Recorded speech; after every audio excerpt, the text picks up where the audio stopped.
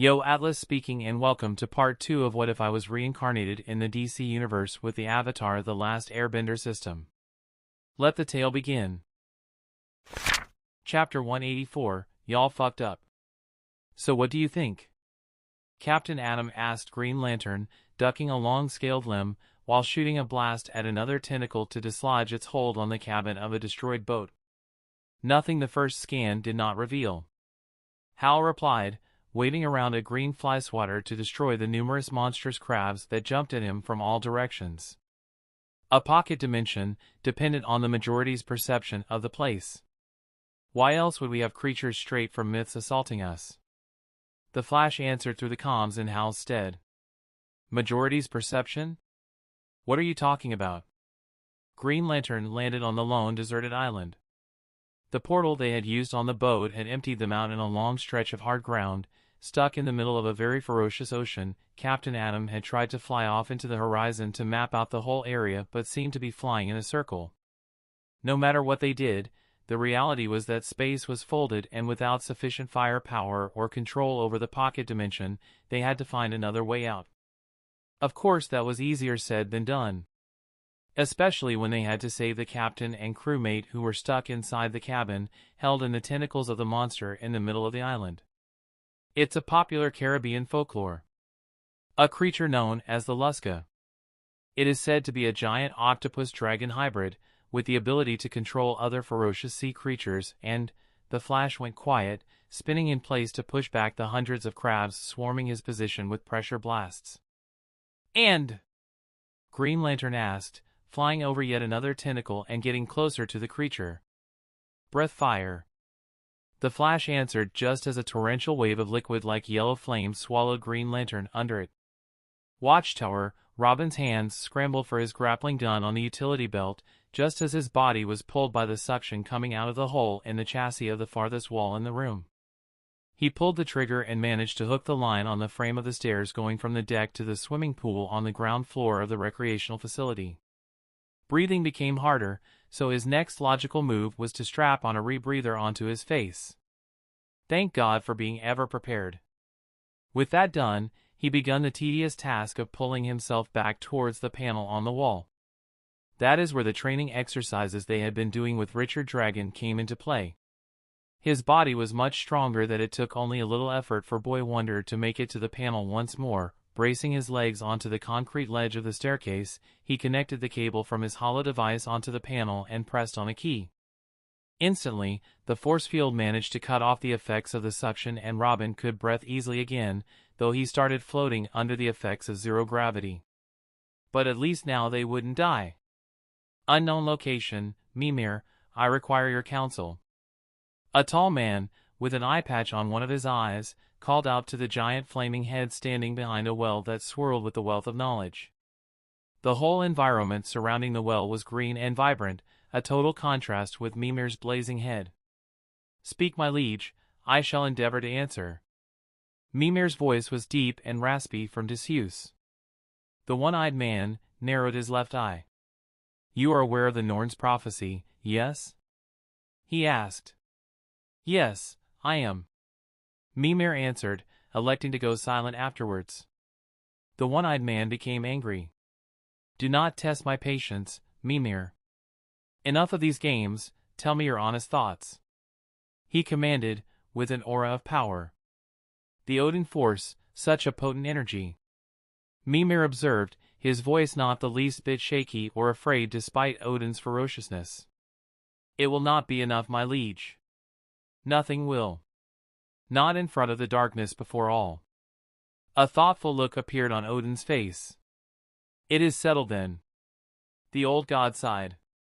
The raven on his shoulder cawed at him.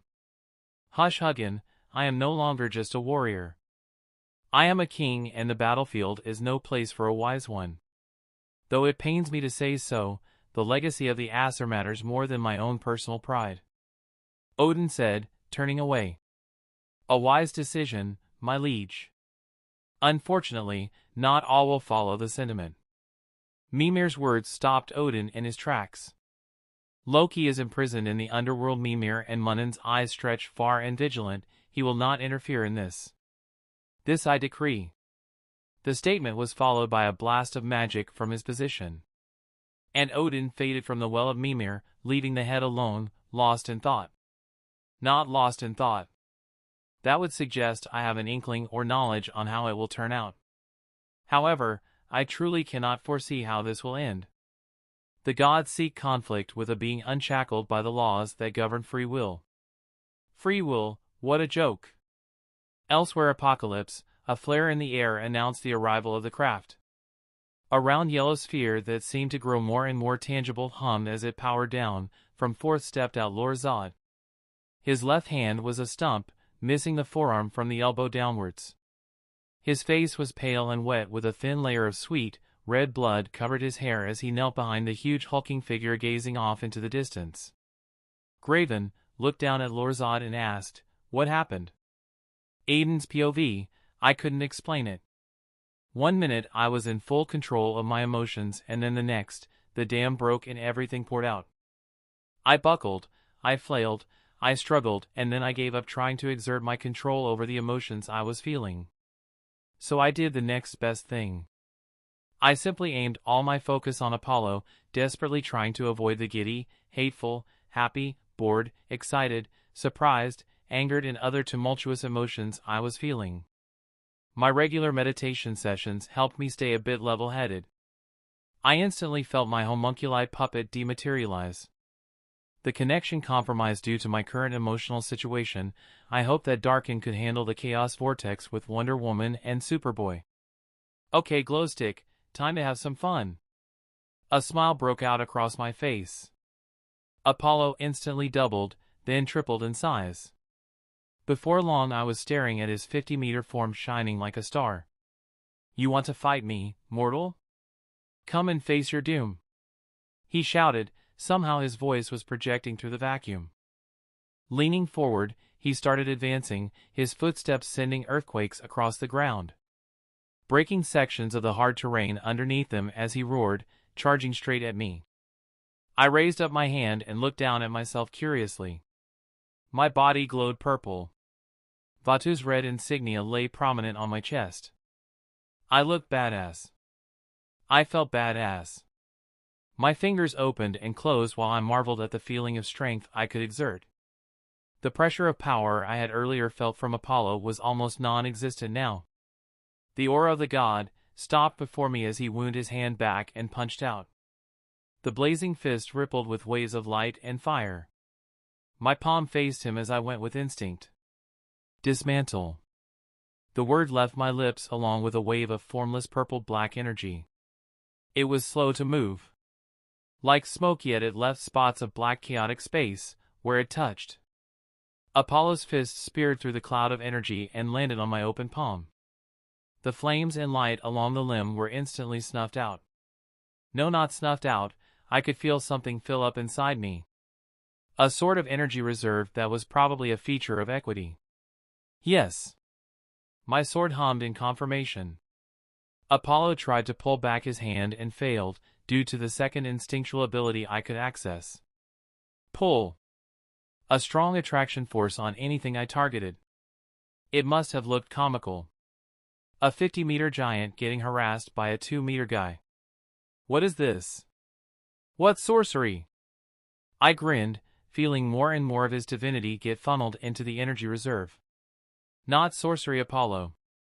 Y'all fucked up trying to make me your bitch. So take it like a man and stop complaining. No, no. No! He burst out with an explosion of power that managed to dislodge the hold I had on him, sending me flying away towards a hill. My body slammed onto its walls, and the hill simply crumbled apart behind my chaos energy-clad back. I am the eternal blazing sun. You cannot fathom the power I possess. How dare you dirty my perfection with your tainted hands? Die! A beam of power greater than anything else washed out towards me, lighting up the surroundings to the point it seemed like daytime. You want to play it like that? Fine! Despite the unwieldy nature of my new energy, I could feel its potential was for more than just pure destruction. Curiosity took over as I accessed that other facet of my weird new abilities. I am the darkness that precedes known matter. I am the before. The meaning of unreality. The true void. Under my inky blackness of illogical reasoning, drowned in the purest expression of chaos, true darkness. The light from Apollo's beam disappeared under a sudden explosion of darkness. It was darker than what darking could create. And within its folds, things existed. Things not meant for human eyes. Apollo went silent, stiff in fear as the darkness reached him, broke through the shield of light he was pouring out and pulled him down into its depths. I was entranced. Whatever this was not something I had ever seen before. It felt like I had stolen a piece of what existed outside of creation and manifested it inside creation.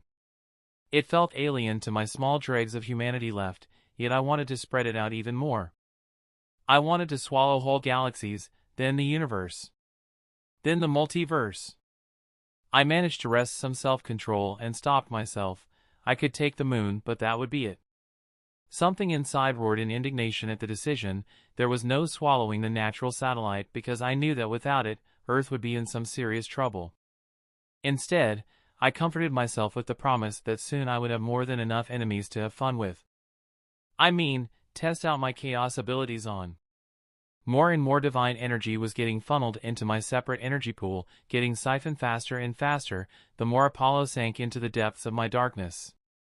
Space above me rippled as hundreds of spaceships speared out of one huge boom tube, hovering above the moon.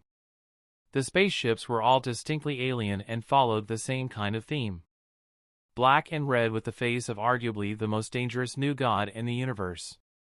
Darkseid. The Conqueror. The Destroyer.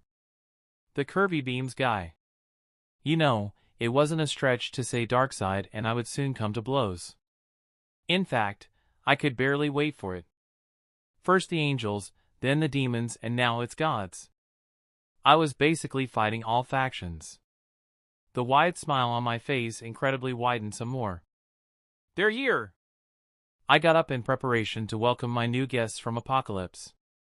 General POV, white flames washed over the horrific-looking angel-demon hybrids. Dark and catch. The white shadow's saber streaked through the air, getting neatly snatched by Darkin, who drove it through the hybrid aiming to rip her apart from the back. Dark spikes shot out from her shadows to tear through three more hybrids, just as White Shadow flashed forward and jumped. Super Ion felt him charge towards his position and immediately turned to meet him. Only for the villain who had been giving the junior team a lot of problems, to speed past him and release a ball of white flames at the numerous hybrids that had just poured out of the crypts on the left side of the castle. The blast of white flames took out the whole group, leaving behind ashes and the left section of the castle grounds destroyed. The White Shadow turned to stare at Super Ion. "You're welcome." Super Ion snorted and rose up into the air with a shroud of red covering him. He pointed his hands towards another flying group of hybrids and released a psionic blast that battered them off the air to splatter against the castle walls and windows. A simple thank you would have been enough, you know. The White Shadow muttered, turning to get rid of more hybrids. A few minutes later and the castle grounds were empty of the chaos creatures. Wonder Woman turned to the White Shadow with her lasso held in her hands. "Speak. What are you doing here?" she inquired, her muscles shifting in readiness. Darkin walked to the White Shadow's side while Super Ion hovered beside Wonder Woman, ready to attack at any sign of aggression from the two villains present. "Relax, they're not dumb enough to attack us in here. That said, be ready for anything." A telepathic communication passed between the two villains. "Well, curiosity mostly," the White Shadow answered. "Bullshit." Super Ion cut in. "Wow, I had no idea the wallflower could curse. All you do is just stand there, or in this case levitate and brood. Enough of this. We have more important matters to deal with." Wonder Woman decided to cut the questioning short because she knew getting a straight answer from him was not worth it. In fact, he reminded her of someone. She shook her head to get rid of the distracting thoughts. "Can we count on you not to stab us in the back while we try to save the people trapped in here?" Wonder Woman directly asked, not paying heed to the look of surprise that Super Ion threw her way. "A truce then?" the White Shadow earnestly asked. Upon the Amazon's nod he added, "Very well. Good. The mood eased as most of the tension drained out. As a collective they all turned to face the castle. Now WH. The white shadow instantly broke apart into blue motes of light, leaving the other three behind and alone. Aiden's POV, Apollo was still drying up, streams of golden divine energy disappearing off into the darkness to be absorbed by me. I could feel as he valiantly struggled to pull himself out, even going as far as trying to breach reality and teleport out. All your efforts are futile, Olympian. The thought speared past his panic to hit him with a fresh round of despair. A slow silent chuckle escaped out of me. And soon they shall wallow in their own weakness as well. I thought as the apocalyptic ships descended low enough that I could feel their energy signatures. Big flashlights shone down at me, getting devoured in my potent darkness. So I decided to make it easy for them and show them where I was. I swung out my hand. Pull. The ship closest to me was suddenly tugged towards the ground. The engines started working in full force to push away from my force. Another smile broke out from my face. I reduced the effects of pull from targeting the whole ship to a smaller area. With an inaudible screech, metal started detaching and breaking apart from the ship, the parts cut through the air to come and rotate around me in a tornado of circuitry, metal pieces, and engine shards. Digging deeper into the ship, a swarm of parademons flew out, in small pieces, blood and flesh streaming across the vacuum to join my tornado, and before long, I had the whole ship disassembled around me. Nothing was spared. In unison, the other craft's weapon systems begun to bombard my position with different attacks. Red energy blasts emptied out of huge futuristic barrels, intent on destroying me and leaving my body ash floating in the vacuum of that dead rock. Dismantle. A purple field of chaos aura extended out a little to cover my immediate surroundings. The energy blasts that made it closer to my field at a distance of 10 meters all turned to formless energy that I dispersed. I didn't see a reason to absorb it like I was doing with Apollo's divinity. Speaking of which, the god of the sun only had at most 6 more minutes to live.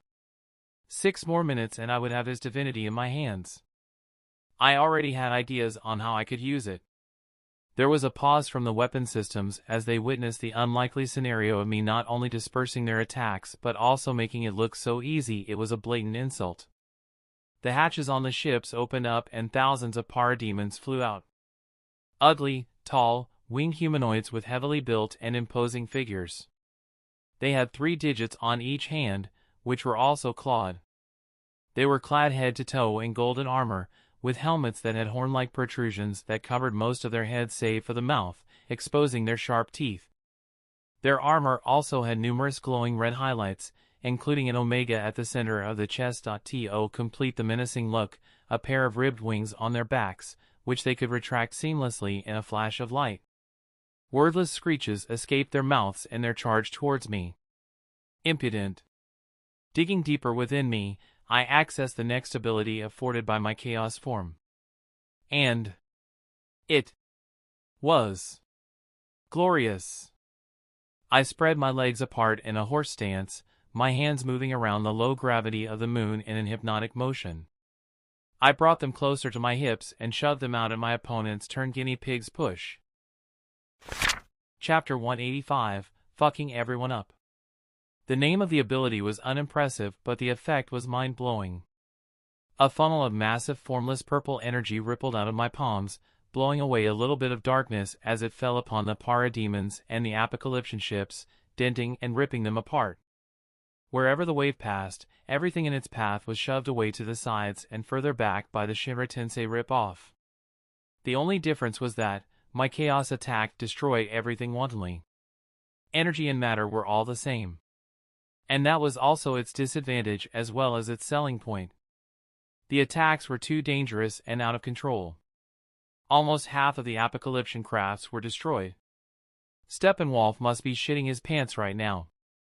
I thought in amusement. I wonder what he'll do now. Especially given the fact that I was just getting started. I closed the boom tube supplying me with oxygen and breathed in, feeling my whole being get suffused by the chaos gathered as a byproduct of my attack. Damn, I could absorb chaos and use it to fuel my body functions. Now we're fucking talking. But even as I realized the advantage of such an ability, it came with downsides as well. Chaos could not be controlled, not really. Fuck those flowery words cultivation geniuses throw around about void and chaos cultivation bullshit. If you could truly control it, then it ceased to be chaos. The classic case of having your cake and eating it too. What I was aiming for was focus and, in the future, a check and balance between the two opposing extremes as I tried to achieve a way to remain a keeper of balance even in the case of the eventual entropy. But now the biggest hurdle I had to overcome was not taking in too much chaos and destroying the world. Order grated at my nerves, and the best and worst example of that order was humanity, or any sentient creature really. Why? Because they all liked to pretend that I didn't exist. That I wasn't the driving force behind everything. They lived a farce, and I will help show them true unfiltered chaos. Ah shit, now I'm bored with this whole thing. Thinking about such heavy topics made me lose any interest in continuing the charade with the apocalyptians. I felt more than saw one very powerful energy signature jump out of the ship, aiming to split me apart with the axe in his hands. I ignored him in favor of raising up my hands. With it, tentacles of darkness speared out of the pool of dark surrounding everything on the surface of the moon, twining and twisting themselves upon the last of the ships present before dragging them to the void. The traces of panic from some of the new god crew members faded away, their will to live sucked out of them by the void. A different energy reserve started filling up quickly. I held up a hand and grabbed Steppenwolf's axe blade, with barely a strain. His muscles rippled with effort underneath the chain-link-like armor that clad his form. He was huge. The Darkside commander looked insane with rage and fear. For who? I had no idea. Darkside did not tolerate failure, and what had happened here would be considered nothing but failure. I, on the other hand, well, I was the cause. Tell me something, Steppenwolf. Do you know the true meaning of chaos? My eyes took on a red glow, making contact with his. It's madness. What are you? His mind cried out in desperation as the chaos stare drove him to the very depths of madness. Formless chaos, ever-changing yet never-changing. A contrast that was as disorderly as it should have been. I swiped out my hand and cut off his head. Given that I could now hijack the signal of another boom tube open close to me, a new ability, a small boom tube appeared before me leading to where the apocalyptian ships had come from. Apocalypse. Without wasting time, I threw Steppenwolf's head in. It would raise some questions, make Darkside stew a little, and when they were sufficiently wound up tight, I would swoop in and murder their asses. Now it was back to a much-needed family reunion. Which was also the reason that I hadn't increased the rate at which I siphoned out Apollo's divinity. I needed a way inside Olympus to get rid of this whole issue once and for all. Her arrival was announced by a massive golden glowing arrow aimed at my heart. The Eternal Maiden sure was ruthless. My hand intercepted the projectile only to feel it explode in my hands. The energy was promptly absorbed into my divinity energy bank without truly harming me. Well. Seems like someone cares about their brother. I wonder, did you come here out of familial affection, or did old Scraggly Beard send you, Artemis? I asked her. She levitated at a distance of 500 meters away, looking like an ice queen. Wasted beauty to me. The response I got was millions of arrows, all occupying my field of view. Damn, going all out from the beginning? Smart. Chapter 186, The Goddess Artemis. General POV, Phantom Zone, it is time, my love. Zod stood up from his meditation and addressed his wife. His wife, Ursa Zod, smiled as she turned to order the Kryptonian soldiers behind them. Her face settled into a cold expression. Any positive emotion was reserved for her husband alone. For long, we have endured such an unjust sentence. All because we dared believe in a Krypton that was strong. A Krypton that could stand tall and endure the test of time. For that the Council punished us by confining its strongest warriors to a life of unfeeling. It ends today. Ursa then turned to Zod in anticipation. He had been working on something. What it was he wouldn't tell her. Zod cleared his throat. I have a mission. One of greatness, one of a path to unlimited power. Necessary and sacred, for it was issued by none other than Ra himself. Our God. Zod stopped talking as a look of confusion closed all their faces. Ursa herself frowned. What is this you speak of my husband? She asked, a touch of concern in her tone. I apologize, my love, for I have not been completely honest with you. He sighed, hands clasped behind his back, vision set to a far-off distance. Despite the unexpected words, none of the soldiers broke their formation or interrupted. They were disciplined, patient and above all obedient to the last general of the Kryptonian race. For 2 months now, I have been getting these visions. Impossible things that no one, except a true Kryptonian and more would know. Vivid visions of a time that was, the time that is now and the future we can forge from it. I do not understand. Ursa spoke up. But you have the undying loyalty of everyone here. Zod nodded with a smile. I will not fail you. His eyes blazed with a ferocious light. And so, I present you with a gift from Ra. A gift for his chosen children, a way out.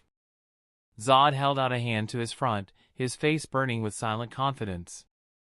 As if on cue, a swirling portal of pitch black manifested before them all. The vortex begun pulling them in. The force was strong yet, they remained unshaken. Using their will, something forged from a long time in the Phantom Zone, they held themselves in place. Now this is a fitting anniversary gift. Thank you, my love. Ursa sauntered towards Zod and kissed him passionately. Despite the fact that all sensation was robbed from them, Zod enjoyed the closeness of their spirits. And soon, I shall give you the whole world, my love. With that they stepped through the portal. The dreaming, my lord, are you sure about this? This could very well be a variation of a dream vortex. Lucian asked warily, staring at the swirling mass of chaos. Morpheus stepped forward with an intrigued look on his face. No, Lucian, this is not any kind of dream vortex. I would feel it. This has his signature, I just know. His foot stepped through the bounds of the vortex's suction area, but apart from his clothes getting ruffled, the Lord of Dreaming was unaffected. Just because you know who's responsible does not mean you act without caution. Please, my lord, step back into safety. The stern librarian implored with concern in her tone. You're too worried, Lucian. Dream threw over his shoulder. Have you forgotten who I am? In my realm, I am invincible. I do not doubt your power, my lord. I am merely concerned. It is okay to study the damn thing, but why do you want to use it to create a dream? A glint of excitement appeared in Dream's eyes. A talk I had with Destiny, Lucian. Change, it scares us, makes us wary of progress. It is crippling in its fear, yet it is the crucible of reality. A foundation. For without change how can something be? General POV, golden arrows numbering in the thousands fell like drops of rain. Aimed towards a lone figure standing on a hill in the mountainous highlands making up half of the moon's terrain. The crest of the hill was the only area in the whole planet that was not covered in darkness. Aiden's purple form stood in place, blazing with power and arrogance like a war god. He watched as the arrows bore down on his position, a crazed smile that he did not seem to notice, on his face. He then swept out his hands at the volley of attacks. A pressure blast of chaos halted the descent of the divine projectiles. Filthy male! Artemis shouted out. She flexed her divinity, her bow resonating with the arrows stuck in mid-flight. Enlargen! The arrows suddenly increased in size, the weight of some managing to break through the hold Aiden had on them. They tore into his body as one, leaving him skewered on several of the arrows. Artemis shot off towards him at speeds no mortal could ever achieve. At least not one unconnected to the Speed Force. Her eyes blazed with untold fury. He? How dare he hurt Apollo? Her and her twin had grown up shunned by everyone. Her mother had suffered so much ordeal just to bring them to the world, and when things were supposed to start going well, they went even worse. But they had had each other. The strength of their bond was their biggest advantage. Kill him! Kill him! Kill him! She arrived at the mortal's position. Sensing her flight, he flowed off the arrows in a cloud of purple darkness before reforming a ways off on another hill, the darkness retracting away from him. Artemis landed on his previous position, a bow wound back and letting loose a single arrow that multiplied in number. From one arrow to hundreds. You're not getting away. Where is Apollo? Where is my brother? She shouted, her divinity spreading out to give her real-time omniscience of her surroundings. It was her most useful ability during hunts. The cloud of purple ballooned out and exploded, taking out the arrows in a sudden wave of darkness that spread out to encompass Artemis. The virgin huntress felt her domain start getting suppressed by the wave of power. She wisely strafed to the side, trying to use her divine eyes to pinpoint the monster's weaknesses. Her arrows, filled with astonishing amount of divine energy, streaked across the barren landscape, unhindered in their path, yet at the last minute, they would be pushed back, corroded, or the monster would let them land and simply remake himself somewhere else, completely unharmed by the torrential wave of divine energy exploding out. All the while, Artemis tried to pinpoint Apollo's location, yet her actions yielded no results. She could feel he was under the darkness somewhere, but not where exactly. And she was wary to touch that darkness. If it could trap a sun god like Apollo, then it would probably do the same to her. Her silver eyes were pools of hate, penetrating through the haze to see the crossing lines of existence that distributed life energy through a creature's body. More arrows wouldn't do the trick. The male had proven to be more and more tricky. Artemis' size increased from her 18-year-old looking body to a massive form of shimmering light. She didn't need a bow for this attack. She was the bow. She could feel the gentle starlight from Orion reach her form, strengthening her resolve and power. The projection of her lunar divinity expressed itself in the manifestation of another moon above her, shining down light on the darkness-covered moon. Die mortal! A shockwave of pure white energy exploded out of her, causing a pressure wave that decimated the surroundings, seeking purchase in the darkness yet failing to penetrate the first layer. Moon rocks and dust floated up due to the aura of her divinity being fully unleashed. A huge curtain of darkness rose up to block the attack and managed. The lunar light shining above her changed into nymphs made of shimmering white who covered her sides, letting out millions, then billions of arrows out at Aiden. The arrows then landed on the wall of darkness elected by Aiden to protect himself from the arrows, before the attack proved too much and he was drowned under by the goddess of the hunt's power. The moon projection disappeared, followed by Artemis' followers. What greeted her was a heartbreaking scene. The vile creature was dead, but Apollo. Artemis flew down as the darkness from before fully disappeared, revealing the moon's white surface and Apollo chained by black chains that were sapping out his energy from him. His face looked gray and filled with cracks. "Brother!" Artemis gingerly hugged him, a swipe of a hand breaking the chains and letting him down. He was unresponsive. His eyes were closed and she could feel she was losing him. He was fading away into death. Something unnatural had been done to him. "No! I am not going to let you go, brother." "And Hestia!" Artemis cried out for help. Her grief too much for her to even focus on anything else. Suddenly her position blazed with yellow gentle flames. Normally teleporting from the mortal realm to Olympus itself was not possible without Zeus' express permission. And given that she had blatantly disobeyed him to come to Apollo's aid, there was no way he would help her. But there was another Olympian who could. Hestia. When the flames faded away, Artemis stood before her fellow gods in the Hall of the Gods. "Please! Apollo needs help." She hastily rose up. What is the meaning of this, Artemis? Instead of the reaction she was expecting, anger, shock and fury was present in everyone's eyes. "Father, I don't understand." "What?" she begun, shrinking under his fiery gaze. "You intervened to go save Apollo without waiting for my permission, and instead of doing that, you bring back the enemy with you." "What?" Artemis looked confused. Era, don't blame her. I fucked with her mind a little. Chaos is very good at that. Shitty control with everything else, but with the mind, oh trust me, it's like an eager puppy. The new voice she heard came from behind her. Instead of seeing Apollo, she saw someone else completely. A male, no a boy, dressed in a long coat that reminded her of the Dream Lord, a too-wide smile on his face and his body blazing with a purple aura. The red symbol on his chest sent fear coursing through everyone present. Artemis stumbled back. Aden Strong, milady, I'm terribly sorry for the deception. It was necessary, you see. He cocked his head to the side. For an Olympian, you are very weak. I could have ended the fight in a. How dare you stand so brazen in my presence, mortal? Zeus roared out, an outburst of power leaving him. A demigod would have been sent to his knees by the aura and a mortal would have been squashed to paste, yet all Aiden did was spare him a side glance. Settle down, old man, and be patient. I'm not through insulting your daughter. Wait your turn, geez. Persephone sneakily brought out a camera and started filming the whole thing.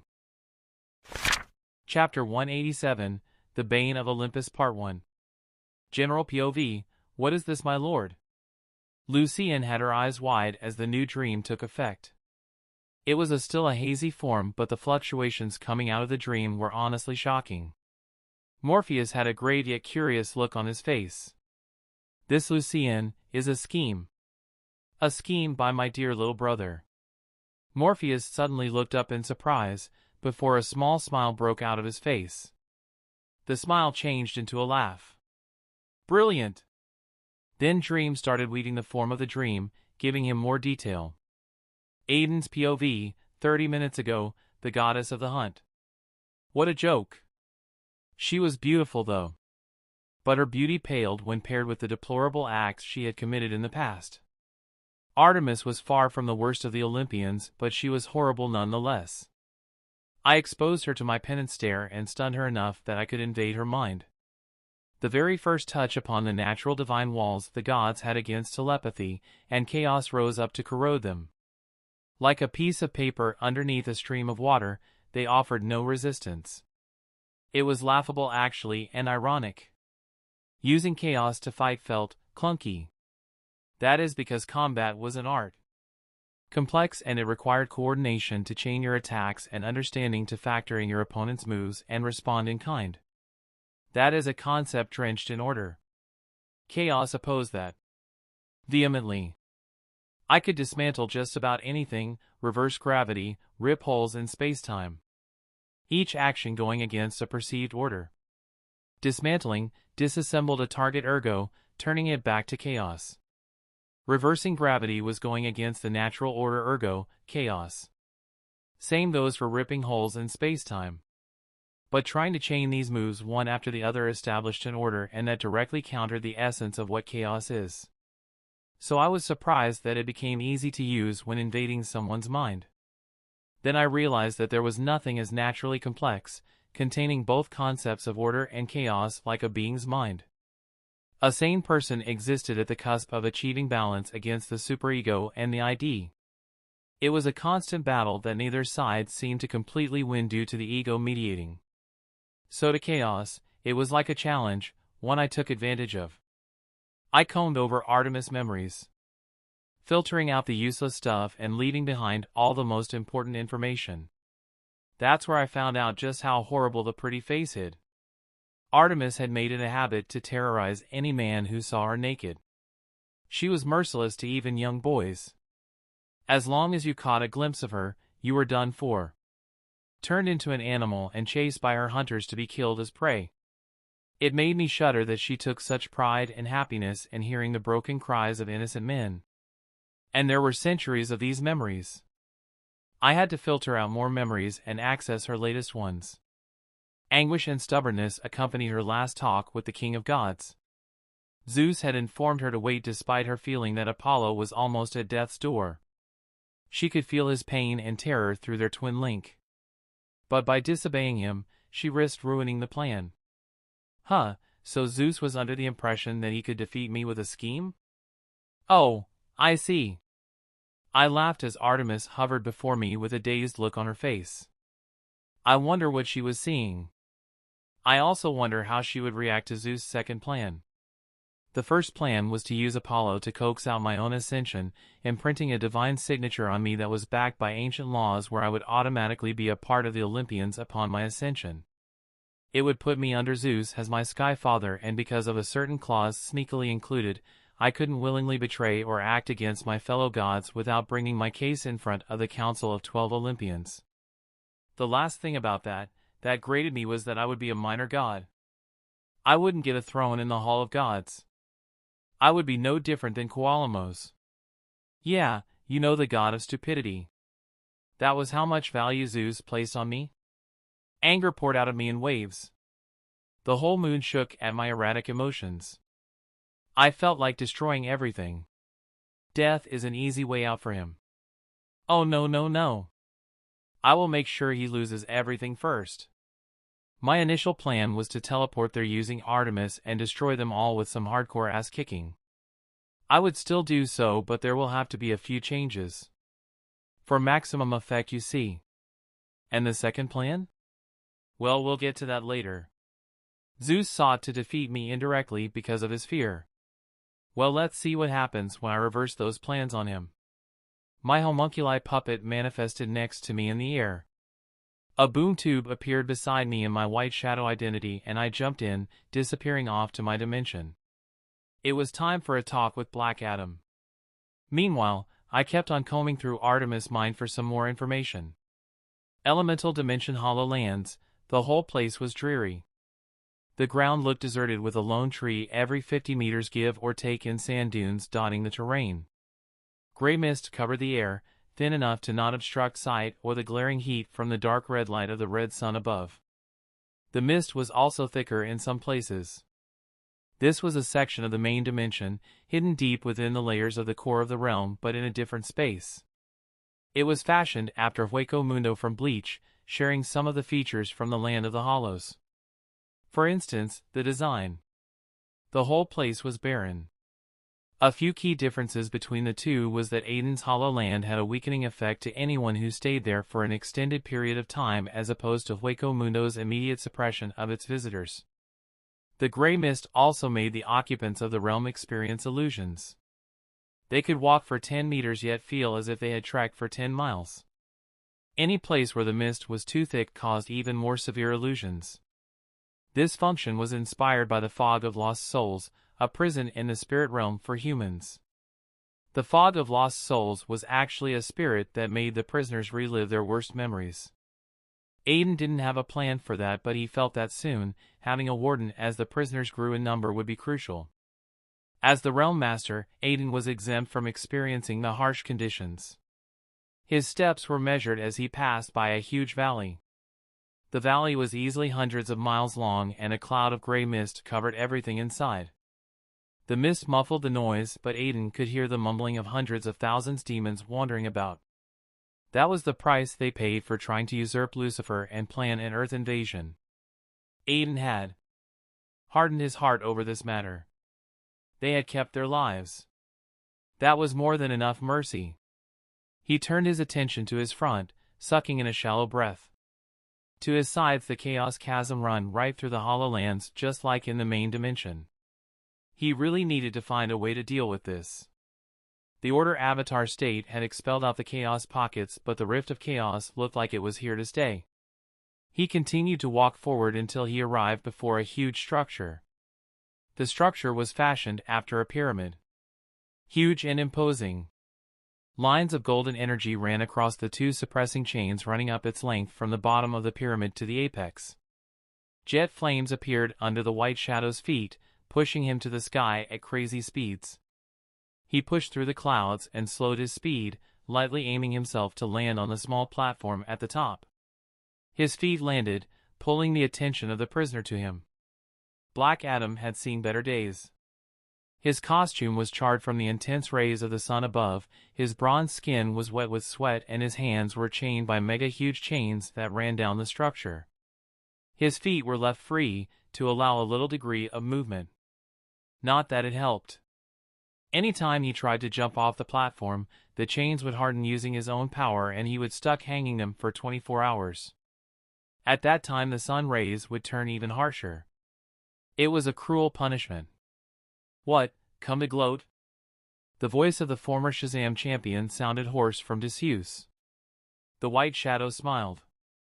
Not really. I have a proposal. Tell me what I seek to know and I'll change the scenery a little for you. Black Adam spat on his feet. I will only bargain for freedom. Aiden was silent, watching him with a certain intensity that Black Adam had never felt from the young hero before. Despite his powers not working in the state he was in, he could feel the tumultuous energy roiling inside the blue eyes of his jailer. Fine. Have it your way. The White Shadow abruptly stated before turning to leave. Black Adam was surprised. Wait! He shouted through his chapped lips. You're leaving just like that? Yup. The White Shadow floated out, intent on disappearing. Adam watched his retreating back and grit his teeth. Fine. Fine. I will hear you out. Aiden paused in midair before turning to Black Adam, a lazy smile behind his mask. Nah. I'm good. And with that he disappeared. Upon his teleportation, the air in the HoloLands grew heavier. Black Adam felt the heat from the sun go from oppressive to straight-up agonizing. His screams echoed out through the whole area, muffled by the mist. The White Shadow next visited Fawcett City. If there was anyone else with information on gods that he wanted to hear from Black Adam, it was the wizard Momaragan, the one responsible for creating champions in the first place. He hovered above the whole city, standing on a fire construct, and spread out his energy sense, immediately widening his eyes. The city was a hotbed of divine energy. There were criss-crossing lines in the air above it. Not enough to affect anyone, but trying to fight Shazam here wouldn't go that well. The city would aid him after all. You leak of a power from before. A gruff voice said from behind him. That of chaos lords and dark beings even the multiverse has wisely forgotten. Who are you? The White Shadow turned to the source of the voice, coming face to face with an old man dressed in faded red robes that had a glowing yellow lightning bolt insignia on the chest. His long white hair fell to his shoulders and a similarly long beard covered his face. To complete the mysterious look, he had a staff in his hands that faintly pulsed with power. Aiden blinked and found that his surroundings had changed. He was now standing on a stone floor with dust covering most of the chamber. Ominous statues were erected on the sides of the room, eyes blazing red every time you swept your gaze at them. At the end of the room was a raised platform with 7 thrones and the same Shazam symbol on the wall behind. The wizard Shazam was seated on one throne, studying the White Shadow with a glint of curiosity in his eyes. Welcome to my humble abode, the wizard finally said with a nod. Usually people offer a glass of water or a cup of tea. The White Shadow joked, walking around the chamber and studying the statues in a little interest. Emphasis on the humble. The wizard chuckled. I have nothing to offer except the lessons I have learned from my own foolishness. One might call it wisdom. You look like someone wise. The younger of the two observed. And you look like a man on a mission. Tell me, stranger, what do you want? The wizard's question was met with a snort. You're not going to ask for my name? The wizard leaned back in his throne.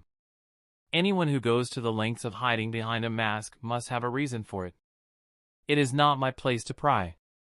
The White Shadow looked at the wizard strangely. I wish everyone shared the sentiment.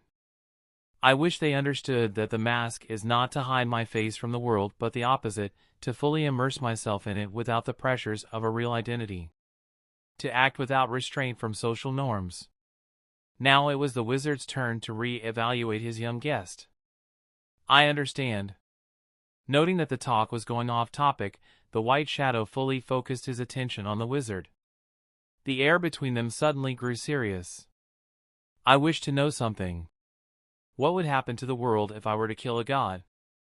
The wizard's eyes grew sharp. That is a dangerous question. His wizened hands tightened on the staff he held in his grip. With an equally dangerous answer. And yet you will still tell me what I need to know. The White Shadow smiled underneath his mask. How so? The tension grew thicker. So thick you could cut it with a knife. Because my next actions will be determined by your next words. The wizard rose up to his full height. Magic and divine power crashing down on the white shadow. The chamber trembled at the aura of power he exuded. Watch it, boy. The white shadow's face grew serious. His blue eyes flashed red as he responded in kind. Berserk energy clashed against mystic power, splitting the room into two. I came here to bargain. But I am not opposed to destroying the Rock of Eternity. Answer me and I'll be on my way. With a one-time favor for you to call on me anytime you need. They entered a staring contest before the wizard relented, sitting on his throne once more. Instantly, he looked his age. Tired and ancient. The gods, that is not an amusing subject, stranger. They left the mortal world centuries ago. A council of all the old gods decided on this course of action, citing a few issues. For starters, their worship was being replaced by other more relatable religions. The old ways discarded for more merciful practices. Science and industrialization took over, mankind acquiring technical explanations for the world in contrast to the old stories passed down through generations on the gods' providence and punishments. He stopped, looking far away. However, the gods are an essential aspect of reality. They hold a soft control over concepts that drive forth existence. They are real. Their power backed on faith but not dependent on worship. Not completely. Even the virtue of being known gives them relevance. He turned his brown eyes to Aiden's own blue ones, the red caused by accessing his chaos through the homunculi having faded. The death of a minor god would only cause a momentary shockwave of power through the divinity they possessed. Mortals would probably not notice it. He sighed, noticing the anticipation on the white shadow's eyes. But that is not who you want to kill, is it? He laughed dejectedly. The true death of a major god has far worse consequences. One like Demeter's would have serious, terrifying effects. The world would enter a period of famine as the crops themselves would dry up. The soil would refuse to yield and the seeds would not grow. Tsunamis as the sea rages and monsters driven to the cracks of reality down in the ocean emerging would happen in case it was Poseidon. The 9 realms would face an upheaval and start merging and clashing upon each other in case it was Odin. The skies would rapture with billions of lightning bolts and tornadoes would lay waste to the planet in case it was Zeus. Does that answer your question? The white shadow listened to all that with barely a reaction. Count your lucky stars, Apollo, you won't die just yet. It does. Now, for my final one. How do I prevent this from happening while still accomplishing my goal? Greece ruins of Hecate's temple, a symbol depicting Hecate's divine emblem which was a wheel with inscriptions in the detail was drawn on the ground. All things considered, everything had taken 20 minutes up until now. Aiden's real body was still combing through Artemis' mind. He had left Apollo barely alive and imprisoned him in the deepest part of the Hollow Lands. Manacles which blocked magic and any type of power were placed on him, a function he'd copied from the Magitech power-dampening cuffs and equity. After the last detail of the wheel was done, the white shadow silently thanked the wizard while wondering for the umpteenth time why he had decided to help him. What was the wizard aiming to get out of the deaths of the Greek gods? Wouldn't Shazam's power be lost forever? The white shadow shook his head and turned to the wheel. The wizard had told him that to call on Hecate, he would need a sufficient enough sacrifice as incentive. Sacrifice? He snorted. I'm using the universal trait of all women, curiosity, or is it gossiping? He held out his hand above the circle and started pouring in his chaos energy. The power resisted and the white shadow could see his hand corroding, with flesh slouching off. Before the chaos could take his entire arm off, there was a sudden explosion from the symbol. The white shadow backed away as a majestic aura spread out. Bigger than anything short of Lucifer he had ever felt before. Mother magic. He whispered to himself, a bit awed. These days nothing could surprise Aiden that much, but as colors swirled around Hecate's position, the white shadow could not hide his shock. His energy sense was going haywire. Hecate's divinity felt like the purest magic ever. And she had lots of it. Not boundless, but truly infinite. Aiden pinched himself to get back his focus. Well, this is certainly interesting. An authoritarian voice sounded out as the colors faded away, revealing a beautiful woman dressed in gaudy purple robes, with black flowing hair and gray eyes. Through his energy sense, however, she appeared different. For instance, she had 3 heads, a maiden, a middle-aged woman, and an old woman. The crone's eyes danced around, before focusing on him with creepy intensity. The white shadow wisely ignored that. He bowed to show proper respect. "Thank you for answering my summons, Mistress of Magic. I only have one question." With that, Aiden looked up. "What would you give to see the end of the Olympians?" The smile on Hecate's face spread wide. Mount Etna, finally, everything was set. All that now remained was one final thing after this. One final thing that would herald the end of Zeus and his pantheon. The white shadow chuckled, floating above a mountain. 5 steps to Zeus' end. He wanted to scheme against him? Well, Aiden would show him what true scheming looks like. With that final thought, the flame construct under him disappeared and he fell. He only gave himself 2 minutes to end this fight. Present, Hera placed a hand on her husband as she looked down at Aiden in a little surprise and interest. "Do you have any idea who you stand before?" Aiden shrugged, pacing around Artemis, who was rooted on the spot, her mind going miles as she wondered about what had just transpired. He read her mind? Controlled her? A goddess! What's with you people and cutting in line? Can't you see she's going through an existential crisis? He asked, ignoring the Olympians in place of a giddy smile at Artemis' horrified expression. A lightning bolt flew out of Zeus' hand, aimed at Aiden's back. The fully charged divine attack fizzled out upon reaching 10 meters close to him. The leftover energy scattered across the hall, biting into the enchanted walls of the chamber. Instantly, every god present felt a sudden weakness invade them. "Zeus! Your attacks are weakening us." Poseidon roared out, standing and turning into his god form. He grew to a tall height, easily achieving 7 meters. Golden armor donned his form with his divine weapon, the trident appearing. Pillars of light shot out of all the thrones as every Olympian powered up, all except for Hestia and Artemis. None grew to Poseidon's size, however. The former was tending to her hearth while ignoring the show. A bag of s'mores were placed right next to her as she stoked the fire with a stick. "Shut up, Poseidon! How can I allow such an insult to go unpunished?" Zeus shot back. "Then punish him, you idiot, don't destroy the hall." As they argued, Athena made eye contact with Hermes and nodded imperceptibly. All of them could feel the power rolling off this mortal. He was a monster. Yet, her father and uncle seemed content to argue instead of deal with him. A golden streak of light passed through the room 100 times in a second. Hermes had officially attacked. Aiden felt a light breeze blow past his clothes, taking Artemis away from him.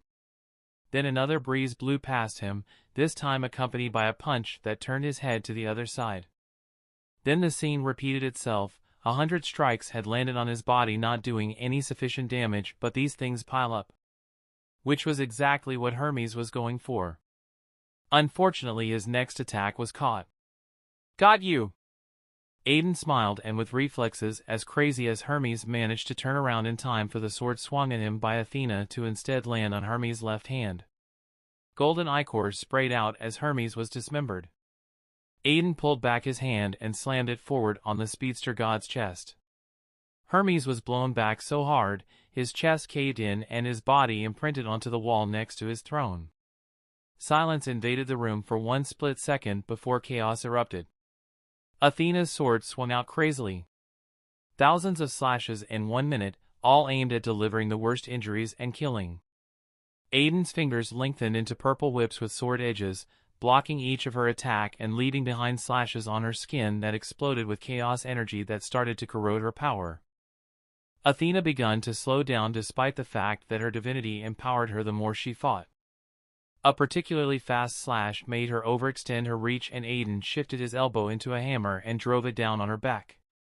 Athena hit the ground so hard she left cracks on the floor.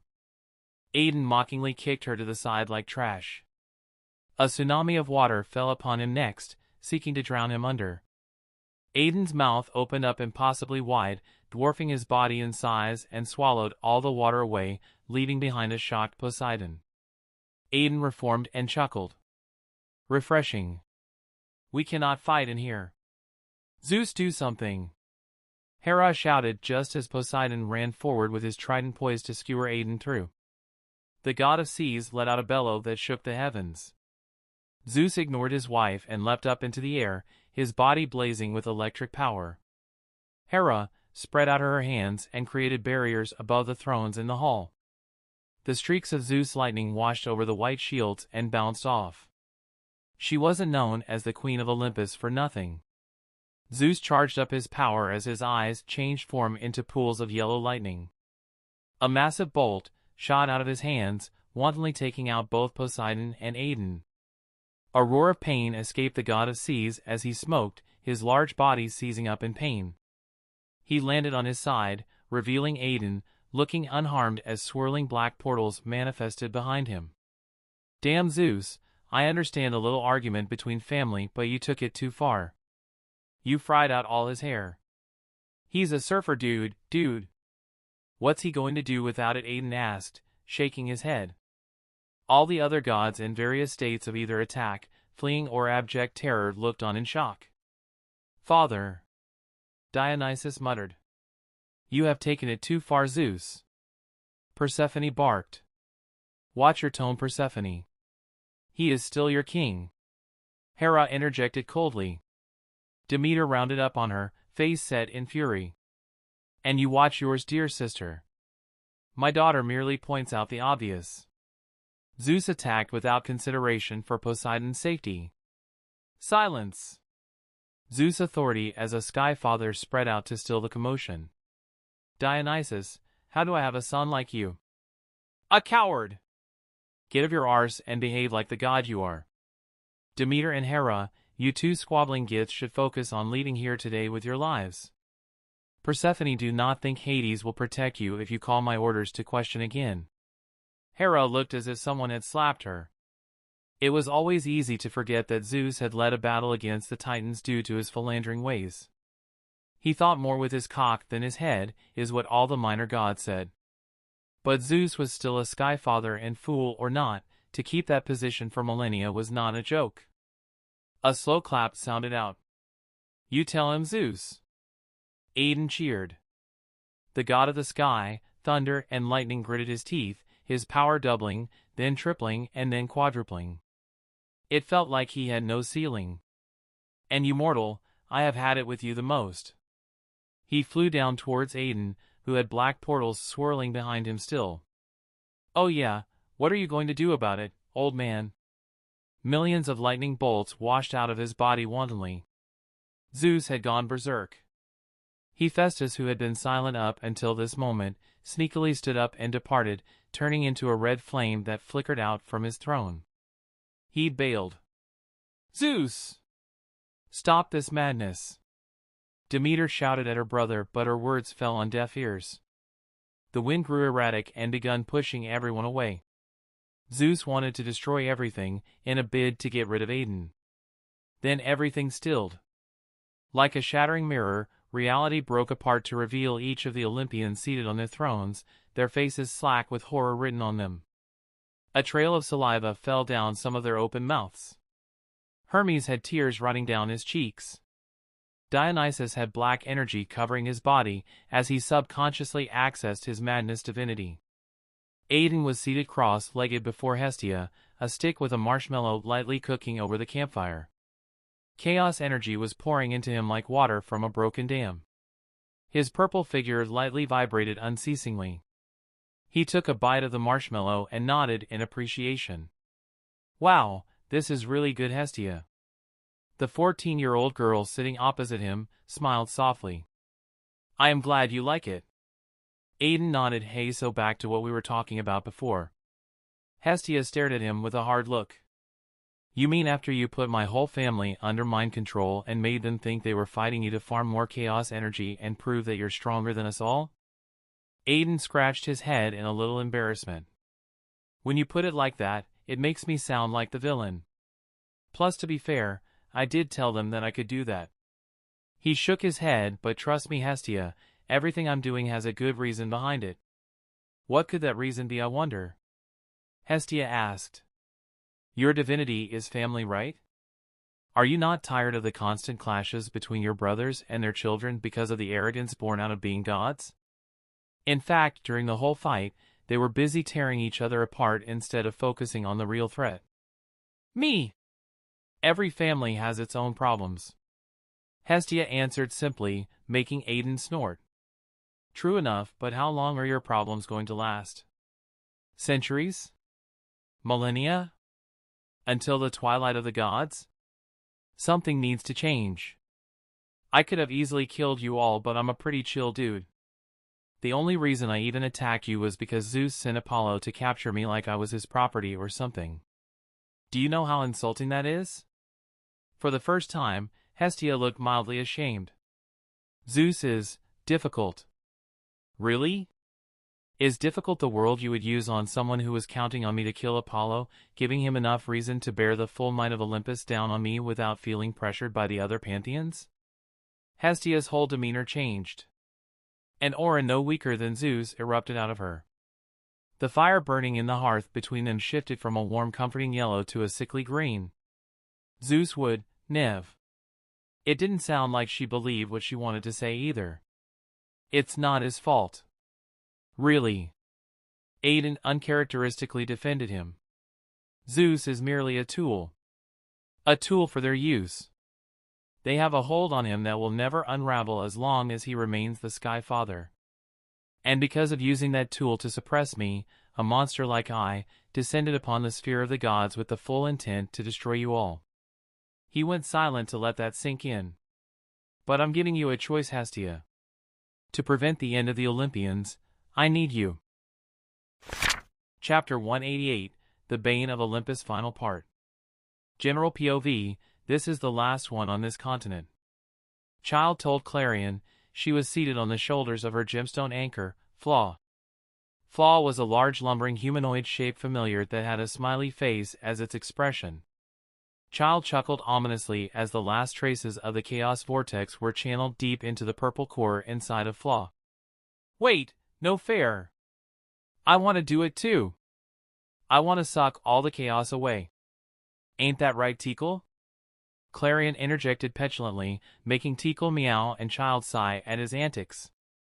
Your familiar is right. Not only am I more efficient, I'm also backed by the others, ensuring my power and control are above yours, Clarion. Let us leave.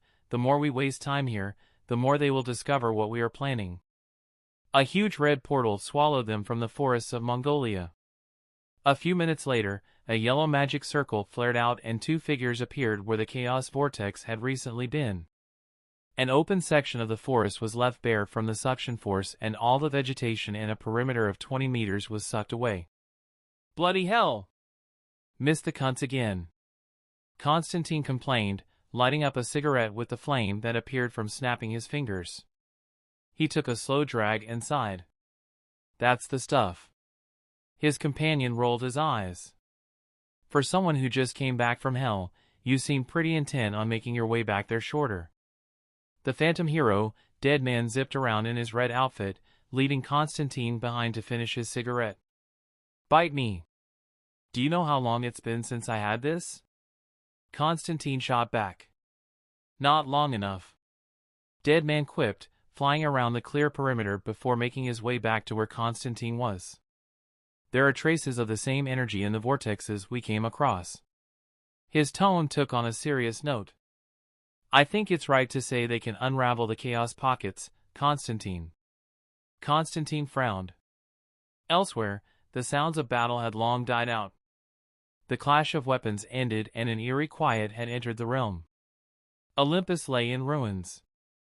The Hall of the Gods was destroyed, permanently weakening the gods, and the temples constructed around the hall were cracked and falling. The golden city housing most of the minor gods and the forest was abandoned after every god in the pantheon experienced the shock of the defeat of the Olympians. The forests surrounding Mount Olympus were similarly left felled.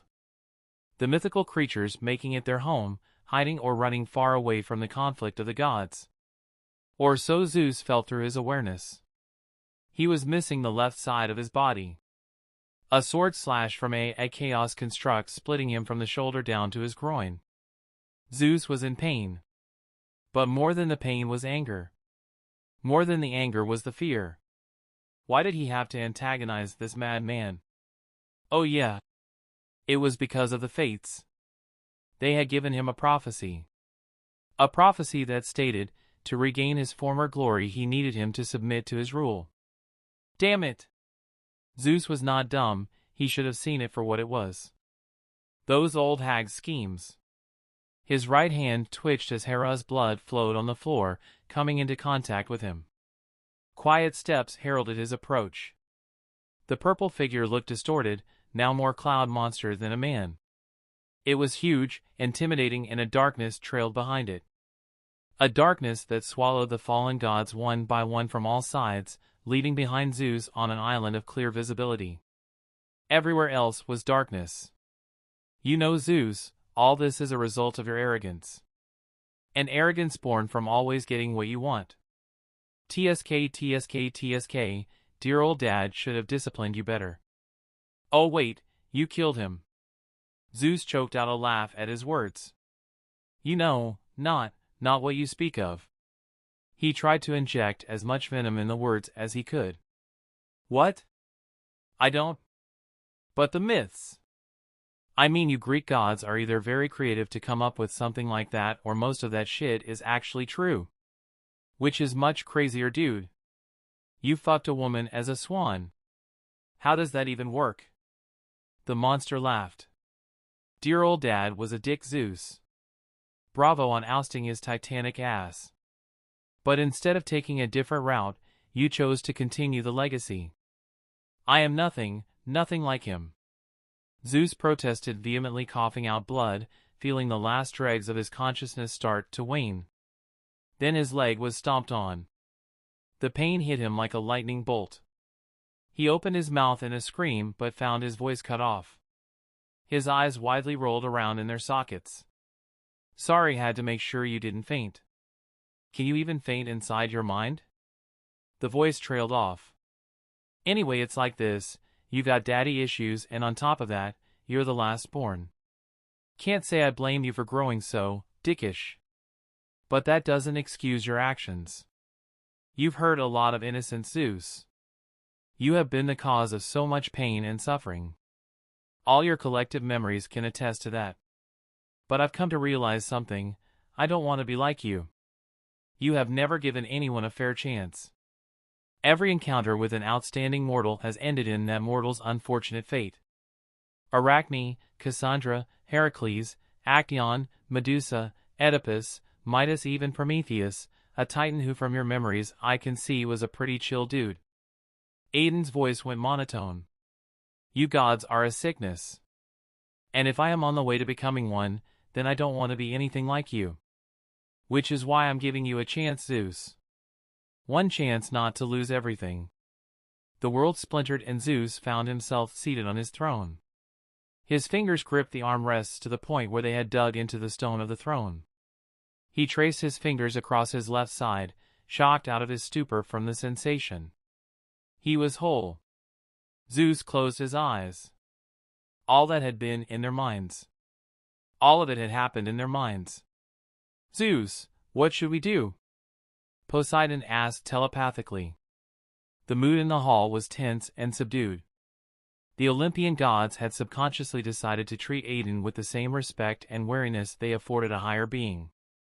It's useless to communicate mentally. If he is capable of controlling our minds, then it figures he can hear us too. Athena interrupted, eyeing the purple figure standing in front of them. Isn't that right, Aden Strong? She asked out loud. Aiden bowed, the purple washing off his body, to reveal a young black man with red eyes. The symbol of Vatu was branded on the skin underneath his clothes, yet it glowed visibly above the black t-shirt and his familiar trench coat that screamed edgelord. In caps. It's a little too late to say this, seeing as I just fucked with your minds, but I'm a big fan, Hephaestus. He addressed the ugly misshapen god sitting on a throne that felt distinctly like a hot forge, metallic scent and hammering sounds to his energy sense. Thanks. Hephaestus looked unsure on what to say. We should totally forge something once this whole thing is over, granted Olympus remains standing. I got a couple of ideas and, resources.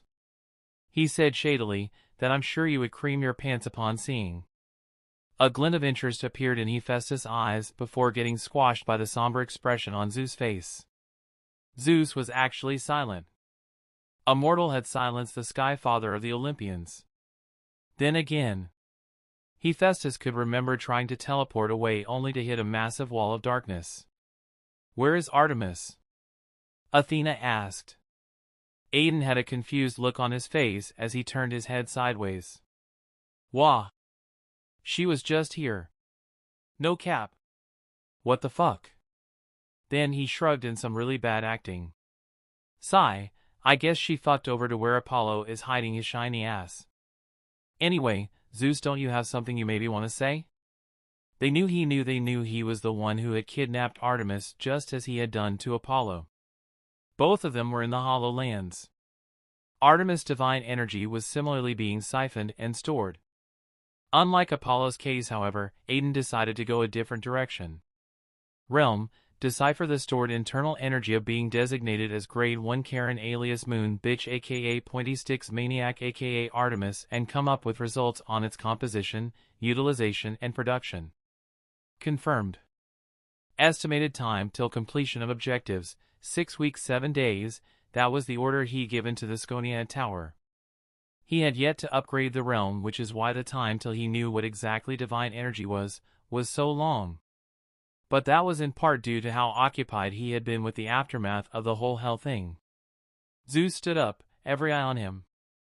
Despite most of them disliking Zeus greatly, none of them could deny his majesty. The white robes he wore enhanced his aura, as he declared, for all to hear. Even the minor gods, who were now wise to the fact that something was going down, listened intently. Olympus officially challenges you, Aden Strong, to a competition to end the grievances between us. That was not what anyone was expecting.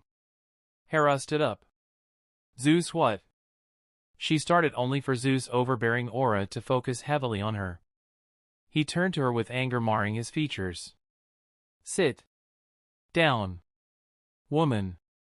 Hera had a stubborn look on her face, but she wisely looked away and obeyed. She threw a nasty look Aiden's way. He had them all by the balls. They practically had no leverage over someone who could put them in a mental illusion without even knowing. They could even be in one right now. That and the pain of their deaths was what caused them all to remain seated rather than sending attacks the monster's way. A slow smile spread across Aiden's face as Zeus continued. By the ancient laws, as the challenged, you are permitted to state what sort of competition you want. Aiden's eyes snapped to Hestia quickly before focusing on Zeus. He really hoped she didn't forget what they agreed on. Aiden nodded, a serious expression appearing on his face for the first time since the whole thing went down. I choose a one-on-one battle between both of our chosen champions. If you win, I will consider this matter closed, and not retaliate as I should. I will also give back Apollo and Artemis. But if I win... He paused for dramatic reasons. Hey, it worked in every reality show he watched before, so, bite him. Every god seated leaned forward to listen in. Then I will choose to oust Zeus from his position as the Sky Father. Protests immediately happened. Preposterous. If you wish to claim the throne for yourself, that is never going to happen. Olympus would never accept you as God King without the blood of a god. Dionysus laughed at the idea. The others all had faces of humor at the idea. Zeus was the Sky Father. It was entrenched in the annals of history. It was a fact. Insurmountable. Athena narrowed her eyes at Zeus' unchanging expression. He was bitter.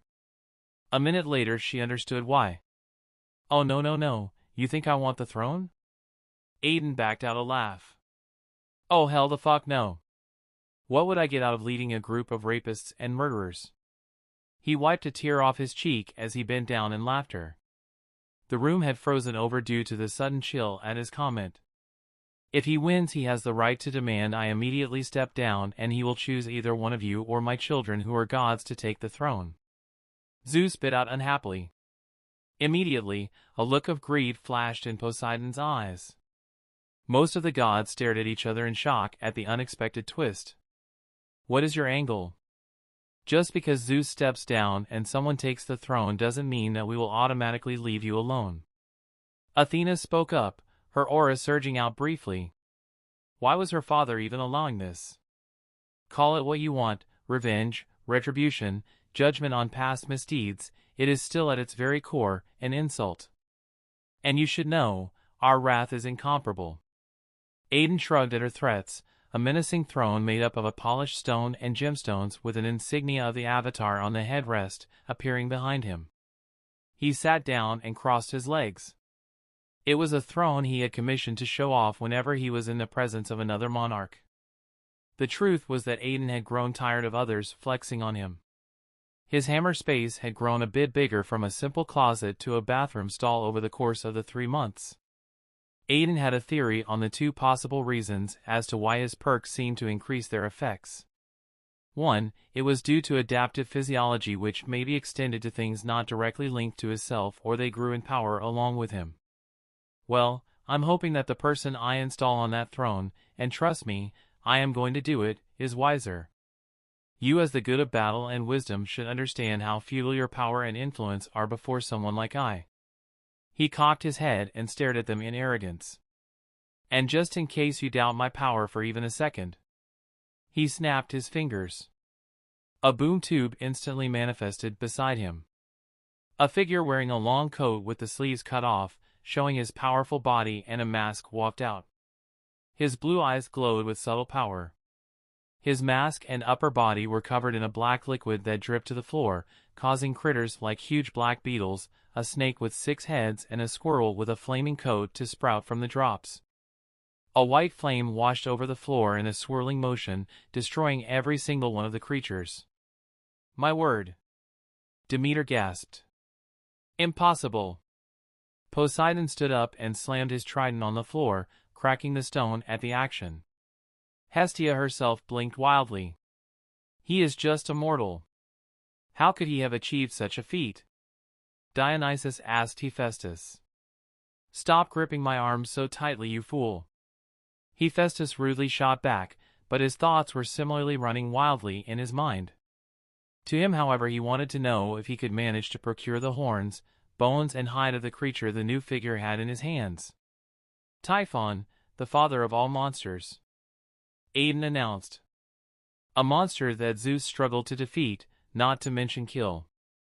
I sent my lieutenant to deal with him and he managed to do so in less than 5 fucking minutes. He chuckled, before waving a hand at the white shadow. A notification had come in from the system. He was going to fail the mission as someone seemed to be dealing with the chaos pockets before him. Aiden had decided to send his homunculi puppet to figure out who it was. The white shadow threw Typhon's head to the middle of the hall before disappearing into the boom tube. Without missing a beat, Aiden laid his chin on his knuckles. So you tell me, Athena, tell me why I should care for your threats. I am the motherfucking Avatar. With every word, Aiden released his full splendor. Something that he never knew he was subconsciously suppressing so as to not hurt normal civilians. I should be dealing with other shit instead of entertaining you. That's how insignificant you are. I respect you when I shouldn't even bother. You have lived all your lives trampling on others, that the concept of shut the fuck up, lower your head to you betters and submit is alien to you. You should wish I judged your life to be less bothersome than waving my hand to snuff it out. A sound broke out of another throne as Aphrodite, who had been silent through the whole meeting, her hands deep inside her robes, let out a moan. Her eyes looked straight at Aiden while she bit her lips seductively. A boom tube appeared under her, swallowing the god of love and beauty. I'm guessing we are all in agreement about that? None of the gods spoke up. Hephaestus even gave him a thumbs up. Now where were we? Oh yeah. The hall shook, the tremors increasing to the point where a heavy weight fell upon Zeus' shoulders. Athena stubbornly glared her eyes at Aiden, even as she felt her whole self get submerged in the chaos deep in his eyes. Her legs shook, her bones grinding upon each other. A god was the epitome of existence, yet she felt like she couldn't breathe when breathing to her was not a necessity. Just when things started getting too unbearable, Athena lowered her sight, breathing heavily. Instantly the pressure disappeared. Athena raised her head and looked at her father. She saw an emotion she had never seen before in his eyes. Resignation. She tried to communicate with her eyes. Tell him that they could still win this, but the fire of Zeus the God King had been snuffed out. Zeus shook his head and stepped up. I turned to him. For Olympus, I choose my daughter, the pride of the Amazons. Diana of Themyscira, the Wonder Woman, as my champion, Zeus declared. Hera looked furious, but she wisely stayed silent. She had to begrudgingly agree that Zeus' bastard child was a formidable warrior. There was no one else with more combat experience out of all their subjects. A teleportation circle appeared in the middle of the hall between the two parties. The light died down, revealing a weary Wonder Woman, Superion, and Darkin. Aiden whistled. Well, I got to say a good choice in picking Wonder Woman. She particularly looks intimidating in that pose. He turned to Persephone really quickly. Hey, I really hope you captured that entry. I want some of the footage later. Persephone instantly gave him a thumbs up, mouthing, I got you. Cool chic. Hades gets one free pass in the future if he decides to fuck with me. Persephone rolled her eyes but couldn't quite hide the smile. Meanwhile, Aiden could feel the gazes of the three new arrivals. Wonder Woman particularly was eyeing him with an intensity he had never felt from her before. Thanks. I'll make sure to tell him that. Persephone answered after a while. All the other gods sans Demeter, who eyed her daughter with pride, stared daggers at her. Persephone, you little. Hera begun, only to be interrupted by a furious mother bear Demeter. Shut up, Hera. Don't you dare insult my daughter in my presence. Their gazes clashed in midair, showing that this was a normal occurrence. Aiden's gaze landed on Hestia, with a raised eyebrow. The goddess sighed from her throne. Hera, Demeter, please settle down. Remember who the real enemy is. Her words were soft, but everyone heard them. The bickering immediately stopped. So, you got questions, Diana? Aiden started, only for Wonder Woman to ignore him and turn to Zeus. Ha! How rude! Aiden gasped in mock hurt. Father, to what end did you summon me? Man's world needs me at this very crit. You are needed, Diana. Zeus interrupted rudely. Man's world has other protectors. The matter before you is much more important and delicate than whatever new nuisance is wrecking buildings on the mortal world. But Wonder Woman was left trying to convince her dad, while Superion floated over to Aiden. What is going on, Aiden? Where are we? He asked. Settle down, Connor, and chill. I promise to explain everything after I'm done with this. For now, get ready for the show of your lifetime. He rubbed his hands while standing up. Superion made eye contact with him and nodded curtly. He trusted Aiden not to do them any harm. And without getting a better context, Superion decided to move to the side. Darkin watched Superion with a raised eyebrow as he subtly positioned himself between her and the figures seated on the thrones. It was an unconscious move from him, but she noticed it. She also noticed that the aura of power coming off the figures was almost overwhelming to half of her blood. She turned her attention to Aiden and saw him wink at her. You get me in the craziest shit, you know that? She projected out her thoughts. Don't worry, you're getting a bonus after this, he assured. I need the full picture. Diana decided, turning her back to the gods. Zeus allowed her to try, not really seeing the fault in that, plus it gave him time to think upon a strategy. With a half-confused, half-enraged look on her beautiful face, the Amazonian turned to the master of chaos and order. Aiden, whatever this is, whatever conflict you and the gods have, we can solve it peacefully. Aiden snorted. Now's not the time for a speech, Diana, he said bluntly. The gods chose you as their champion. If you refuse to fight, as I'm sure you're thinking, then let me bust your bubble. It will be tantamount to saying they've lost. And I'm sure dear old dad has already told you the price he will pay for that. A glint appeared in Aiden's eyes. Actually, Diana, wouldn't you want that? He asked in an enticing tone. Think about it, Zeus is not fit to be a leader.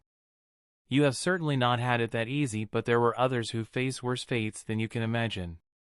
So think it through, you don't actually have to fight, you know. He could see that Diana was considering his words. The truth was that he didn't lie. Zeus snorted. My daughter understands her duty, mortal. She will fight for the honor and glory of Olympus. Diana closed her eyes and made her decision. When she opened them, the one who looked at Aiden was not Wonder Woman but the demigod daughter of Zeus. I still do not understand everything, Aiden. But I can tell you with absolute conviction that the gods are an essential part of the world. My sisters and I have worshipped them for millennia. I am sorry, but choose your champion. This fight is happening. Superion stared at Wonder Woman strangely. Her behavior was different in front of these gods than her usual self. Then again, his eyes turned to Aiden. Even he was acting differently. The casual arrogance he carried with himself was more intense. It was like looking at an extreme version of Aiden. The young man in question jumped up from his throne. Finally! I guess we're at the cusp of the main event. He spread out his hands. Wait! I have a request. Athena neatly interrupted. Huh? Aiden lowered his hands and huffed. Now what?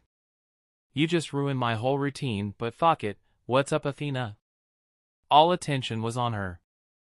As the gods' chosen champion, I suggest that we fully equip my sister with the boons to see her through this trial. Unless you're afraid that she might be too much for your chosen champion?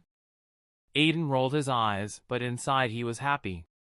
The plan was progressing smoothly. Sucky attempt at manipulation, but whatever, be my guest. In an unforeseen signal, all the gods in the hall raised their hands in the air. Light started glowing on their palms. Diana felt her body rise to the sky. The first boon she received was from Persephone.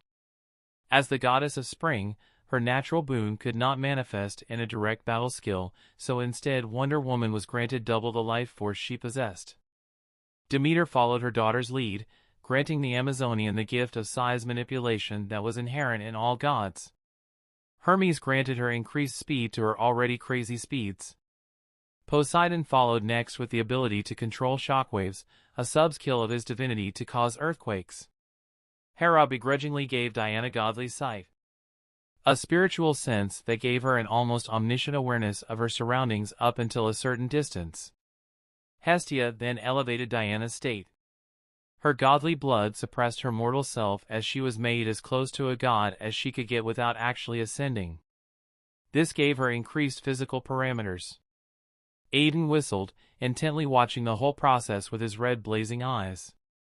Almost there. Hephaestus went next. He gave her natural affinity to fire for a direct means of attack. Athena then pulsed her divinity and granted Wonder Woman an instinctual understanding of how to use any weapon she picked up as well as her surroundings to fight. Dionysus was the second last to move. His hands shook as he breathed in and granted Wonder Woman an ability that would make her even more formidable when paired up with the other gods' abilities. Madness enhancement. Aiden thought seeing the clash of Dionysus' red-black energies swirling over the other divinities inside Diana. Lastly, Zeus' hands glowed. His boon was simple. Something that Diana already possessed, but he increased it to untold levels. His main divinity. Lightning manipulation. Diana acquired the ability to use all facets of divine lightning.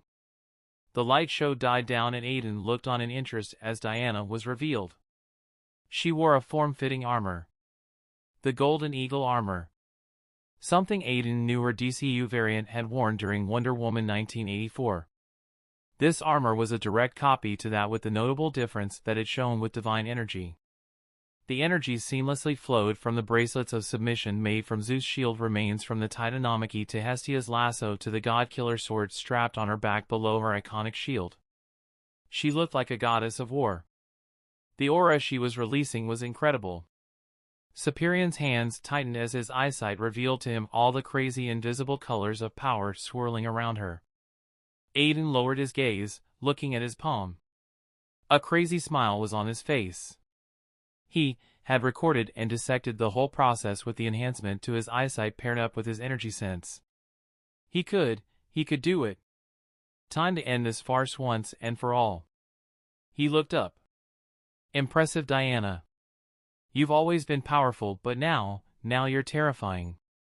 It's still not too late to stand down, Aiden. Wonder Woman advised, hands on her hips. She felt invincible. Aiden's face changed. Keep a leash on the arrogance, Wonder Woman. That's how we got here in the first place. Aiden spread his hands out. Here's to hoping no one interrupts me again. He muttered.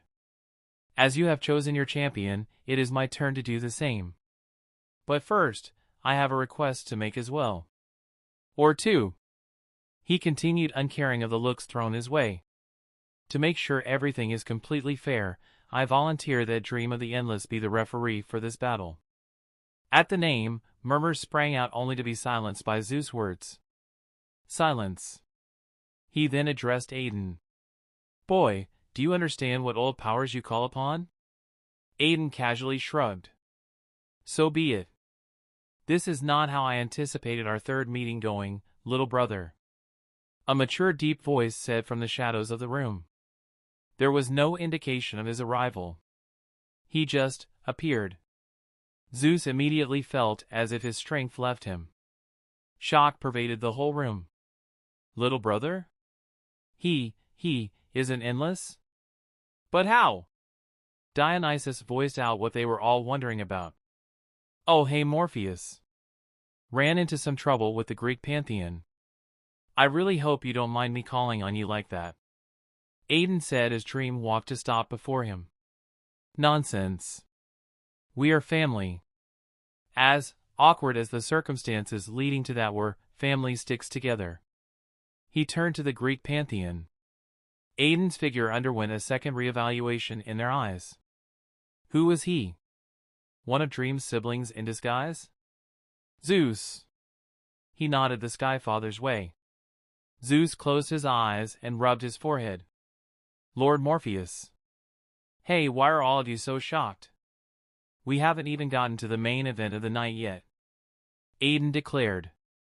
I was in the middle of choosing my champion, Big Brother. He further explained. Morpheus nodded in realization. Is it related to that? Aiden nodded while laughing. I needed a physical vessel for him. Dream shook his head as a throne casually manifested on the left wall of the Hall of the Gods, in between the two parties. You have the craziest plans, Aiden. Plans whose chances of working are close to nil, and yet, time and time again you prove the odds wrong. He settled on the throne as a portal of sand manifested right next to Aiden. It disappeared suddenly, leaving behind a humanoid sand mannequin with no distinct features. Surprise me, Dream stated. Excellent. Aiden rubbed his hands together, inspecting the figure that was 6'5". You could have given him hair, you know? He complained. I didn't want to influence his creation that much. That way, you can choose the direction you want to go with him. Dream answered. TSK, you're wrong, Dream. I won't influence anything either. It is all up to him. Aiden pointed at Zeus. What? Zeus narrowed his eyes. What does that mean? Aiden held up his hand. Listen up, everybody. My chosen champion is the unborn son of Zeus and Métis, conceived through fate's ordainment. His existence is unquestionable due to the three fates' decree. Born with the power to overthrow his father from the throne of Olympus just as he did his own father. What is this? Zeus bellowed out, rising up to fill the room with all his power. Preposterous. Hera rose up next to her husband. All the other gods were in shock. Sit down. Dream's casual presence squashed their auras as Aiden continued undisturbed. Using the mystical energy of mother magic, the key to impossibility granted by the touch of her concept to weave reality, I call upon his self from the discarded timeline in which his existence was undeniable. A key hanging from a chain appeared in his hands. The key pulsed with light in Aiden's fingers. The chain fell to the ground and extended very fast to Zeus' belly. They speared through without harming his skin and dragged a golden light out before anyone could do anything to stop Aiden. Zeus looked on in shock as his face reflected off the golden ball. The aura spreading out of the golden ball felt majestic. Blue sparks of lightning washed across its round surface. This can't be happening, Dionysus murmured. With the divinity of Hestia, I strengthen the bonds of family and blood to be reflected upon the body created of the energy of free, unrestrained potential. The energy of hope. The energy of dream. Hestia could feel the disbelieving look sent her way from her family. She tightened her fingers into fists. They didn't know she was doing this for them in the first place. She allowed Aiden to tap into her divinity. Strings of light sprouted from the golden ball and stretched out towards the sand mannequin. Then they combined, and nothing happened for a few seconds.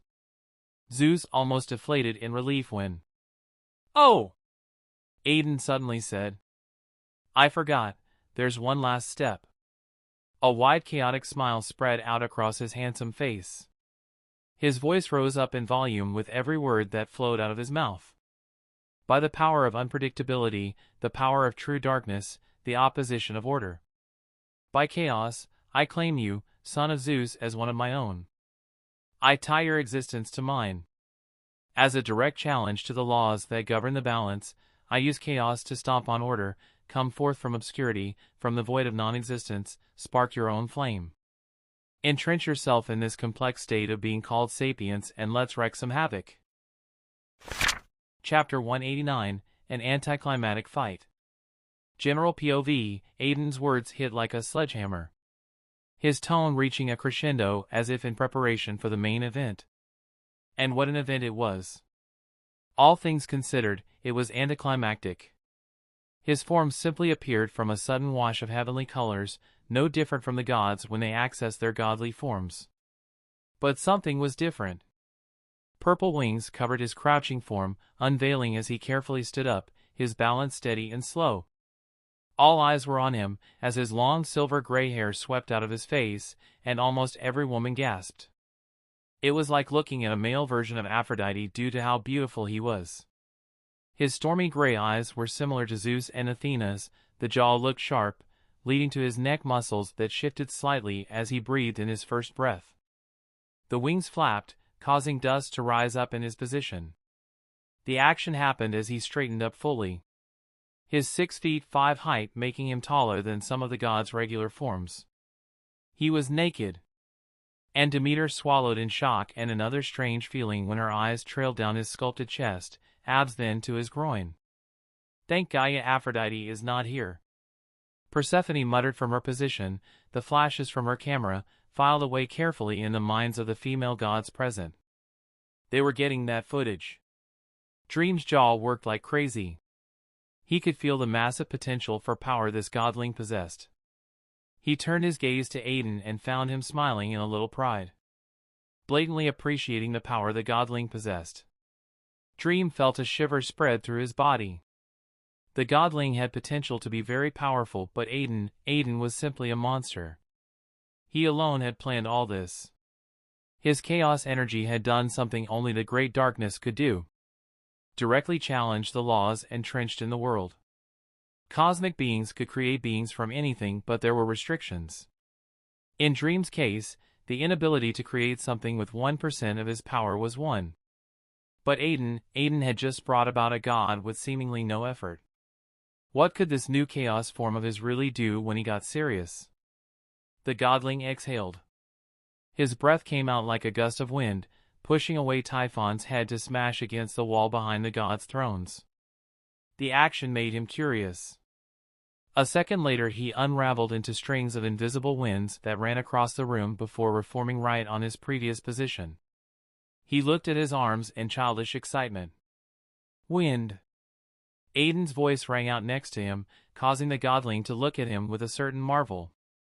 That's your divinity. Though I'm sure it's not the only one. Arg. The godling gabbled before pausing. He was trying to emulate speech. Aiden snapped his fingers and sent a language packet to his mind. Being a god, he would have eventually only taken a few minutes to learn the language by himself. But Aiden did not feel like waiting. Furthermore, the godling was a direct opposition to order. Who knows if he had the same perks other gods had? Realization dawned on the godling's face. He looked back at Aiden and spoke. His voice was soft yet clear. It wasn't too deep yet contained a tremor that sent reverberations of horniness across Demeter's body. She was the most affected without understanding why. There was just a quality that he possessed. Are you my father? He asked, making Aiden laugh. Oh no, it's that dick over there. He pointed at Zeus, slinging a hand across the godling's shoulder. Zeus' face turned ugly. His familiar lightning bolt appearing in his hands in intimidation. I am simply your friend. And master. But mostly friend. The godling ran the words friend and master around his tongue before focusing on Zeus. The fact that Aiden was his master did not send any feelings of rebellion or bitterness. He could feel a connection with him, and the more he lived, the more he understood. He existed because of Aiden. His godly perception made him instantly dislike Zeus. He could feel that Zeus had never had his best interests in mind. That looks beautiful, he said, pointing straight at Zeus' bolt. He held up his hand and focused on the bolt in the God King's hands. What? Athena gasped as Zeus' personal divine weapon and symbol of authority vibrated. Wonder Woman looked between the two, similarly surprised. How is he able to call upon the master bolt? That is impossible. Olympus trembled before Aiden lightly slapped the godling at the back of his head. Bad god. Don't take other people's stuff. You don't know where they've been. He chastised. The godling's hands fell as he frowned in confusion. Then how? Just create your own. Like this. Aiden reached out into his connection with equity that was the bridge to accessing his chaos form, and broke off a shard of its order-trumping metal. A full lance with beautiful red accents appeared in his hands, pulsing with power. Hephaestus got up alarmed. 4 7 _ plus and 46 and _ +46. And $#4 Then immediately started spouting nonsense, his eyes crazily roaming across the weapon. English bro, English. Aiden extended a chaos limb and slapped him out of the fugue state he had entered. Oh, sorry, the god of the forge said abashedly. It's just that, how did you do that? Aiden lowered his gaze. You really want to know? He asked in a somber tone. Everyone leaned closer. They were expecting to hear something impactful. Hephaestus felt like he was about to be made wise to a secret forging skill that would elevate his skills to the next level. I have no idea. Pin dropped silence, then an unanimous groan. Hephaestus sat back down feeling dejected. He'd realized another thing about their enemy. He was far crueler than he let on. Oh, suck it up. Not everything is about me, you know. Aiden told them sternly. Darkin rolled his eyes.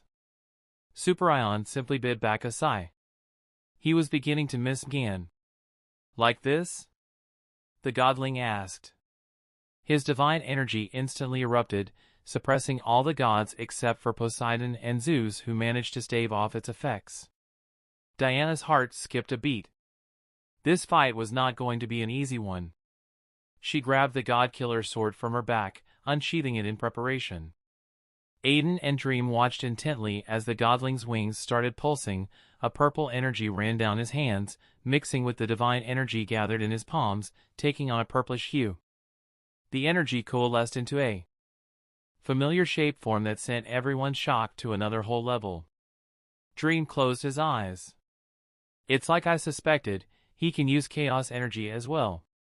Hephaestus could not believe what was happening. He grit his teeth in jealousy. He could forge even better than the dwarves of Nidavellir, but this was just insulting.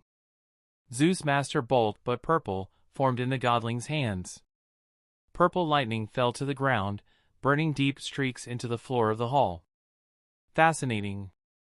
The godling muttered, feeling the violent clashing energy in the weapon. He had no idea how he had done what he'd done, but on the other hand, Aiden was ecstatic. Just like he hoped, the godling could channel chaos by tapping into the link he had with Aiden. It was like the way a god imbued mortals with powers from their own divinity. In that way, the godling was Aiden's champion. The wings flared with more chaos energy and Aiden felt the drain on his vast reserves as clothes formed across his newest creation's body. Aiden raised his eyebrows. The godling had picked exactly what Aiden was wearing, but with shades of purple more than black. He twirled his master bolt and without warning, was off. A stake of purple crossed the distance as fast as Hermes could go, aimed at Zeus. The light from the purple master bolt had most of everyone closing their eyes. Someone else decided to intervene. A clang rang out that echoed through the whole hall. Aiden stood in between the two. From his back, two dark purple limbs held back the god-killer's sword, gripped tightly by Wonder Woman and the master bolt in the godling's eyes. Brother and sister stared at each other. "Why attack your own father?" Diana asked. "My father?" the godling asked. "Are we talking about the person who swallowed my mother to prevent me from being born?" He snorted. "The better question would be, why would I not?" Zeus' heart shook. Athena tightened her fingers. She out of everyone in the hall did not know what to think or do. If Aiden was to be believed, that was her brother. A brother who wanted to end Zeus. And not without good reason too. Time and time again she had wondered if living her own life, without the bitterness from knowing one of her parents was responsible for why the other one was missing, was the right thing to do. "Unlike some, I care about shit like that," the godling said, eyes peering through Athena. He could feel his blood resonating with her. She was his blood relative. "I will stop you," Wonder Woman warned, causing his attention to shift from Athena to her. "Will you now?" he lightly asked. "Yes. Whatever it is Aiden has told you, things are never so clear-cut."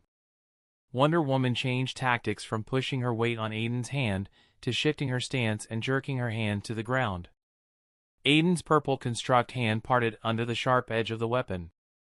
The construct shape shifted into a sledgehammer aimed at her legs. He brought the two parts down, but Wonder Woman flipped above and over him and the attack to get at the godling. Her feet landed on the floor hard and she twirled, gathering more momentum to bring the sword in her hands, slashing out at the godling's side. He received the attack with the broadside of the master bolt, taking a step back at the force. He made to move forward when Diana brought her bracelets of submission clashing against each other. There was a blast of power concentrated at the godling's position that pushed him away. He flipped in uncontrolled flight through the air before his wings unveiled to their full length. The air picked up as dove back in. Diana on her part used the lasso of truth and whipped it out to attack him. For the second time they found their way obstructed by Aiden. A wall of chaos appearing before each of them. "Okay, that's enough. Let's not get ahead of ourselves." The godling stood down despite not wanting to. Besides, his enemy was Zeus, not his half-sister. "Get out of the way, Aiden," Wonder Woman ordered. "No," he coolly said. "Fine. I'll just go through you then." Aiden raised an eyebrow at the threat. The Amazonian princess turned almost god, her face set in a feral expression as the divine blessings in her manifested in a wild outburst of energy. She took a powerful lunge and shot off to the ceiling, aimed at him. Diana was fully intent on making good on her promise. Superion's force field received the blow and broke apart as he suddenly blocked her way. His arm snaked out to hold hers while darkness crept up her legs seeking to bind her. Wonder Woman! Snap out of it. This is not like you. She buckled, almost shrugging off the hold. Diana! Snap out of it. Connor roared out. CLA, Clark? Diana blinked her eyes in confusion. No. Connor. It's Connor. Superion answered softly, hiding the pain brought about by the name. Diana sucked in a slow breath and looked around her. All she met were gazes filled with different emotions. What was that? She demanded, momentarily forgetting about the godling. My blessing. It causes you to go into a berserk mode in exchange for more power. Dionysus explained sheepishly. The more you get enraged, the more your power is enhanced, the more you will lose your reason. Superion glared at the god of wine and madness, causing the higher being to wilt under the stare. Aiden cleared his throat. I think it's time we settled this once and for all. His comment brought back the tense mood. But before that, he turned to the godling. I believe proper introductions are in order. The godling floated down to stand next to Aiden, who had landed a few seconds before. My name is Vatu. An aura that felt distinctly ethereal and otherworldly manifested in the symbol of the dark avatar, imprinted on the now unnamed Vatu's glabella. His silver hair shining with starlight instantly changed to an inky black. His eyes remained their silver gray, but a ring of red surrounded the pupils. Aiden's brow twitched at the name. He felt the chaos energy in him instantly drain away before getting funneled back into his reserves twice over the amount. Vatu's existence was causing him to warp reality by passively pulling in chaos generated from all the elements in space without adversely affecting reality. All this energy was then fed into Aiden's chaos form before being refined into a lower-grade chaos that Vatu accessed. And why exactly did you decide to go with that name? There's like several pompous Greek names you could have chosen, like Alexander, Adonis, Jason. Vatu shrugged. I didn't want a pompous name. He simply stated, cutting off Aiden's next words. That's actually a good point. Still, Kratos or Ajax is badass. Aiden offered. The thing that bothered him the most was that he knew how the world worked. If what he suspected was true, then the balancing scales would seek a way to necessitate Vatu's counterpart's existence. He couldn't create one without the other. Sigh. No. I am Vatu, the god of wind, lightning, and chaos. He announced, his words ringing with undeniable truth. A god of chaos. Not the god of chaos. Chaos is at its core unshackled. You cannot lay claim to it. Aiden educated. The rest looked on numbly. Too much had happened already. They didn't think they could be shocked or surprised anymore. But you call yourself the Lord of Chaos. Vatu pointed out in confusion. I'm the exception. Now, Lord Morpheus, as the referee, you retain the right to choose the battleground. You know, fair play and all that. Dream snorted in humor. I thought you had forgotten I was even still here. Nah, your presence is like a shining beacon in the dark, brother. Aiden said, his eyes growing sharp. That is, I can't sense you at all in my energy sense. It's like a void where you sit. Aiden clarified. Dream raised an eyebrow. You have a lot to learn about who, or rather what we are, little brother. When all this is over, it will be time to meet our other siblings. For now, entertain me. He snapped his fingers and they all found themselves in a massive arena. This time, however, Aiden was in the stands. Lord Morpheus walked forward to stand in front of everyone. The arena was full of gods. The major ones had their thrones set behind three magnificent ones. The right belonged to Aiden, the center Morpheus, and the left belonged to the sky father of the Olympians, Zeus. Aiden looked around in silent awe. Morpheus had just teleported all the minor gods on Olympus to the arena, which was a distance away from Mount Olympus, without warning. That kind of power. Dream raised up a hand and silenced the wild chatter happening all around him. "I do not think I have any reason to introduce myself," he stated. "We're gathered here to witness the battle between two aggrieved parties. The terms have been set and the champions ready. Let us begin." He kept his announcement painfully short and direct, sitting back on his throne. The whole arena was charged up and tense. Persephone telepathically connected with Iris and gave her a few instructions.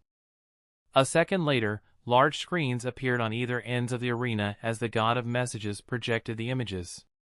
Both entrances opened and the combatants walked out. Aiden reached his hand out to his hammer space and brought out his phone. A few taps on the screen and the Led Zeppelin song Immigration started playing. Iris got the message and the song started blaring out through the whole arena. Vatu's purple figure walked slowly forward, twirling his master bolt expertly. The song playing left him charged with energy. His wings flexed while eyeing Diana, who was similarly feeling the battle lust pervading the whole arena.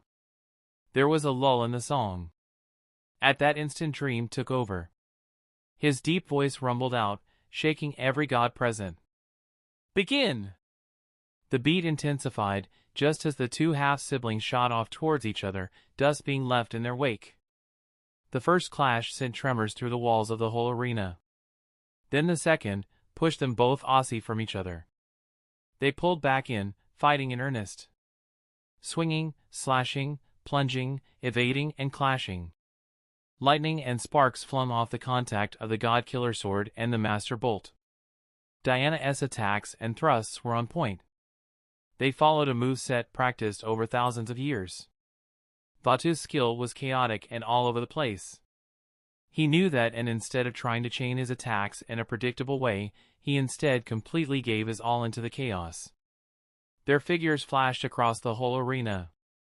The golden armor donned by Diana leaving behind flashes of yellow light as Vatu's wings on the other hand left purple trails through the air. They were relentless. Sounds of metal grinding and voices grunting ringing out from the battleground. The kids spectating on the stands roared out in cheers at the display of casual power that most could not attest to. The Master Bolt snaked out to bat away the God-Killer as Vatu released a massive streak of lightning at Diana. The half-god received the attack on one of the braces, absorbing the divine lightning and storing it just as she brought her sword from the side in a wide slash. Vatu created a purple limb from his back and blocked the attack the same way Aiden had done before. In retaliation, a blast of air pushed Diana away, followed closely by Vatu neatly closing the gap between them. Diana brought her wrists together and collided the braces upon each other. Erratic lightning and shockwaves swallowed Vatu, who briefly elementized himself into lightning before springing through the attack to his full form. The limb behind him turned into a massive titanic hand that punched out at her body. The blow landed on the shield in Diana's hands, the resulting shockwave bringing havoc to the walls of the arena. Diana's leg buckled from the strength exerted. In retaliation, she ballooned up in size, reaching up to 20 meters and kicked out at Vatu. The blow fell on his chest, but he folded around it, turning himself into wind. The gust produced buffeted Diana from all sides, swirling around her with sharp cutting winds. Diana pulled on the fire blessing granted by Hephaestus and released a massive explosion with her as the epicenter. Vatu reformed a distance away, wincing. "I love that coat," he said as the trench coat he'd worn before was nothing but ash now. Diana did not comment. She merely took to the air after him. Vatu looked at her in contempt. She was trying to blatantly fight him in the air? Was she dumb? He waved his hand down and a blast of wind pushed Diana out of the sky. The Amazonian fell to the ground and a dust cloud rose up right after, obscuring the scene. "Finish it. Stop playing around with her." A telepathic message came through the mind link Aiden had established. Vatu paused for only a second before sending his confirmation through the link. He would have enjoyed going a few more rounds with her, but Aiden's words were the law. He floated down towards her, sliding out of the way of the lasso of truth that snaked out through the air to find him. He grabbed the lasso and pulled it forcefully, using all the strength he had at his disposal.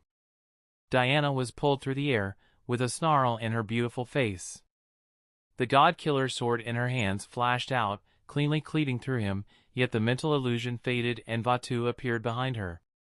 His fingers lightly touched her head and wisps of dark color streaked through the helmet, stunning her mind. Diana fell like a puppet with cut strings.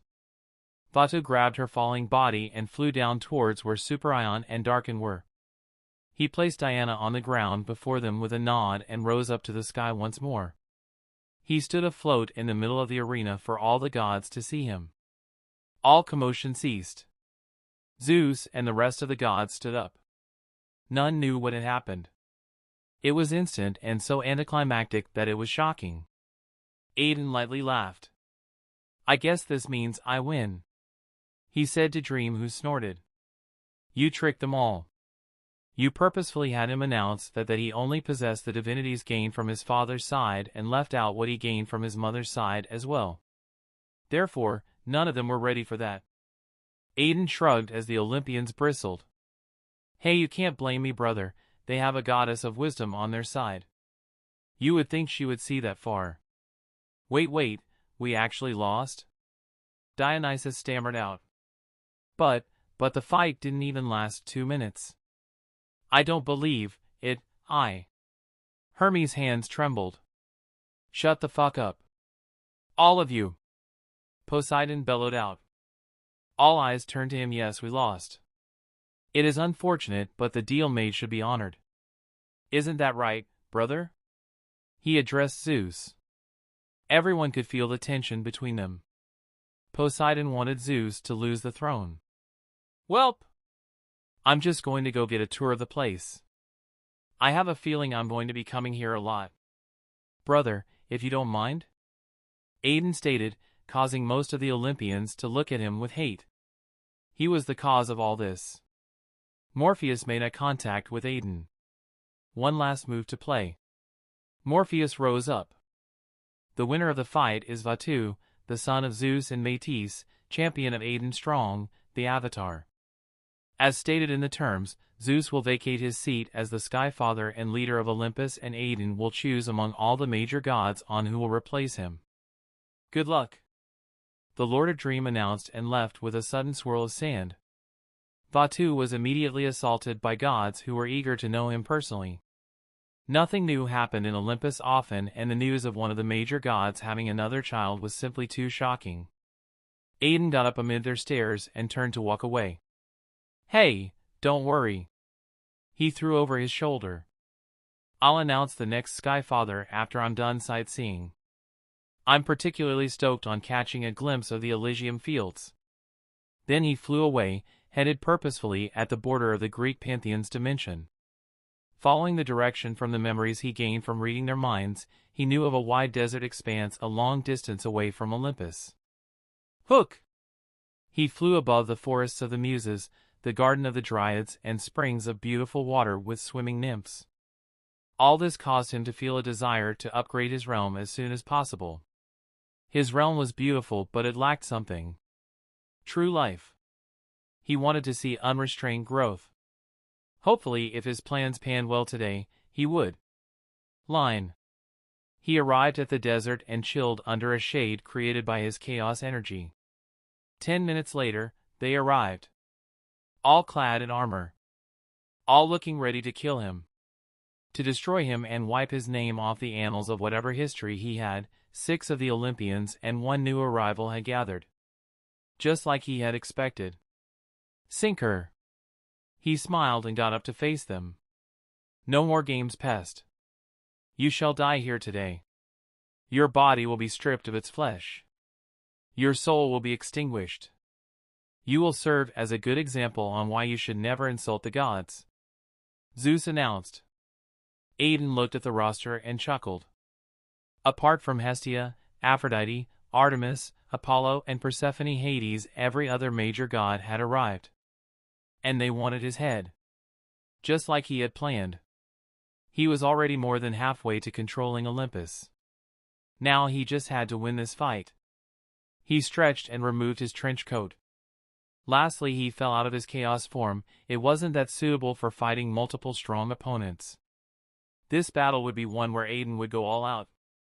He wanted to rack up more fire colors before he decided to carry out the advancement trial. I've had enough talking to last me years. Let's do this. Chapter 190, The Key. St. Barbido. So I know the last chapter was kind of anticlimactic. Unfortunately, that's what happens when you stack the deck in your favor. Aiden is resourceful when he wants to be and very powerful to boot.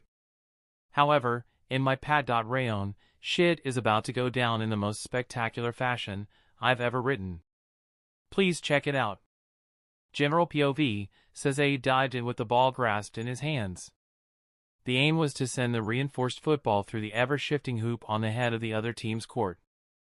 The game was a fusion between football, basketball, Wizards Quidditch, and strangely enough, pool. There were 2 goals, each placed at the end of the wide court. The court measured 100 meters by 50 meters. Oh, and it had zones that when stepped on would reveal various traps littered across the wide field. Hence, the players had to strictly stick to the air. Wind blades pushed through the clouds, sailing towards him. Saze dodged to the right only for the blades to chase after him in his dragon form.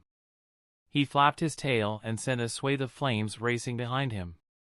The explosion from the contact of both attacks pushed him to the ground. His wings flapped to arrest his momentum, only for the wind to suddenly disappear from his position. He plunged to the ground with a yelp. A giggle passed him by, grabbing the ball from his claws. Breeze materialized and blew a raspberry, speeding away towards Sai and Match's goal. Meanwhile, Sai managed to shift his form into a human and release jet flames like he'd seen their dad do, to stop himself from landing on the ground. He did so, only a few centimeters from the ground, and breathed out a sigh of relief. The wind blew lightly and a blade of grass touched the bottom of his soles. An explosion swallowed his position. Breeze laughed again. Match, who was close to the goal, scrunched up his small face in concentration. His eyes glowed red, and a second later heat beams shot out of his eyes, aimed at Breeze. The little girl giggled as she evaded. "Missed me! Missed me again! You can't hit me! Oh, so close! Eat my wind!" Match grew annoyed by the near constant misses and released a large blazing red heat beam that unexpectedly curved through the air, confusing Breeze. She let out a small yelp when the beam hit the ever-present wind shield she had on around her at all time, pushing her away through the air. The next beams from Match clashed head-on with purple destructive beams from Kai. "Beware my destructive beams of chaos, flames, and darkness." She cackled like a madman, sending another twin beam shooting from her eyes to hit Match. Match responded in kind.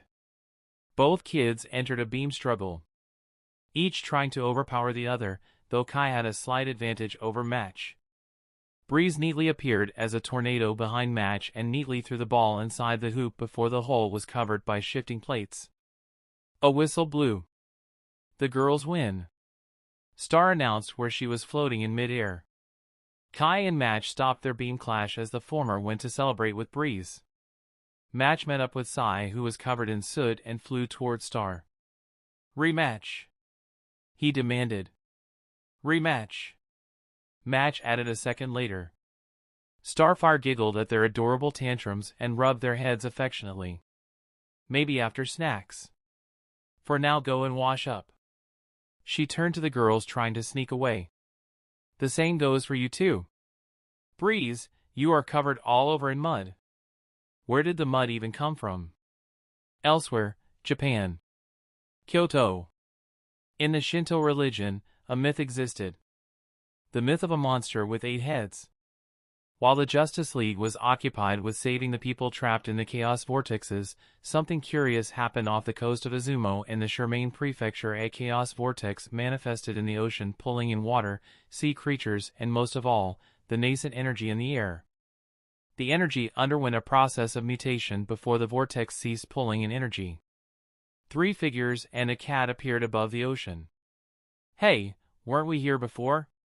Clarion asked, rubbing Tickle's back affectionately. Child snorted. "You forget our main purpose here, brother," she mocked. "There's never a bad time to sow chaos." She grinned evilly. Right. I still don't understand. Clarion whined. Child rolled her eyes. I left a little surprise in here for the meddlesome fools following us. I just wanted to give the process a nudge before we left this continent. She stretched out a hand and snapped her fingers. A flame burning black as the night covered the vortex before melding with it and returning to its earlier inert state. There. Now let's go. A twisting portal swallowed them away. 2 minutes later, a yellow circle appeared atop of a building overlooking the ocean. Fucking mother of a goat's arsehole. Missed the bloody twats again. Constantine let out a profanity, hands going to his shirt pocket. He held up a hand to stop Deadman from saying anything. Don't. I need a smoke to understand this poxy shit. He took a drag and blew out the smoke only for it to be swept away by the suddenly violent winds. Ah, is it just me or did the weather change all of a sudden? Deadman asked. The cig on Constantine's mouth fell off. Oh fuck me. What? Deadman asked, following Constantine's eyes. That's not right? There was something watching them through the chaos vortex above the ocean. General POV, Aiden let go of the trench coat and paid it no mind as it disappeared into his hammer space. So who wants to go fi? Clang! The move was swift. Aiden's hand shook from the force of the blow that transferred from Equity's broadside. Athena's eyes blazed with fury. She was pissed. You are done for. None of us could attack you with our full power in the hall due to the risk it carried. But out here? You shall understand why I am a god of battle, saliva spat out as she grunted and pushed him away. Aiden allowed the force to shove him back. He leaned forward to retaliate but felt a whoosh pass him by, narrowly missing him as he twisted and dodged. A barrier of wind was elected to block its recurved path. The barrier failed to hold back Hermes as he vibrated through. His elbow landed on Aiden's open palm, while the latter threw Equity to his left like a blazing missile to obstruct the snake construct made of water before it could slam into him, courtesy of the god of the seas, Poseidon. Equity speared through its liquid form and exploded in a ball of black flames that immediately evaporated the water, bringing forth steam that covered the whole area. Grunts sounded out from the steam. Hermes' punch snaked out to land on Aiden's forearm, successfully blocked from its initial path to his cheek. A right hook was swiped away by Aiden's left hand, the elbow landing on Hermes' chest, seizing up his lungs, but as a god, his biology was different, so he moved on with no reaction. The god of speed sent a round kick that Aiden ducked under, before extending his heel over his head to slam a foot on Hermes' face. The god blocked the foot by crossing his hands together. Hermes' eyes widened a second too late as the air crackled with sparks and an explosion sent him tumbling away. The smell of burnt skin spread out as ichor poured down his hands. He took a second step towards Aiden, only for his body to rock to the side following a nasty hook.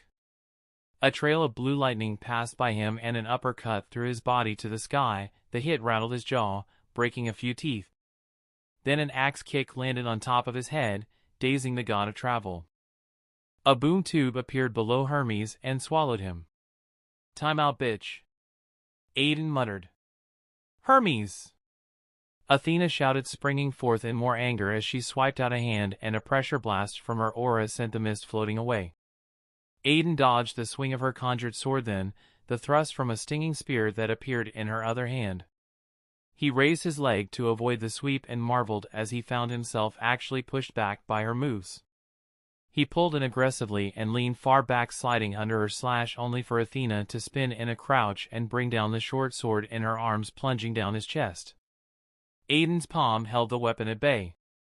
His position did not give him enough leverage to use his full strength, so he knew one slip up and he was dead. It filled him with an excitement he had only felt while fighting Apollo. Still, a blast of white fire folded within him and then exploded out, pushing off Athena to the sky. White fire was surprisingly more easier to mold than any other flames he had. He currently possessed two unlocked fire subskills, lightning and combustion bending. The blue fire and white fire were part of another subskill that was yet unlocked due to him not accessing the rest of the colors. He had a feeling that he was close to mastering the subskill, and once he did so, he would carry out the advancement trial. A lightning bolt cut through the skies as it had sped down towards Aiden. And his first step was getting an understanding on how divinity interacted with the elements. Last time he couldn't misdirect Black Adam's attack, but now? He was much stronger. His stance stabilized as he spread out his legs. He breathed in and out as he felt his hair tingle, signaling that Zeus was making a move. A golden streak of divine lightning fell on Aiden's two outstretched fingers. He wound his hand back and twisted it across his chest, holding the lightning tightly within him under his control. A huge mega sword easily 20 meters was created by Athena and fell down on his position, the pointy end aimed for his head. Then lightning screeched as Aiden's raised up his hand. His body was covered in numerous streaks of golden lightning, then the lightning changed color to a silent but humming purple, then to a loud and screeching green, then a black color that sent shivers across the gods who had yet to make a move. Most of them had chosen to only intervene if necessary. The last color of the lightning necessitated that. A vibrating silver lightning. One streak jumped off of Aiden and completely decimated the sword hanging above him. Chunks of metal that turned to ash upon falling down showered around Aiden like a hailstorm. So that's what I was missing. A taste of divinity. With that understanding, everything became so much easier. It was like a key. Chapter 191, Unexpected Results.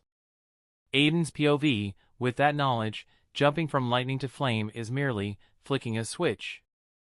I watched as the silver streaks running up my hand suddenly billowed out into silver flames. A deceptive, softly burning fire that instantly sent me on edge. I immediately turned it off, noticing the apprehension on their bodies through my air sense the minute the flame started burning. I closed my eyes. Can't use that.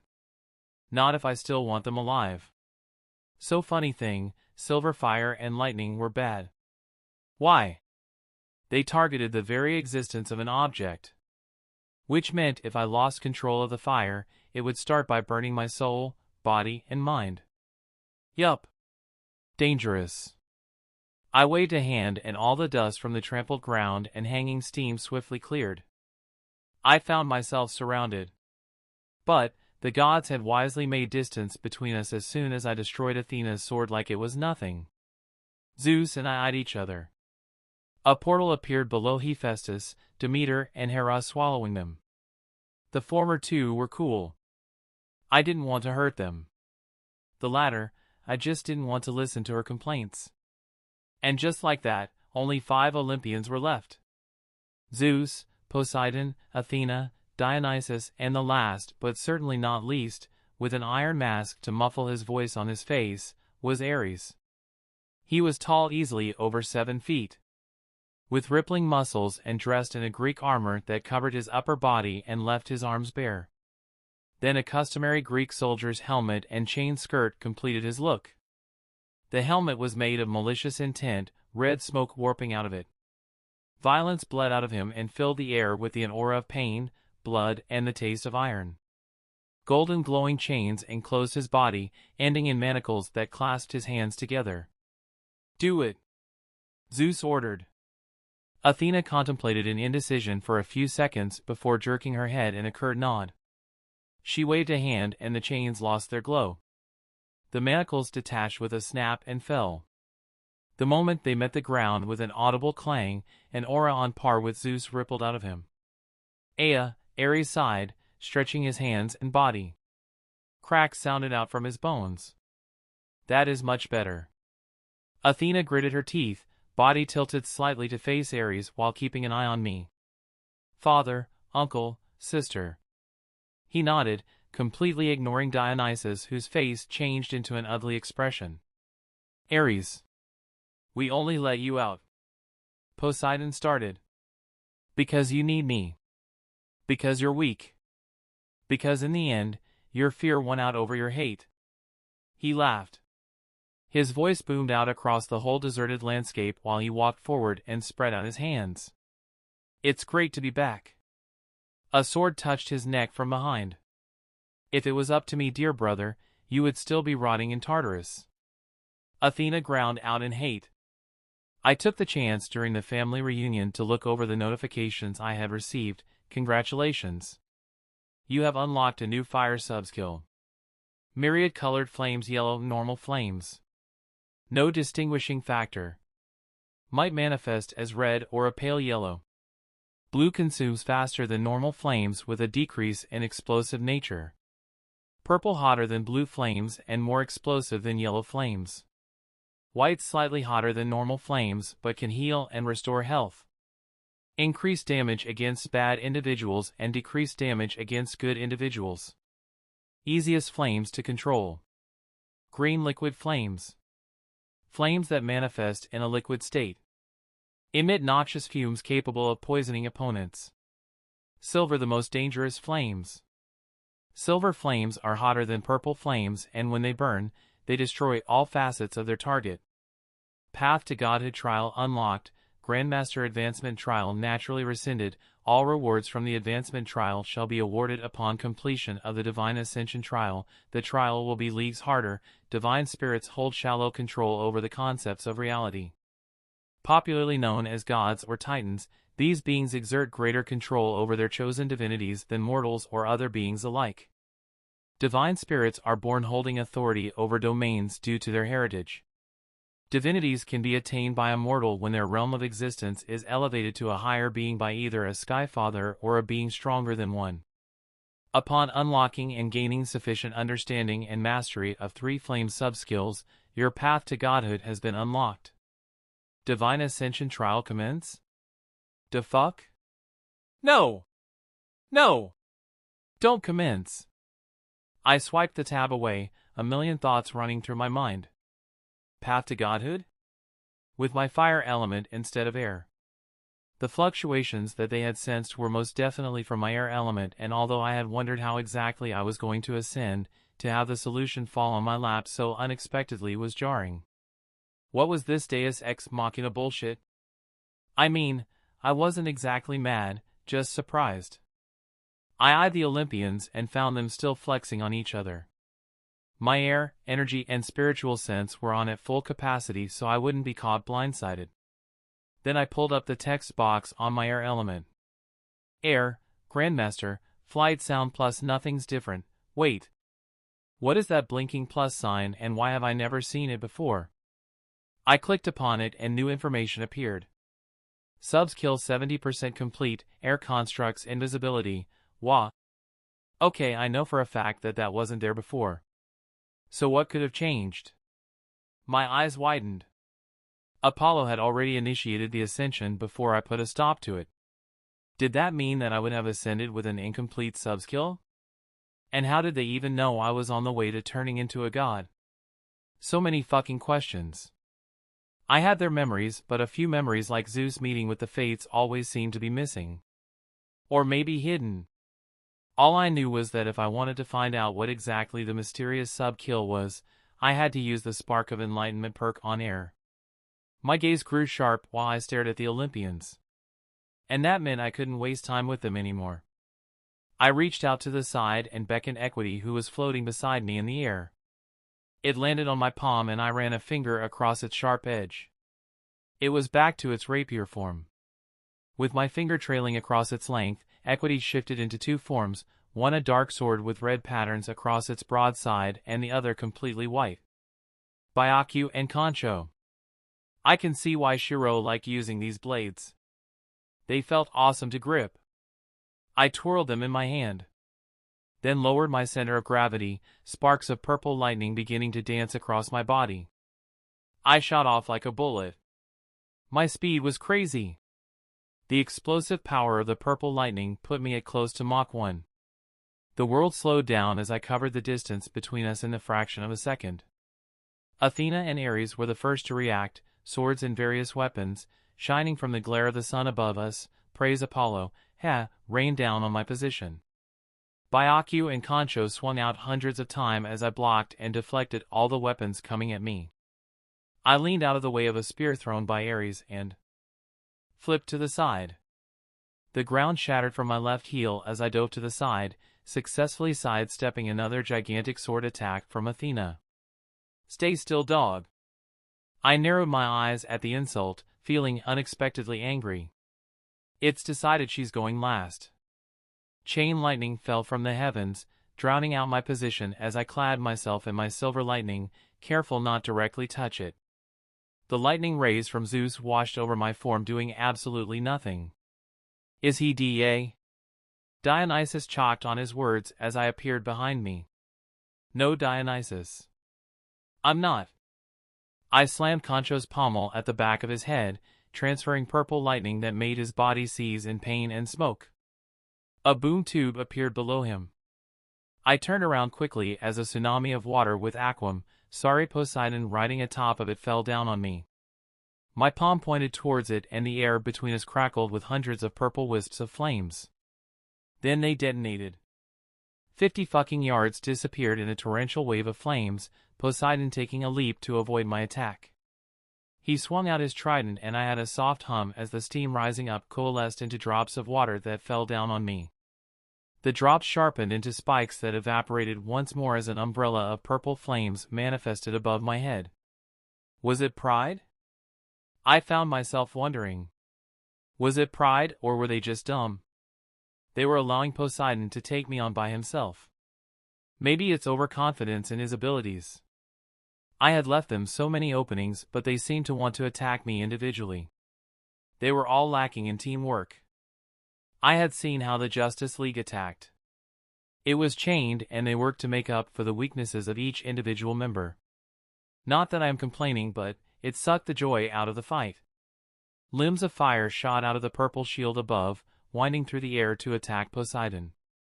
He skated through the atmosphere on a platform of water but was not fast enough to evade them all. Hence they mobbed him. Then I felt a presence appear behind me. My hand reached out and I grabbed the middle blade of the trident, my skin getting sliced on the metal. Teleportation through the element? Clever. I complimented, making the god of the sea snort. Your arrogance led you here. And now you shall die. He commented and I immediately understood that Poseidon had me completely beat in the strength department. In fact, most of the gods did. But strength is not everything in a fight. The trident pushed through and I had to let it go, marginally pushing it off its initial trajectory and pulling in close to the god of the seas. Poseidon pulled back his trident and swiped it out, aiming to break my rib cage on its shaft. Byaku neatly combined with Concho and stabbed to the ground in its dragon slayer form. Blocking the blow, I tapped into the vibrations that rose up from the clash and sharpened it into a sound that I managed to silently flick out with my fingers at Poseidon's wrist holding the trident. The sound blade debuted in a magnificent spray of ichor as the trident disappeared into my hammer space and Poseidon was swallowed by a green liquid that sprayed out of my palms. A fitting punishment. And also a different way of using my air bending the trident appeared in my palm. One contact with my skin and the metal grew impossibly heavy. I sent it back to the hammer space. Equity was having a full course meal later. Poseidon tried to access his divinity inside the ball of hot green liquid fire, but without his trident and the poisonous effect from liquid fire, all was for naught. I walked slowly away, leaving him thrashing as the poison invaded his body. The familiar pulse of a boom tube sounded out from behind me and he was swallowed. My eyes found the three figures before me. Something was off. Why had they not intervened when I took down Poseidon? And then there were three. Chapter 192, Objective Complete. General POV, Alpha Team out. Civilians secure and ready for evacuation. Batman spoke through his comms as paramedics moved around him to the civilians huddled together after they'd been saved from the chaos vortex. The vortex shrank noticeably upon exit and Batman's computer was surveilling and running scans for any changes. Will I ever get this stuff off? Green Arrow asked, wiping mucus off his shirt. Alpha had been assigned the hospital ward in Atlanta, Georgia. And that had arguably been the worst chaos vortex. All the suffering from the sick had coalesced into disease monsters. Batman reached into his utility belt and came out with pellets that he handed to Green Arrow and Zatara. Zatara wordlessly swallowed it while Green Arrow watched it curiously, shrugged and then swallowed. That is a strong antibiotic, just in case you were exposed to the pathogens. Thanks bats. Tlif sith fo sidob ruos nailk. Zatara cast the spell. Immediately the mucus and filth covering them were banished away by the magician. Much better. Green Arrow nodded in gratitude, before eyeing the civilians. Hey, did you guys notice anything odd about the ward patients? What do you mean? Zatara wondered. Well, this might just be me, but looking at the placements of the beds, they should have been occupied by at most 6 people. We already know that 6 patients and 1 nurse who was on night duty were trapped in the vortex, but at one point I counted 8 people excluding us. Batman's eyes narrowed. He'd noticed it too and filed it away for later. That was why he had a list of all the patients. But for now, there was something else to handle. All teams report in. A little bit of static before Captain Adam's voice came through. Bravo team out. No civilian casualties. The chaos vortex seems to have reduced in size. Then it disappeared a few minutes later. Gamma team out, we're good.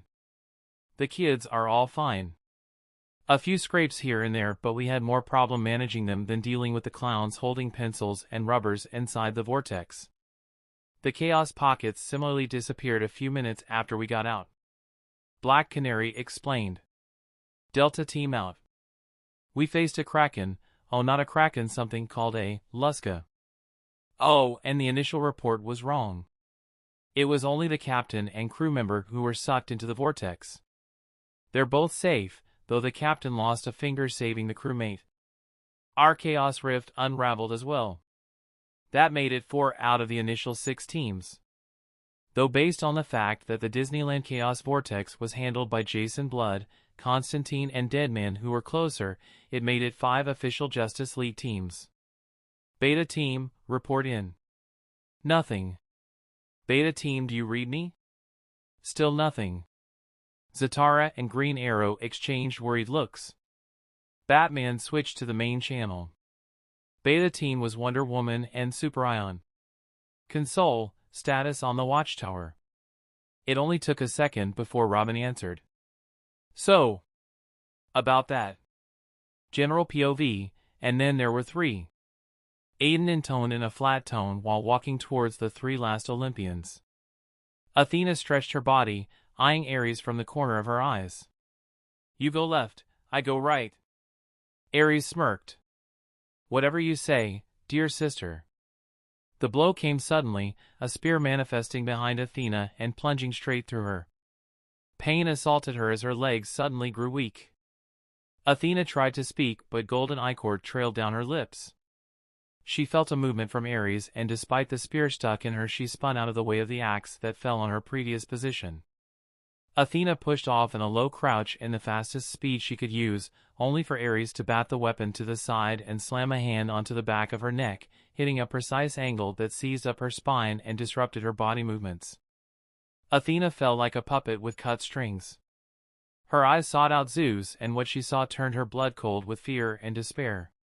Her father stood there with a blank look on his face. Behind him were 3 silhouettes of the Fates. The Fates? But her sight was obscured by a crouching Aries.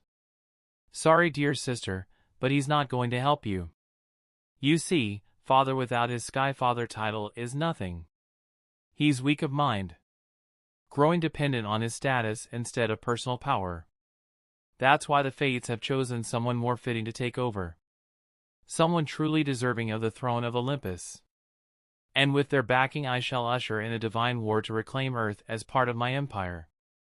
They will worship me, fight for me, die for me. And when the time is right, all the other pantheons will either join me or die. Your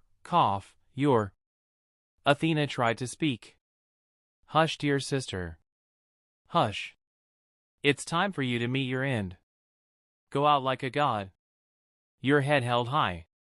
He raised his axe intent on finishing her. The blade fell, but a sharp sound rang out from the impact the blade made upon clashing on Equity's short knife form. The contrast in size was incredible. Oi, who the fuck do you think you are? Aiden asked, casually blocking Aries' axe. He had his head slightly bowed. Huh? Ha ha ha. Are you so eager to die, scum? Aries mocked. I hate repeating myself. Who the fuck do you think you are? The Avatar asked again, sparks of purple lightning flashing across his body.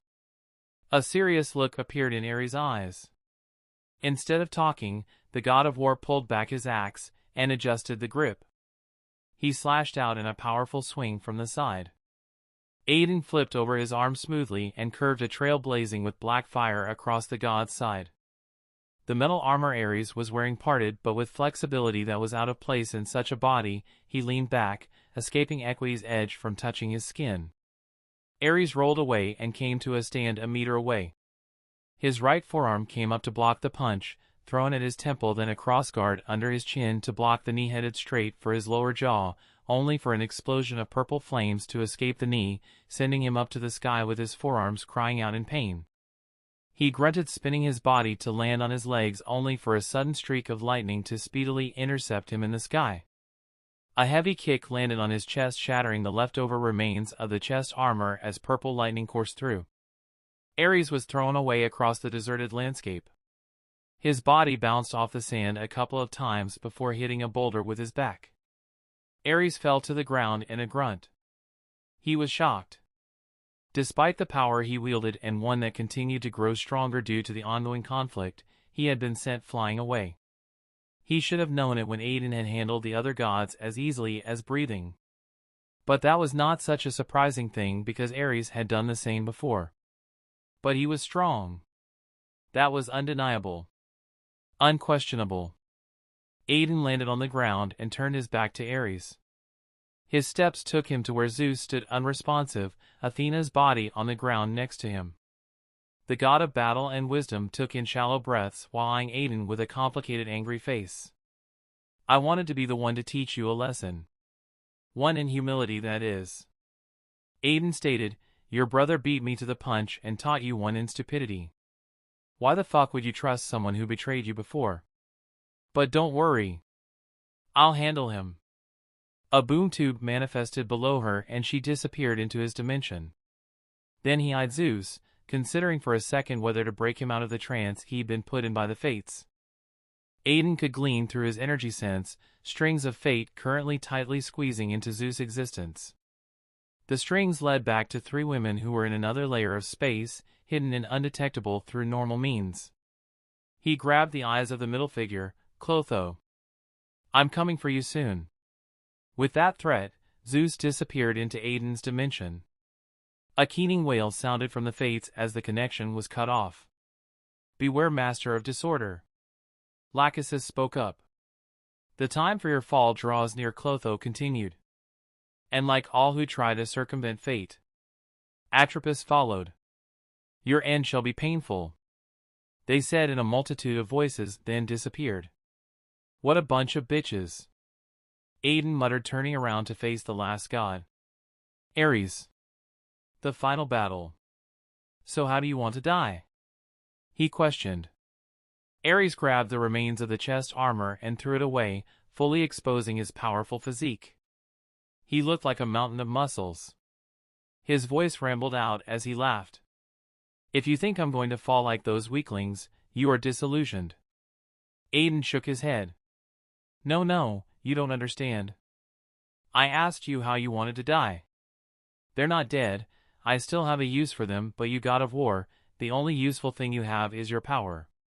He raised his hand, tightened it into a fist. And I'm going to strip it from your corpse and give it to someone who deserves it. The red smoke wafting off of Ares' helm grew more potent. I am going to make you suffer, he warned, making Aiden snort. That's my line. Arg! Ares stomped the ground in a few steps, making it rumble as he sped towards Aiden. Then he jumped, instantly shedding his normal size for a giant of a god that cast a shadow above Aiden. Aiden was moving by the time Ares fell. The ground quaked underneath the god of war's descent. His powerful battle axe split the ground into two at Aiden's previous position. The Avatar had jumped at the last minute, running across the shaft of the axe towards the god of war's neck. He stepped on Ares' powerful arm, only for shards of weapons to sprout on his skin towards him. Aiden jumped off and skated in the air, around Ares' back. The god of war instantly shrunk and spun, using the still huge axe mid-swing to increase his momentum. His fist passed by Aiden as he leaned out of the way, bracing Ares' tricep with his left forearm while grabbing the wrist in his right arm. Then he pulled the arm down onto his knee. A sharp crack sounded out as Ares' hand was broken at the elbow. The hefty shaft of the axe fell out of the broken hand into Ares' other palm. He slashed out, aiming to split Aiden into two. Aiden zoomed away in a burst of lightning, winding up behind Ares. His hand was sheathed with sparks of violently gyrating purple lightning that he brought down on Ares' back. The god of war felt the danger and instantly let out a burst of telekinetic power, pushing Aiden off. Aiden floated to the ground, aided by air and annoyance so close. He thought. Ares breathed out heavily. That had been so close. You bastard. He called out, deciding to use his entire strength. The wind picked up as a low rumble spread out across the distance between them. Red smoke rose up from the cracks that appeared on the ground. Misshapen arms with strips of flesh followed closely by rotting corpses with rusted weapons and armor rose up from the ground. Aiden looked at the scene and snorted. What is this, Night of the Living Dead? Is this the best you can offer, O god of war? Ares gritted his teeth in anger. I shall. Destroy me, break my body, make me suffer for eternity, yada yada. This battle is over, Ares. Aiden stated in disappointment, walking forward towards the hundreds of living dead soldiers called up from the underworld by Ares. And guess what, it will end with a sudden thunderclap and shock. With the final word, Aiden fully employed his speed. Purple sparks greater than anything he had displayed screeched through the air as he surpassed his highest speed. Equity slashed out, sending a swathe of formless net like lightning that destroyed all the undead warriors before him, clearing the way for his form to blur past. His feet not touching the ground due to how fast he was going. Clap! Ares only felt a pressure as Equity's edge and its lance form speared through his chest too fast to catch. The last thing he saw clearly were the shifting eyes. Aiden's brown eyes flashed red. Equity, absorbed. Then the pain begun and Ares felt something that was linked to everything he was, get ripped out. His eyes grew wide as bursts of divine energy rippled out, yet despite creating a crater with them at the epicenter, the energy was forcefully pulled back into Aiden's weapon. Ares started, or rather tried to thrash. To do anything to stop this robbery. He could feel the darkness encroaching from the corner of his eyes. You brought this upon yourself, Ares. Your core is stained by the lives of millions. Console yourself with the knowledge that you were not felled by any ordinary being. Your life was reaped by the motherfucking Avatar. Darkness fully swallowed Ares. Elsewhere, this is not what I signed up for. Deadman stated, flying away from a beam of pure ice. This thing could even see him when he was functionally invisible. Bah, who am I kidding? It's either this or watching Saturday morning cartoons. Actually, that doesn't sound so bad. For Chrisake Deadman, focus. Constantine growled, his hands flashing in the air as he managed to create a shield of mystical energy that protected him from a beam of super condensed acid. 6 heads. Not quite the Hydra. We're instead dealing with Yamana no Orochi. Constantine explained as the monster with 6 serpent heads and a huge body measuring 50 feet fully stepped out of the chaos vortex. Something they had been trying to stop from happening. The cordon across the beach was rocked with a massive wave of water that submerged the entire section in sea water. Is this the worst possible outcome you were talking about? Deadman asked. Gee, I wonder what gave you that idea. Constantine shot back sarcastically. Is it the huge mythical monster trying to kill us? You don't have to sound so rude. Deadman complained. Is everyone far away enough? I'm about to bring out the big guns. Constantine asked the ghost man who could sense life fluctuations. Yeah. Go crazy. Constantine nodded, giving him a final instruction. Distract the fucker. The ghost man gave a curt nod and dove in towards the heads. A beam of lightning shot out towards him that he dove under, but a slight contact with the super beam took him spinning away as the energy managed to hurt him. "Constantine, I can't get too close," he told his colleague, only to see him occupied by the chanting he was doing. A long tail with a huge barbed snake head from Orochi swung out and smashed into the building Constantine was standing on. The dust settled and Deadman controlling Constantine's body flew from the debris of the falling building to another. Phew! That was too close. Orochi fully stepped out into the beach and roared with all his heads. The eyes of his heads had a cruel light in them that eyed the helicopter flying a bit far away in the air. He pulled back some of his heads, aimed at the air craft and released a beam of fire, freezing ice, and super condensed air currents. They cut through the air in astonishing speeds. "Q-so!" The pilot cursed out and tried to shift the trajectory of the helicopter but was too late. Death beared down on them and the reporters he was carrying. But death met someone else in between it and its targets. In a flash of a sudden thunderclap, a figure appeared and slashed out his sword at the incoming beams. An arc of white flames exploded out of the sword he had in his hand and swallowed the beams. Orochi felt fear grip it from the sudden arrival of this new being. But it was Yamada no Orochi. None could stand in his way. All its heads pulled back in preparation for another massive attack. Constantine noticed the new arrival and instead of continuing his initial magic, he expertly diverted the energy from the spell of exorcism he was planning on to creating a zone around Orochi that stopped its movements. He knew the new arrival could handle the task of killing the mythical creature with minimal difficulty.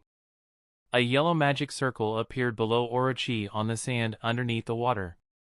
Yellow bindings held him captive, strong enough to obstruct its huge body despite the straining muscles. The white shadow narrowed their eyes. That was an opening. Streaks of white lightning shrouded his body and he was off, skating through the sky in speeds that although were slower than his true body were still very fast. The black saber in his hands slashed out as he passed through Orochi. The sword bit through the heads of the creature, a sheath of white flames extending out to lengthen the sword as he beheaded the monster in one fell swoop. Each head he cut off was sent to his hammer space until all that was left of Yamada no Orochi was a huge body with 0 heads. And for the finishing move, the white shadow looked up to the sky just as a massive boom tube manifested above Yamada no Orochi. A buildup of power that Constantine had only felt once before and not to this degree pulsed through. Is it a god? Deadman wondered. No, Constantine muttered confidently, wondering whether or not to tell him. Then he reminded himself to inform Deadman to keep what he was about to reveal a secret. Something more powerful than a god. Something able to stand beside the most powerful of beings as equals or, even more. This, Deadman, is what was responsible for my freedom.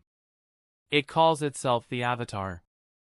Massive streaks of silver lightning fell through the boom tube to land on Yamada no Orochi. The silver lightning rang out with screeches and whistles, unstoppable in its task to bring complete destruction to what it landed on. Yamada no Orochi never felt when it died. It just did. All the water under the zone of magic it stood on similarly disappeared, exposing the scarred sea floor and parts of the beach.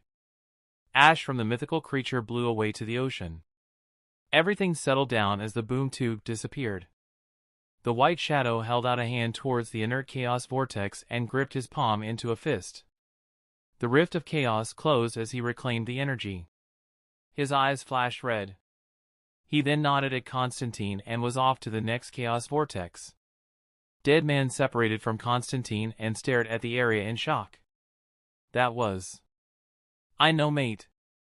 Constantine nodded, adding not a second later, blimey, I need a smoke. Aiden's POV, the boom tube disappeared after I'd sent the attack through. I couldn't afford to waste any more time with senseless fighting when I could tell that someone was actively trying to use my chaos vortex for something nefarious. Already 8 of the vortexes were unraveled by that someone, leaving only 9. I looked at the mission tab and saw the progress on the mission I'd received go up. I had unraveled 1 chaos vortex and the Justice League had taken care of 4. Due to them being my allies for this mission, I knew I was going to receive the rewards for 5 of the Chaos Vortexes. That only left 12 vortexes that I hadn't personally gotten to. Of those 12 vortexes, 8 were unraveled and the energy sucked out. Which left 4. I had to get to those 4 before they could. Using the innate sense I possessed over the chair's pockets, I could direct my homunculi puppet there while I dealt with the fallout from defeating the gods. The Hollow Lands had new occupants. All the Olympians who had stood against me sans Aries who was dead were chained up in pillars set along in a semicircle. I stepped forward to address them. So here's the deal, if you want your freedom back, you will have to sign this soul contract. I held up a regular-looking sheet of brown scroll that pulsed with power. The benefits of having hundreds of thousands of demons in my realm? I had learned how to make demon contracts. Well, my own variants, of course. And so the end of the plan arrived with me standing above my enemies. There was no one to save them. I had truly won. The look on Zeus' face confirmed that for me. Objective complete, survive the machinations of the fates. Chapter 193, Fallout. General POV, Sphere of the Gods, Hindu Pantheon, Shiva, the supreme deity meditated atop a peak on Mount Kailash. The air was supercharged with his divine energy, manifested in a perception that could feel all planes. Nothing was hidden through Shakti. The god of destruction was truly fearsome. He opened his eyes in slight curiosity. Kali, do not do anything rash. He firmly stated, as if addressing the very air. A mortal with the power to destroy a god. Aries might have been a grand fool, but he was powerful. Only below Zeus. The mortal is incredibly dangerous. An Asura, albeit one yet to shed his mortal coil. You confuse him for other Asuras. Raktabija fell to your hands. Do you hunger for another worthy challenge? Shiva cut right straight to the matter. Kali was a protector of the innocents, yes, but her minor divinity in war influenced her lust for a good battle once in a while. And almost no one could offer that challenge. How about a spar, Lord Shiva? She asked, making Shiva sigh. Asgard, in the palace of the god King Odin, Tyr announced his presence by deeply bowing as soon as he stepped through the entrance. The king stepped away from his throne and walked down the steps. Arise, Tyr, now is not a time for such formalities. You felt it, I gather? Odin asked. Tyr knew the matter his father spoke of. Yes, I did, father. My influence over the war domain, it increased. Odin sighed. I see, very well. We should be expecting a guest soon. Hello, Odin. A soft melodic voice said, flying through the wide windows constructed above the king and queen's throne. The crow shifted into a figure that briefly warped into the image of 3 goddesses before forming into one figure. Morrigan, I would say it's a pleasure to see you, but we both know that would be a falsehood. Odin, the Irish goddess of war, chuckled. Always so direct. Your inability to mince words is frustrating sometimes. But that is part of your charm, I suppose. She said with a sinful smile. Huh, should I leave? Tyr asked, unsurely. Yes. No. The other 2 gave contrasting answers. Odin narrowed his one eye. He stays. He is also a god of war. The Morrigan snorted, her black dress drifting in the wind as she walked out into the balcony of Asgard. Spoil sport. She muttered. She is. Tyr started. Insufferable? Odin asked. No. I was going to say terrifying. He said somberly. Yes. Insufferable. Odin sharply replied before walking towards her. Elsewhere, all across the infinite expanse of the sphere of the gods, each of the war gods associated with Earth felt a change in the war domain. One of their strongest had died. It was surprising for a god to die. If everyone forgot who a god was, then that god gained a lifespan that would expire over the years. But such cases were rare. But not as rare as what happened to the Greek pantheon. The Greek pantheon was top 5 in power, just below the Shinto, Jade Emperor's Pavilion and Hindu pantheon. And it could be argued that that was only half their power, for they possessed other no less powerful identities as the Roman gods. But now Aries and Mars were dead. Completely erased from existence.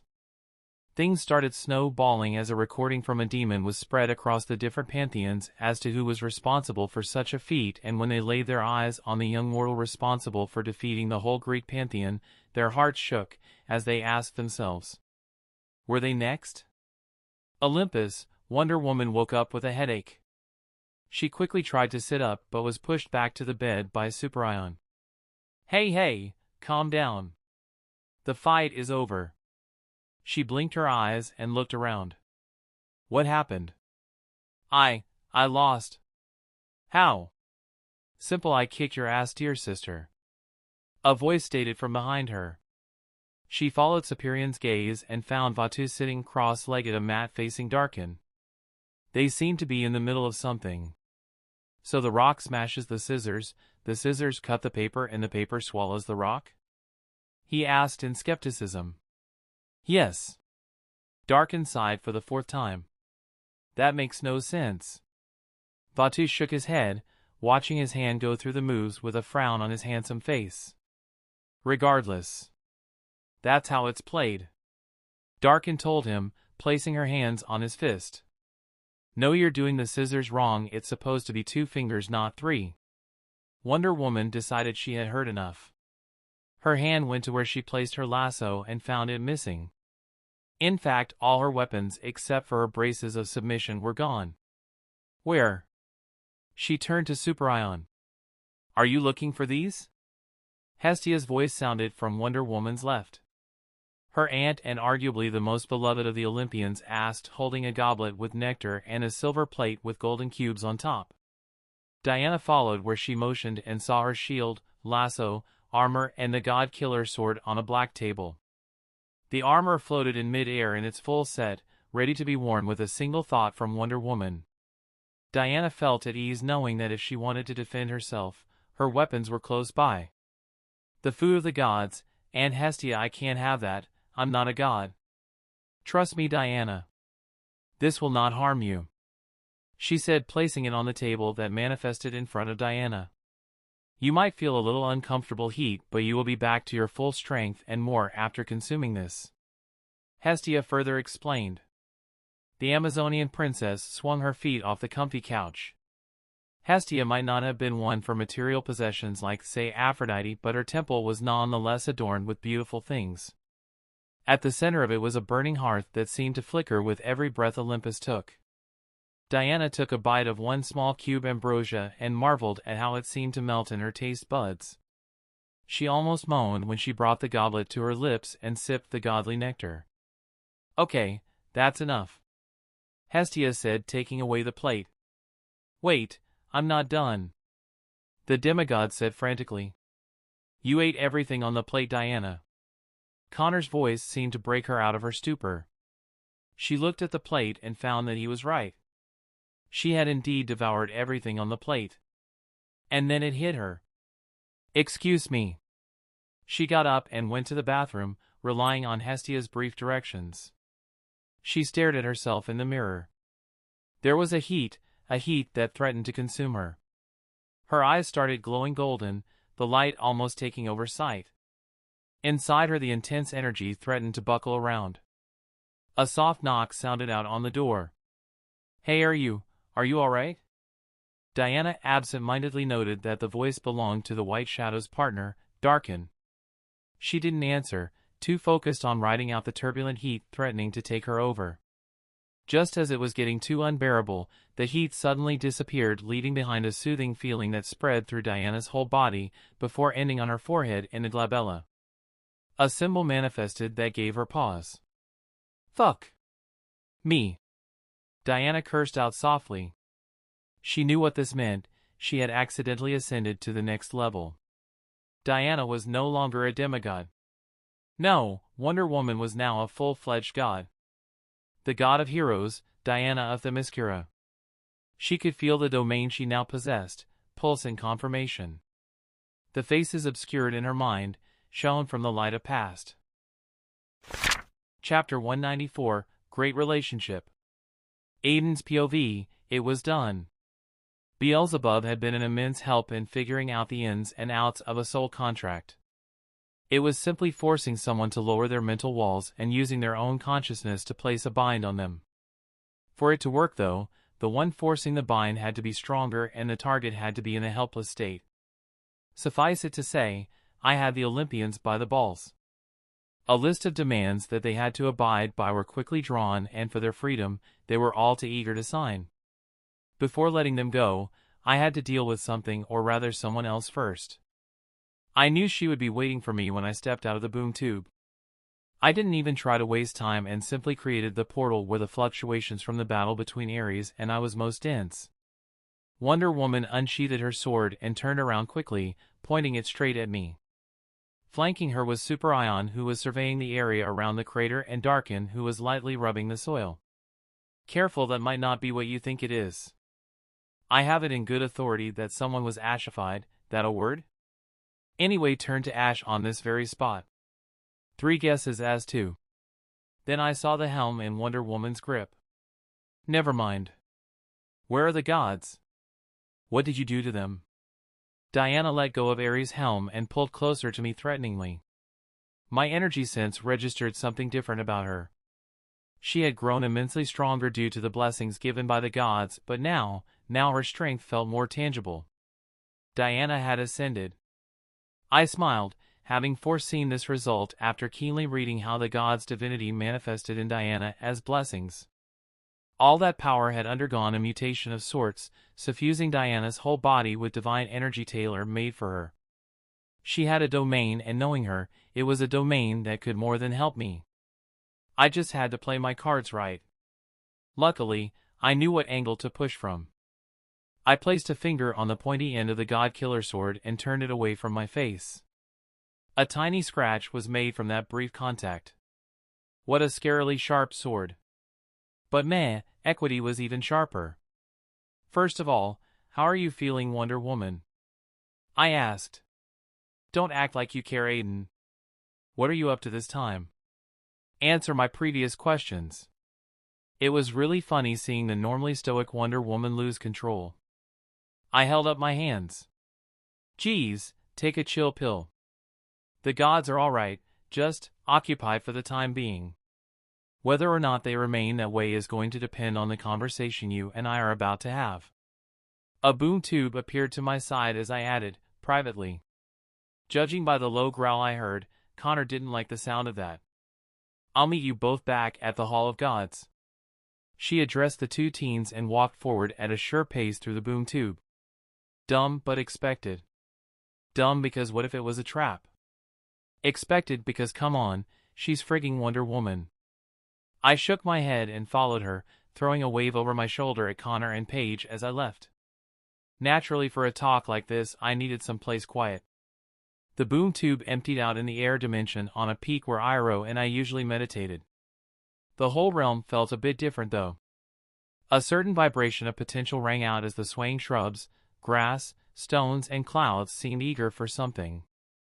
Weird. I crossed my legs and fell into a short meditation. Diana, on the other hand, ignored me in favor of floating up and looking out into the valley in front of us. A few minutes later, I felt her sit down before me. This is your dimension, she stated. I nodded in confirmation. It's very peaceful. I smiled at the compliment. Thank you. It's one of my favorite places. A brief silence fell before she broke it with a simple order. Start from the beginning. I narrowed my eyes at the tone. Please. Make me understand, Aiden. It's a request, not an order. She added with a small blush. At least she wasn't as stubborn as Batman. Wonder Woman, while set in her ways, knew that nothing was ever black and white. In the presence of others, she wouldn't have readily acted so amiably and hear me out. It's something I'd noticed from before. The pressures of being a leader meant that you couldn't lower your head in certain situations lest the ones under you lose faith in your leadership. I'll try to keep it short. I decided. No. Don't leave out anything. Wonder Woman countered. Are you sure you want that? The longer we take, the more Olympus is at risk of getting destroyed. She sucked in a deep breath. Keep it short then. Zeus sent Apollo to forcefully capture me. The true motive, however, was even more nefarious. So I told her everything. About how her father had tried to turn me into a slave. How Artemis had attacked me to save her brother. I watched her face change dozens of times. In disbelief, anger, sadness, and finally resignation. I am sorry you had to go through all that, Aiden. She finally spoke up. I waved the apology away. Don't sweat it. Your dad is the dick, not you. I had told her everything. And anyone unbiased could see that I was actually not the one in the wrong. However, regardless. Oh, come the fuck on. I threw my hands up. There is no regardless, no buts, no looking back and telling me I should have chosen another option than what I did. Violence is not always the way. Wonder Woman admonished. And I fucking agree. Believe me, I do. I told her with as much intensity as I could. But I'm not someone you go after and expect no retaliation. I am more than just a man, Diana, and it's high time people started understanding that. This is getting us nowhere. I need to know one last thing. What now? Our eyes established contact. You already know what's coming next. I'm going to choose the next Skyfather and hopefully put this enmity with your dad's side to rest. And you already have a replacement in mind, she said sourly. I laughed at her statement. Literally anyone would argue that you can't do worse than Zeus. He is there for a reason. He's ruled for millennia. All too late I realized something. We were falling back to old habits. Arguing over our ideals and principles. Look, Diana, let's be real. I hold the power here. And a simple talk over who's right or wrong won't change that. I could see, I had grabbed her attention with that. You already suspect who I'm going to install on that throne. Vatu. She said, and I did not deny the claim. And he listens to you. This was your plan all along. You knew the gods would never accept an outsider to lead them, not even if your power is stronger than all the 12 Olympians. But Vatu is the son of Zeus and Métis. If anyone should rule, it's him. She concluded, connecting everything together. Now the question remains, what can you offer me to stop all that from happening? My smile was predatory. Diana had a bitter expression in her face. What do you want? She bit out easy. I leaned in. I have a few strong suggestions that I would like the Justice League and by extension the UN to consider. And by consider I mean accept. It took a split second for her to refuse with a resounding, no, I will not compromise the integrity of the Justice League for your selfish desires. She told me in no uncertain terms, making me sigh. You're acting as if I told you to make the death sentence an option for villains with too many strikes. She raised an eyebrow. Okay, fine. That was one of my suggestions. But your passive nature is no less annoying now than it was 3 months ago. I admitted. How about a compromise? I spoke up before she could. I'm listening. Diana replied. Getting the death sentence might be too much of a stretch for you do-gooders, so what if I told you I had an alternative?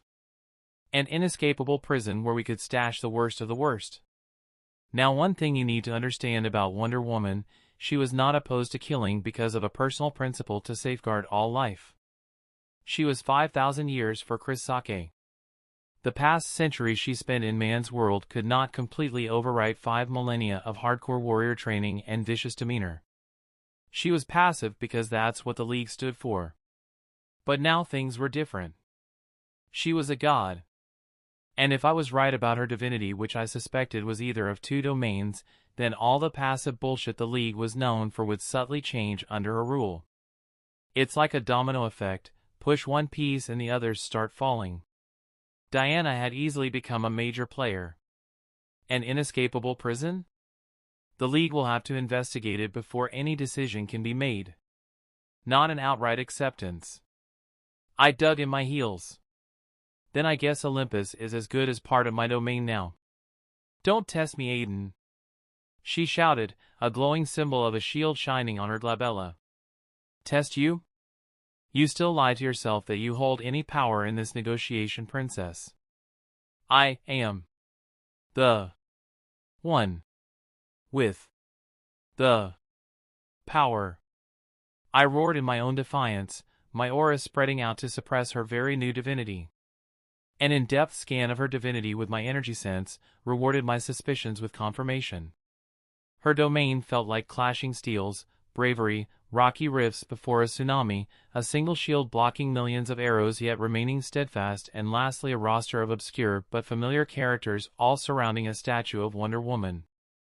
Do not make a true enemy out of me, god of heroes. I spat out, and by the widening of her eyes, I knew I was right. A brief silence settled between us. Fine. You win. For now.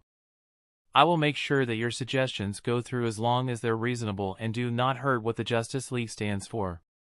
Diana finally agreed. I held out my hand to shake hers. This is the start of a great relationship. Chapter 195, Time with the Kids. Aiden's POV, we hashed a few more things out and then we were done with the discussion. One last thing. Wonder Woman started before she could enter the boom tube. Who are you going to pick to replace Zeus? She had tried to fight for her father to stay in power, but I refused. In part due to the deal we had made. If Zeus' chosen champion were to lose, then he would leave the throne. That deal was intrinsically tied to our own power. Breaking such a pact would therefore not be advisable. She relented on that, but ultimately accepted that my decision was final. Sorry, Diana. I smiled. That's a spoiler. She looked at me for a few more seconds before sighing and turning to leave. Once she was gone, I teleported to my main dimension and watched as Star and the kids played. I kept myself invisible from their detection. Breeze, the little minx, somehow managed to find me if the feather-like tickle from the air was any indication. They were playing around in the ocean while Star chilled on the beach with a coconut drink in her hand. Her eyes, however, were softly gazing at the kids. Match was running across the water in a competition with Kai. A sonic boom exploded out of the young Kryptonian, leaving the flying dragonette behind. That was until Kai changed into a streak of purple lightning and zoomed out towards Match, hot on his heels. The two ran laps around the island with no discernible winner. A tsunami of water hit the beach and washed Sai, who was somehow trying to. Is he surfing? I muttered in shock. Who had even shown him how to surf, let alone make such a concrete flame construct? The construct was even more wholesome than the ones I could make. I floated closer to Star and swept a bang of her luscious red hair away from her face. She stiffened before relaxing. Hey, she told me, lying back on the beach chair. How did you know it was me? I asked, still invisible. I wanted the kids to enjoy themselves without distractions. Crossing my legs on the beach, I sat with my shoulder level with Corey's head. The beach chair was not that far off the sand. I know your touch. She breathed out, her soft lips parting. She looked so beautiful. Thanks. I cleared my throat, trying to forget how her lips looked so inviting. Her scent was something that never failed to drive me crazy. Corey was simply too tempting for me. For what? She wondered out loud. You know I like hanging out with the kids. She added, making me nod. They had missed you. Like a lot. It got so worse after you left, Kai and Breeze refused to talk to me for a week. I laughed at the memory. Is that when the prank started? She asked, referring to Breeze's new habit. That's when the prank started. I confirmed as we both chuckled. You kept it. I noticed the necklace I'd given her hanging over her neck.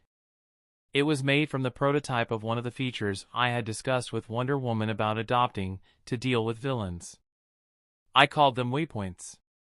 Crystal bands that upon arriving at a set location instantly teleports the target to the HoloLands. You couldn't die or escape in the HoloLands. It was impenetrable, capable of even imprisoning gods.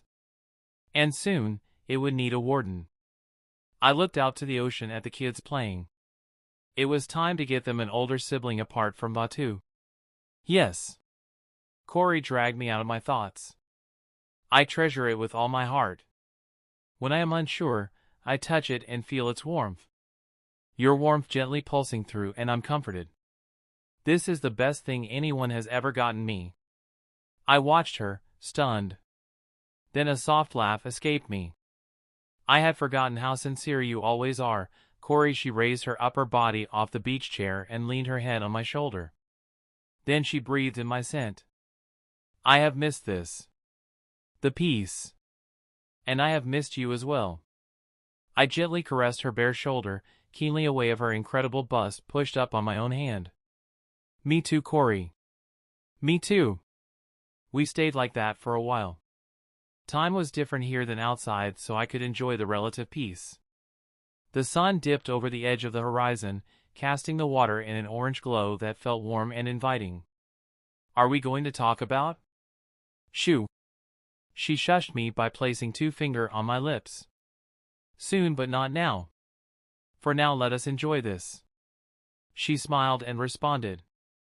I gave a short nod and watched as the kids finally got tired of playing in the waning light and started coming up to the shore. I decided to reveal myself finally. Dad! The first one to notice me was Sai. His body, similar to Kai's earlier, turned into a streak of lightning and slammed into my legs in a fierce hug.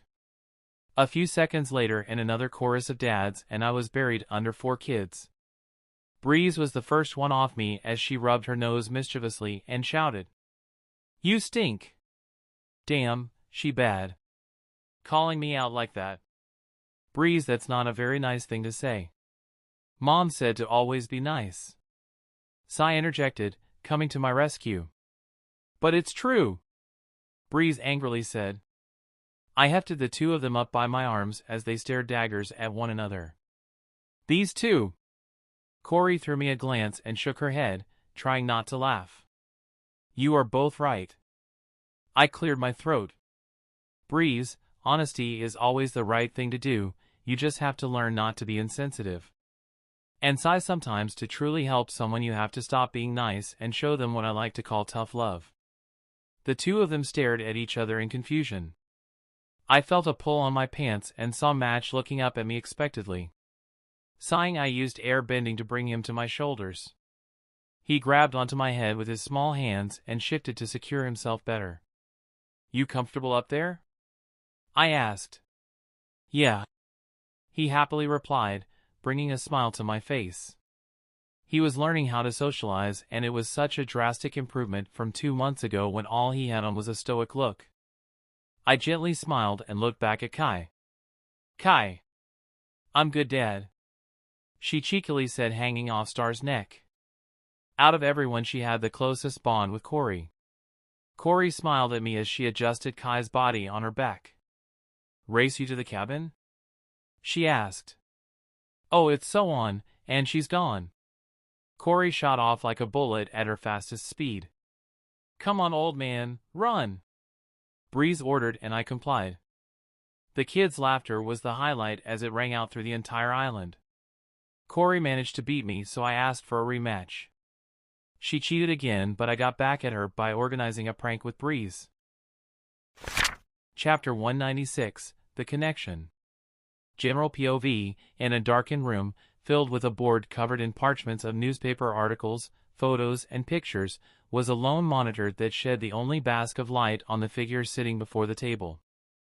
A plate with a half-eaten pizza with mold growing out of it sat next to a quarter full of orange juice in a glass. The man sitting across the monitor leaned to the side and grabbed the headphones slung over on the mic adjusting cord on the stand. He pulled the mic closer as well, breathing heavily as he wiped the sweat on his face off. He had an untidy beard as well as bloodshot eyes as he began the podcast. Hello out there, mystery lovers. It's your favorite conspiracy podcast, Man in the Know here. However, this is not just a regular conspiracy theory channel touting about how the Earth is flat and whatnot. I'll leave that for the fools who don't understand science. He laughed out loud at the unfunny joke. No, but seriously. Here we try to prove if shit is real, excuse my language, or not. We get down and dirty. And all my information is compiled from a long list of research. Mostly public witnesses, news network, and superhero forums. I still haven't gotten a reply from the CIA about my request for a sneak peek on some of their data to confirm whether my info is usually right, but I know a guy willing to. He cleared his throat, cursing himself for almost saying something he shouldn't have. You don't mess with the underworld. That's besides the point, mystery lovers, because this week, I have something that will knock your socks off. He took in a deep breath. Before that, shameless plug for my sponsors, Elite Cleaning Products are amazing at removing stains. He went on to give a clearly practiced and monotonous tirade. After the advertising, he grabbed the glass with the orange juice with his meaty fingers and proceeded to drown it. Ah, so refreshing. He belched. Now where was I? A ringing sound came through the line, but he cut it. I won't take any calls just yet. First you have to listen to what I got for you today. His whole demeanor underwent a change. For a few months now, a series of heists have been carried out without the perpetrators getting caught. Some notable locations that have been broken into are like the Museum of Mosgard, where an artifact able to cast illusions over a wide area called the Mask of Amipet was taken. The mask was later on used by Abracadabra to rob a jewelry store in Central City before the Flash apprehended him. That was 2 months ago.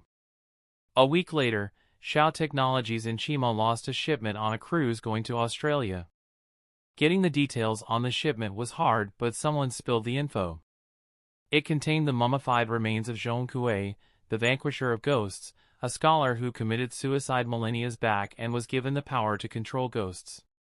A few days later in Savannah Industries, Fawcett City, an experimental drug capable of fully rejuvenating the recently dead at the risk of insanity was stolen by Brother Blood with, you guessed it, an army of his cultists and ghosts. Shazam, who is no longer a member of the Justice League by the way, handled that particular villain with the help from Green Arrow. There are more cases like these too. The disappearance of the Tata della Minia, a painting that is said to bring good luck to all gaze upon it, the Sword of Achilles, said to contain his mythical powers, and a mystical goblet from King Solomon's own collection, said to house the soul of a jinn. The jinn can only be stirred from his slumber by pouring the purest waters of the earth in the cup. He snorted. Good luck with that. But why am I telling you all this? Through all the heists, there was one thing in common. White flames and clouds of darkness. That was literally it. Until a security guard managed to snag a picture of the ones responsible, and while it's unclear, glowing blue eyes from a figure with a dragon tattoo and flashes of white lightning can clearly be seen. The authorities designated him as the contractor, but the internet gave him another moniker, the White Shadow. And to aid him, the White Shadow has a partner. Darken. Her powers are exactly as stated, darkness and shadow manipulation in an unprecedented scale. She is able to plunge over 5 blocks in a darkness that dulls the senses. She can form constructs like weapons, shields, and form wings made of darkness behind her that she can use to fly. He finished with a tinge of excitement coloring his tone. No one knows if their abilities, particularly hers, are as a result of a meta gene or of its magic. My money's on magic. A meta gene is more restricted in certain aspects. For example, Black Canary can only emit powerful sonic blasts from her mouth. Darken, however, has been known to shift her form into darkness, effectively becoming intangible as well as teleport through shadows. Magic, while having strict rules, is not limited like a meta gene. The other possibility is a fusion of both meta powers and magic, effectively making her a hybrid. A call started blaring through, but he hanged up with a groan. I know you have questions, guys, but I'm getting to the good part, so please calm down. Now, not much is known about the White Shadow. He is a true enigma. His powers consist of pyrokinesis, which he uses to control and manipulate a white fire for various effects. He can conjure shields and weapons by compressing the flames and release very hot flames capable of melting steel. He paused to grab the slice of pizza from his plate, sniffed it, shrugged and proceeded to take a bite. The White Shadow also possesses lightning manipulation similar to Black Lightning. The difference of course being that his lightning is completely white. It is also strong enough to completely shred apart a shipping container as evidenced when the shipment from Shao Technologies was stolen. He chewed and swallowed before belching to the side. Super strength, super speed, enhanced senses, and the ability to teleport seem to be a part of his power as well. The two have faced off against the Super Ion and the Justice League Mini, still hoping that name will catch on, but never have they once captured either of them. If you're new to the channel and want more info on Super Ion and Justice League Mini along with Superman's cause of disappearance, revisit some of my older episodes. Now mystery lovers, you might be wondering why I gave you all a rundown of all that, right? Simple, for the first time ever, a news crew has managed to capture footage of the White Shadow in action. The incident happened in Japan on one of the Chaos Pockets the League labeled a hazard. I'm sure you're all aware of Chaos Pockets now. They appeared 2 days ago. Popular consensus makes them out to be pocket dimensions sustained by a mass belief in something native to that location. It is also a sign that the world has gone to shit. A few months ago, Pluto was destroyed, the debris is only just now reaching Mars, the moon was temporarily covered by a halo of light. Further study showed that the halo was made up flying beings. I don't believe it was angels like some experts say. And then Superman disappeared. The string of heists carried out successfully by the White Shadow happened, and recently the Chaos Pockets, followed by the disappearance of the moon. Of course it came back, but still. All these things points to something coming. Something huge is on the way. His voice grew grim. A new world order. His line started blowing out from the hundreds of calls. And standing in the middle of it all is the White Shadow. All the objects from the heists he carried out ended in the hands of other villains, showing that he's a dealer. But if he is a villain, then why would he bother to save people from the Chaos Pockets? First caller of the day, how are you? He finished and accepted a random call. Yeah, a soft voice that sounded young replied. I was wondering if they're dating? You know, Darkin and the White Shadow, the man in the room, shook his head in disbelief. I just revealed to you all about a possible connection between all the crazy shit that has happened, and you're worried about whether they fuck or not? He questioned in annoyance. Yeah. The soft voice replied. Probably. The man sighed. I mean, from the rare pics ever captured of them, Darkin is a total babe. The White Shadow would be a fool not to hit that. He swerved on his chair while sipping the last of the orange juice. Then a prompt appeared on his screen. The man scrambled to his keyboard in excitement. I just got the link to the video, guys. The raw footage of the White Shadow going ballistic on a monster's ass. I'm sending the link to my Discord now. And done! He then clicked on the link and started playing the video. After it ended, the man had a shocked look on his face. He removed the glasses on his face and rubbed them. That was Yamada Orochi, and he took it down without even trying, guys. I think I'll need to evaluate his power again. He momentarily switched off the mic and headphones and walked over to his board. Newspaper clippings dating back to 6 months ago showed an image of Maelstrom in Metropolis, with Superman and Super Ion saving a bus. Then another article showed a grainy picture of Maelstrom standing above Superman's body. Then another picture showed him flying away from Washington. All these articles were connected together with a red string. The man uncapped a Sharpie and wrote down on a piece of paper. He then attached the paper to the middle of the board, separating the board into 2 sides. One side was labeled Maelstrom and the other was labeled the White Shadow. For months he'd been trying to figure out the connection between them. He wasn't the one to even start suspecting a connection. No, that had been a friend that wanted payback. But now he had the connection. He used the Sharpie to circle the word on the piece of paper he'd written. The Yellow Portals. Chapter 197, Overlord. Aiden's POV, I slung the blanket over Match's body and rubbed his hair. I clutched a little sand in my arms and closed my eyes. The sand poured through a small boom tube that acted as a gateway to the boundaries separating reality and my realm. This place was unbound by time or space. It was a neutral ground that admittedly I knew very little about, and the only thing to be found in it were inverse beings. Beings that could not interact with tangible reality because they were the stark contrast to known existence. My mental feeler pulsed with the memory of the energy signature of the being I sought out. Brother, if you can hear me, I pray to you. Let the dreams of my loved ones be full of happiness and joy. Give them a reality where anything is possible.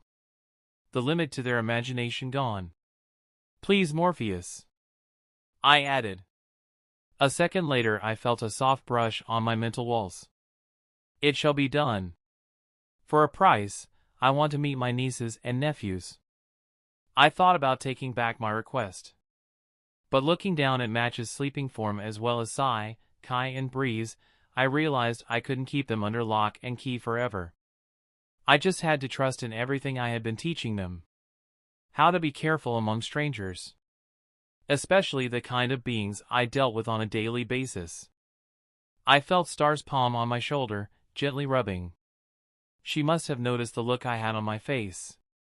Everything is going to be all right, she offered, to which I smiled. I really hope so, because there was no taking this back. Okay, brother. You will meet them soon. I shut off the connection. Don't worry about the nightmares anymore, Match. Go to sleep. I turned to Match and softly assured. He gave a cute yawn and nodded sleepily. Once outside, I looked out to the ocean and thought. I could feel Corey's presence behind me clearly. You are an awesome dad, Aiden. My breath hitched as her voice tickled my ears. I closed my eyes and released a slow breath. I don't know about that. I don't even know how my dad and mom managed to raise me. I chuckled. Believe it or not, I used to be a little terror when I was a kid. Like Breeze? That made me laugh harder. Exactly like Breeze. But, I don't know. Through it all, I could count on my parents to know what to do. In every situation, they were my security. But now that I'm taking care of the kids, I realize they had no fucking clue what they were doing. They just loved me. That's it. Just love. And that's enough. Starfire assured. No. I don't think it is, Corey. Not really. Not in this world. I turned to her. They have so much power and potential, and I'm afraid that others will seek to use them. Starfire's face changed. You can't control everything, Aiden. Ultimate mission issued, Overlord. I looked at the mission that appeared in my vision. The first and last of its kind. I read through its description. It was not detailed like the usual missions. The standard mission parameters, objectives, and rewards were all blank. In fact, it only had one statement. Bring all under your dominion. It was as I was standing there, seeing the gentle waters of the sea lap at the beach, as the girl who made my heart skip a beat gently held me from the back, that I made a pact. To safeguard what I had, I couldn't just be the Avatar. Not when I knew of threats far worse than Naren. Not when everything I had could be taken away in the blink of an eye. So I decided to become more. And what's more than the Lord of True Balance? Guess I'll just have to find out. I rubbed Starfire's hand and softly answered. Watch me. General POV, the Aztec ruins, New Mexico, the boom tube's light pulsed upon its activation, the white shadow stepping through. The sand on the ground crunched under his landing as he warily looked around. The only reason he'd even known there was a chaos pocket here was because of the innate connection he had with his own chaos energy. Otherwise, the old magic in these ruins clouded any energy distortions. It was weird. There was not much that could interfere with chaos energy. Among what could, primordial energy, the precursor to what was there before the gods came, could be used to maybe suppress its energy imprint, but not chaos itself. He breathed in, yet traces of unrefined divinity were left here. And not only that, but they were here. The boom tube behind him disappeared as he opened his eyes. The blue orbs were as sharp as the saber that appeared in his hands. From the shadows came out two beings. A girl sitting on a hulking crystal creature and a boy with a cat in his hands. "Well, this is certainly unexpected," Child commented, feeling on edge, yet the small innocent smile on her face remained. Tickle's hair stood on ends as she dramatically growled. "Tickle, what's wrong? Are you hungry? You want me to feed you? But we just ate." The familiar scratched Clarion's hand and growled again. "Ouch!" Clarion cried out before his face changed. "Wait, flee not feed? You want us to run away because this new guy can kill us?" Clarion raised his eyes, glowing red as his aura rippled out. "You!" he roared. "You scared my cat. I am going to." A red portal manifested beside Clarion and swallowed him. "Ah, much better." His whining was getting on my nerves. "Now then, introductions are in order. I am your soon-to-be destroyer. Who are you and where are the two funny humans who have been chasing us throughout the planet?" she said in an adorable voice. The white shadow cocked his head to the side, surveying with all his senses to make sure Clarion wasn't planning a sneak attack. "Humph. How rude. Kill him, Flaw." She gave the order and cackled madly as the crystal familiar under her ran to carry out the order. It jumped the length of 20 meters and came down, hands raised to smash the forearms down at the white shadow. A boom tube intercepted them, but Child felt the energy fluctuations and quickly portaled out through her own red portal. Then they appeared behind the white shadow. Flaw's right arm shifted into a long sword, which it used to slash out at Aiden. There was a loud clang and a huge bang as a crater formed under the white shadow's feet. His right hand was raised to block the sword arm from slashing him apart while the other was held close to his hip. The dust settled and Child widened her eyes. On Aiden's left palm was a gyrating ball of white flame. "Oh crap!" Child muttered uncharacteristically, feeling the compressed energy in the attack. The white shadow aimed at them both and released the flame attack. Streaks of white lightning washed out across the surroundings as a concentrated fire explosion drowned out Child and Flaw. Finally understanding that whoever she was dealing with was not like the other two, Child decided that she had spent more than enough time entertaining him. She and Flaw both broke apart into a swarm of red locusts, avoiding most of the attack, then flew away into a red portal. "See you soon, mister. Don't worry, next time I'll make sure to kill you," she added in a chipper tone, as if she was selling chocolate. "So that you don't get too lonely, I have a neat surprise for you. Make sure you live long enough to see the end of everything. It is going to be fabulous." Ha ha ha. The red portal disappeared, leaving the white shadow alone once more. "What a crazy bitch," the white shadow commented. To be honest, while Aiden was actively using his alter ego to unravel the chaos pockets scattered across the world, most of his attention was with his main body. That had been the reason he had been so silent. The black saber disappeared into his hammer space as he walked towards the ruins. It seemed as if the ones responsible for giving the tour through the Aztec ruins had cordoned the area off. Though it seemed to be very recent and shoddy.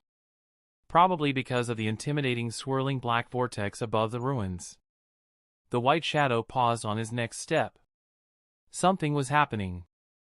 The chaos vortex had instantly doubled in intensity before squeezing onto itself and then exploding out into a widespread shockwave that felled the outcrop of rocks, standing monuments, and statues. The whole area was rendered flat. The black saber appeared in the white shadow's hands, before he created a shield of white flames around him. The shockwaves, noise from falling debris and dust finally died down. The white shadow's hand tightened. There was something present. An energy signature that distinctly felt like old magic, chaos, mystical energy, and funnily enough, spiritual energy. A powerful landing heralded the full reveal. A black jaguar large in size that possessed glowing turquoise eyes, a powerfully built front section, and was covered in traditional Mesoamerican markings along his front legs and neck. Across his face was a horizontal scar in bright red. the inside of his fanged mouth a fluorescent turquoise like his eyes. "Speak, trespasser, who are you? You step on the grounds of a chosen people." The white shadow was silent for a while before stepping forward. "A chosen people that do not really exist now. It's many years into the future yet. I ask one question of you, who is your master?" The black jaguar roared, sending vibrations of sound across the whole area. "I have no master. I merely protect that which I feel deserves not to be desecrated. Leave, outsider, or face my wrath."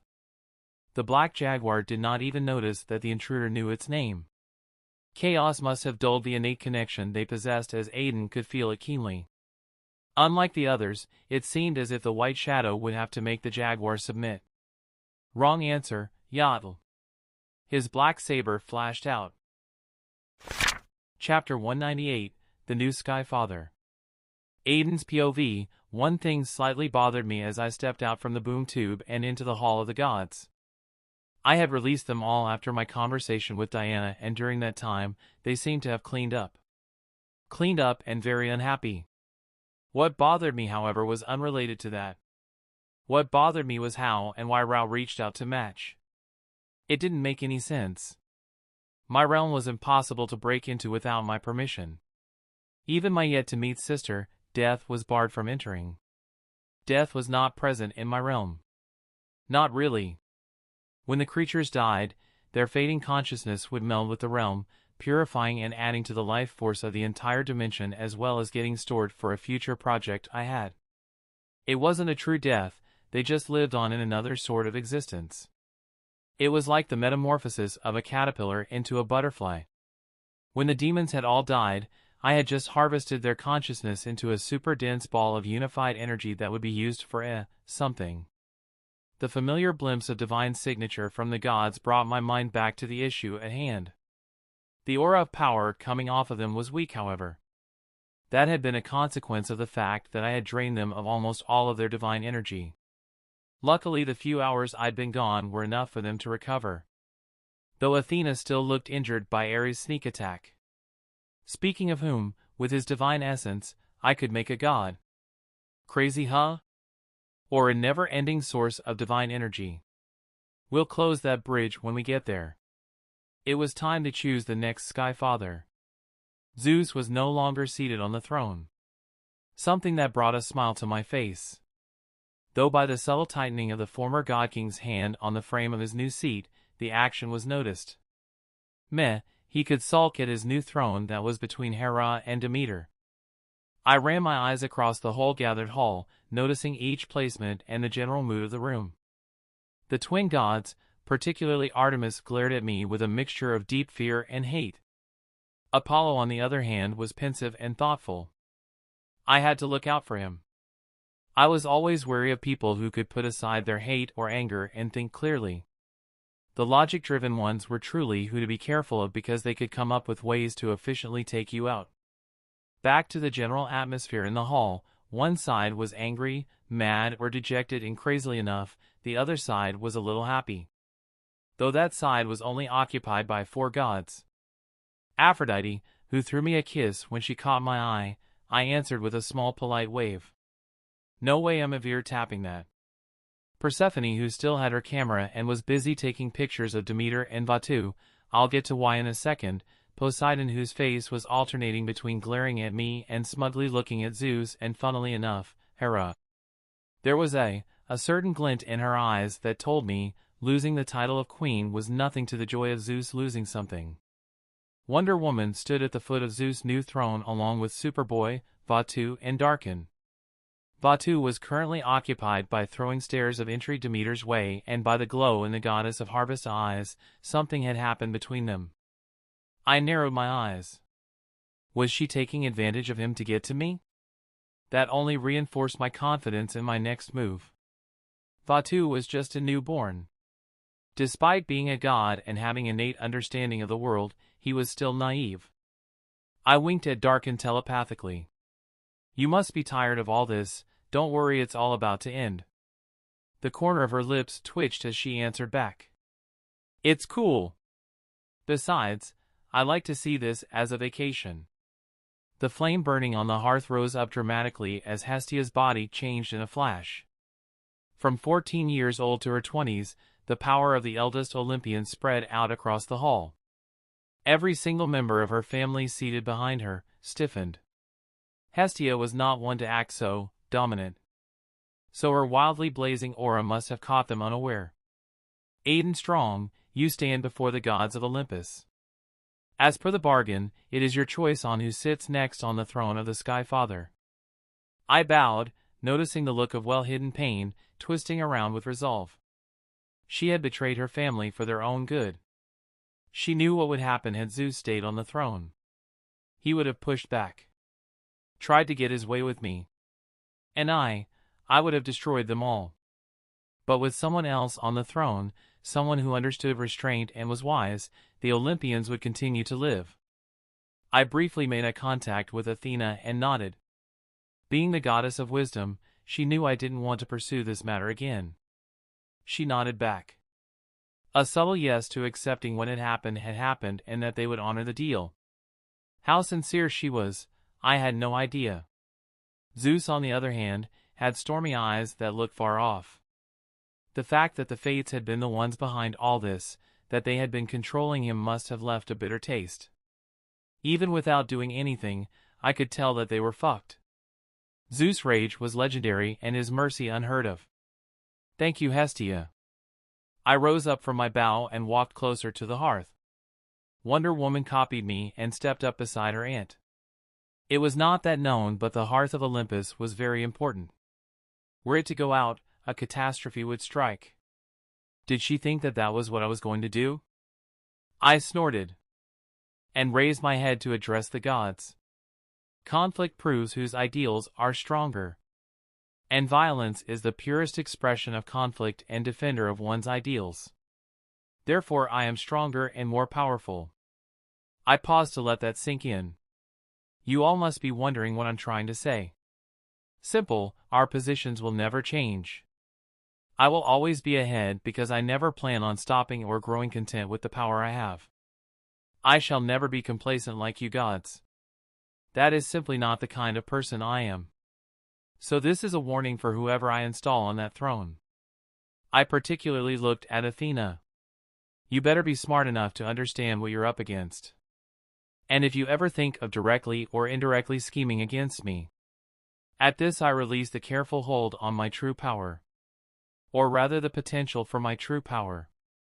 It grew so silent that a ringing sound was all everyone's ears could perceive. Dionysus, Artemis and Hephaestus, who were probably the weakest overall, almost passed out as the rest of the gods were suppressed in their seats. Enough! Wonder Woman grit her teeth from her forced crouch. I frowned, seeing that Darkin and Superion were also similarly affected by my aura. Superion gazed me with a slightly complicated gaze, but Darkin simply threw me a look filled with amazement in her eyes. She knew what our larger plan was. She knew what I had promised her, and to see that I more than had the power to deliver it made her happy. Vatu matched her look as well. He knew I was powerful, but due to the link we both possessed, he could even more clearly perceive the true depths of my power. I called back my aura and breathed out to calm my nerves as well. I do not want to fight you anymore. I shook my head. I have a lot more on my mind than to counter whatever schemes you might come up with. I looked to the god of the sun, Apollo. This warning is mostly directed at you. He stiffened as I called him out. Don't fuck with me and mine, man. Next time I promise there will not be anything for Artemis to try and save. This is pointless posturing. Get on with it, Hera impatiently said. Instead of talking back at her, I simply smiled. She was going to be so mad soon enough anyway. Fine. The queen has spoken. I spread out my hands as Iris Rainbow washed over me through her pact with Persephone. Worth that, I knew my figure was being projected to every god in Mount Olympus. Gods of mighty Olympus. Minor and major alike, I am Aiden Strong. I announced myself yet again. They needed to memorize my image and name into their heads so that next time when the Greeks fucked with me, they wouldn't have an excuse while I completely destroyed them. As per the agreement made with Zeus, I will now pick who I believe to be the most worthy candidate to seat on his throne as the next Sky Father. And the goddess I choose is the daughter of Zeus himself." A look of pride crossed Athena's face as we looked at each other. I could practically feel Poseidon gritting his teeth. He probably thought he was the one who should have naturally sat on the throne. The fact that he thought I picked Athena over him was laughably wrong. That was not the plan, you see. After all, Athena had been a massive bitch to me. Just for that alone, I knew she wouldn't let go of her hate just because she got the seat. No matter how much she tried to assure me our grudge was over, she had inherited most of her father's mannerisms minus the whole sex mania part. She was conniving, smart, and ruthless. Ask Medusa. No, for this to work, I needed someone who knew I don't bluff and someone I could actually use. Diana of Themyscira, the new goddess of heroes. I finished. The whole hall exploded in an uproar. Chapter 199, Let Him Come. Your power stones, people. Aiden's POV, preposterous. Poseidon boomed out, his yell shaking the whole building. She is but a mortal. Only a demigod. Hera was quick to add an outrage. What is happening? What the fuck is happening? And it seems I broke Dionysus, whose mutterings were filled with jealousy. Athena's eyes were pools of rage. A rage that threatened to consume all under its might. She visibly swallowed her anger and glared at me. Diana has other responsibilities to cater for in the mortal world, she is not a fit replacement. Athena voiced her opinion, looking as if she'd eaten something bitter. Yes. Yes. She's part of what do you call it? Justice Legion. She cannot be the Sky Father. That's Dad's job. Dionysus shouted. No one really cares for your opinion, Dionysus. I bluntly replied, making the god of drunkenness and insanity sputter. And the same goes to the rest of you. I laughed. The deal was made, and from what I see, I didn't stray from the requirements needed. Diana is the daughter of Zeus, champion of Olympus, and on top of that, she is a god now as well. I looked at the person in question, who was shocked to silence. Furthermore, out of everyone here, barring Hestia, you're all crazy, sorry Persephone. I added, but she waved me off with a giggle. I fell in love with my kidnapper. Trust me, I got a few screws loose. Nothing like a woman with that much self-awareness. I complimented. Are you flirting with me? She coyly shot back. My husband would probably not like that. Yeah, Hades does not seem like the type to share. One thing I can say though, he has great tastes. Darkin bit back a groan. I heard that. I told her telepathically. You're the worst. I chuckled a little while turning to address Diana about the little mental conversation going on between her uncle and Hera. Diana, it seems you will have to stop a coup for your first task as the Sky Father, Sky Mother? I shrugged. Who? Zeus rose up from his throne. Who is conspiring against my daughter? His aura was no less diminished despite the fact that he was now just a regular major god. Sit down, you fool. For long I have entertained your arrogance and ineptitude. No longer. Poseidon similarly got up, brandishing his trident with a pulse of his godly power. Thunder started roaring from the heavens. Poseidon, you mongrel. You have always detested me for the fact that I sat on the throne. When will you let it go? Because you were never fit to be king. Poseidon yelled. We suffered for years in his belly while you were off gallivanting with Métis. You were free. And only when tension started brewing between the titans did you take the chance to strike. You are nothing more than a self-entitled, selfish god who only thinks with his dick. They were going to come to blows. I could see it. It was already a foregone conclusion, yet. Stop! One word from Wonder Woman and the tumultuous clash of divine energy stalled. One word and two of the strongest gods forgot their anger at each other. One word that was accompanied by a wholesome divine aura. I smiled knowing she had accepted her role. Diana underwent a change. Her star-spangled uniform shifted as plates of golden armor covered her, extending to form a chest armor and skirt. The shield on her back changed shape into a diamond form. Then it reduced, growing smaller to the size of a plate strapped between her shoulder blades. The god-killer sword under the shield lengthened, the crossguard perfectly melding with the diamond shield with an audible metallic clang. On her forehead a crown that fell to frame her cheeks, highlighting them in a regal air manifested. Her glabella flashed with golden light before the symbol of a shield appeared. Her power doubled, then tripled and increased a couple more times before settling. I whistled. As she was now, she had me dwarfed in all physical parameters in my chaos form and normal form. I could still beat her, but that wasn't saying much when my weaknesses were her strengths. Of course chaos was unpredictable, and 10 times out of 10, she would lose to me in my chaos form. Still, the gods who were most vocal about Diana not having the prerequisite requirements to take over looked on in shock as she floated to the previous throne of Zeus. Her size dramatically increased to the god's sizes. She was now cresting at 10 meters. Her hands trailed across the frame of the throne as she breathed in, melding herself with the power of the Sky Father. Her dignified aura spread out. Despite being surrounded by enemies, Hera and Athena on both sides, Diana looked like she belonged where she sat. The whole hall resonated with her breath. And the entire Olympian realm accepted her as the new god queen.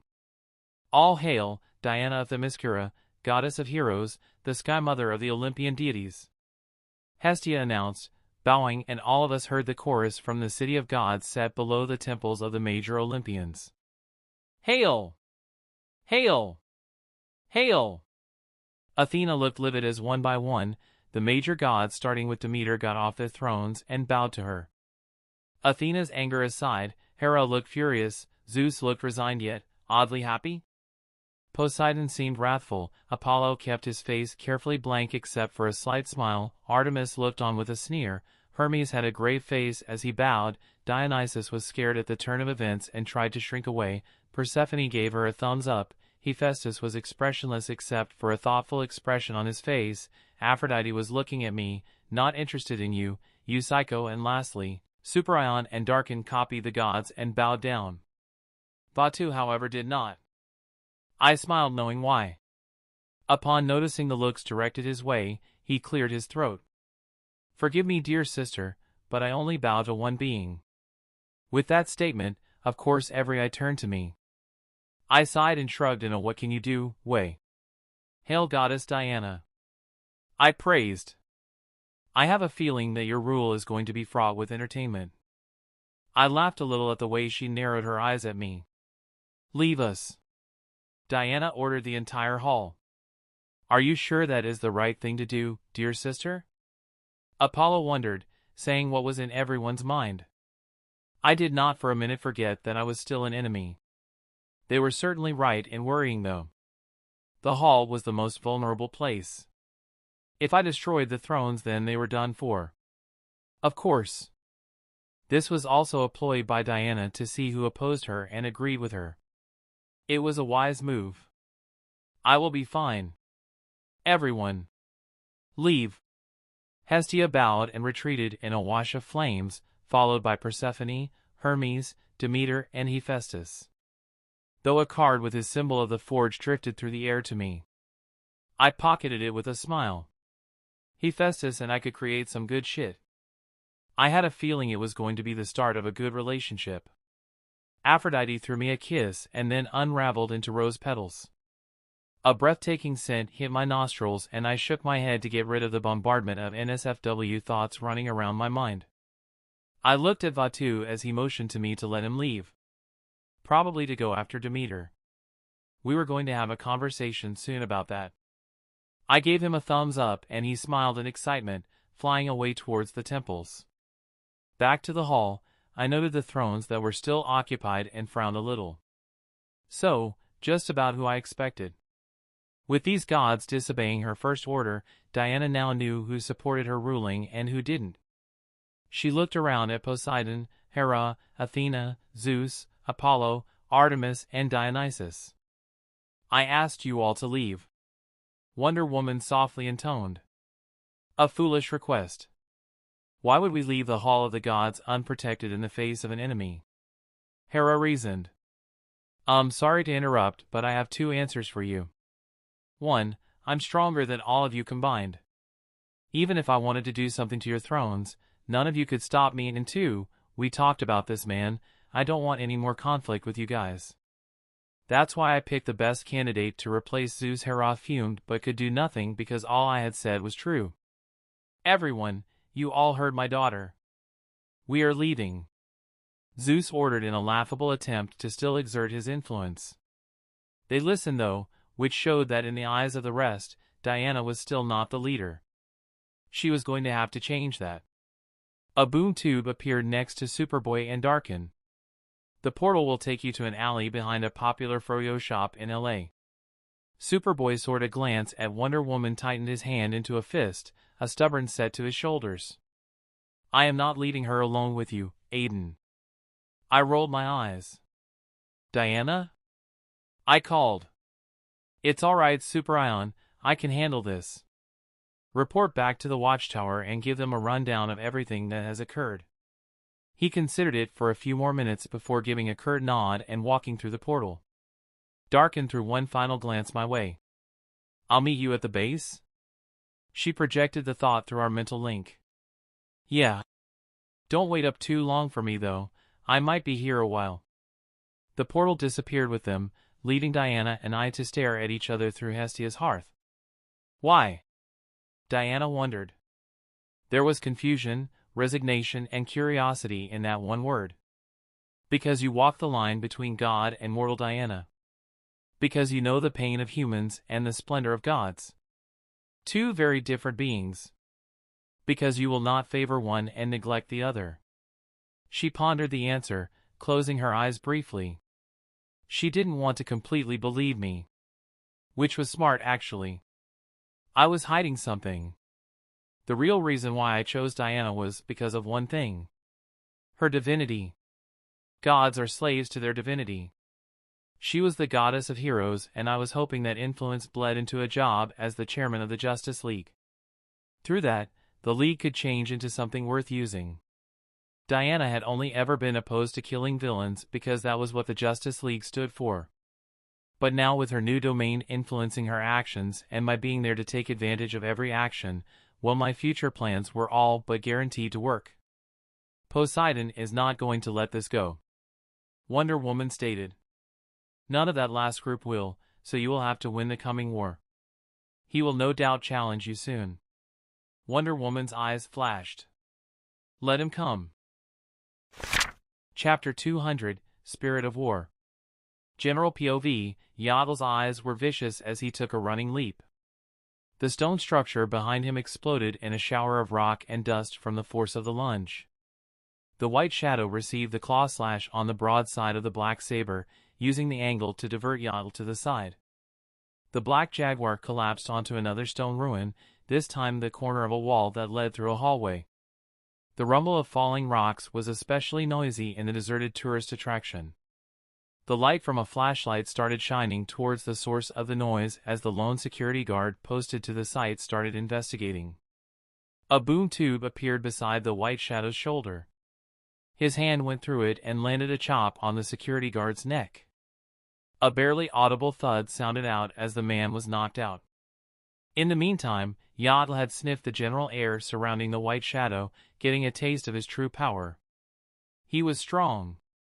Not Lord Tezcatlipoca strong or any of the other Aztec gods, but as strong as a god emissary, maybe even stronger. Still, Yaddle would not cower. To safeguard the last touches of his masters in the mortal world, he would fight. Stop! The white shadow surprisingly spoke up, halting Yaddle in his advance. The old magic in these ruins is clouding your mind, Yaddle. You are not the same guardian jaguar from myth. You are one of mine. And happenstance. A creation that manifested with reasoning whilst your other kind were nothing but mindless chaos creatures hell-bent on destruction. With each word that left the being's mouth, Yaddle shook his head as his instinct warred with his memories. Memories of a duty. You lie! He roared, his green glowing eyes burning in a beautiful viridescent flame.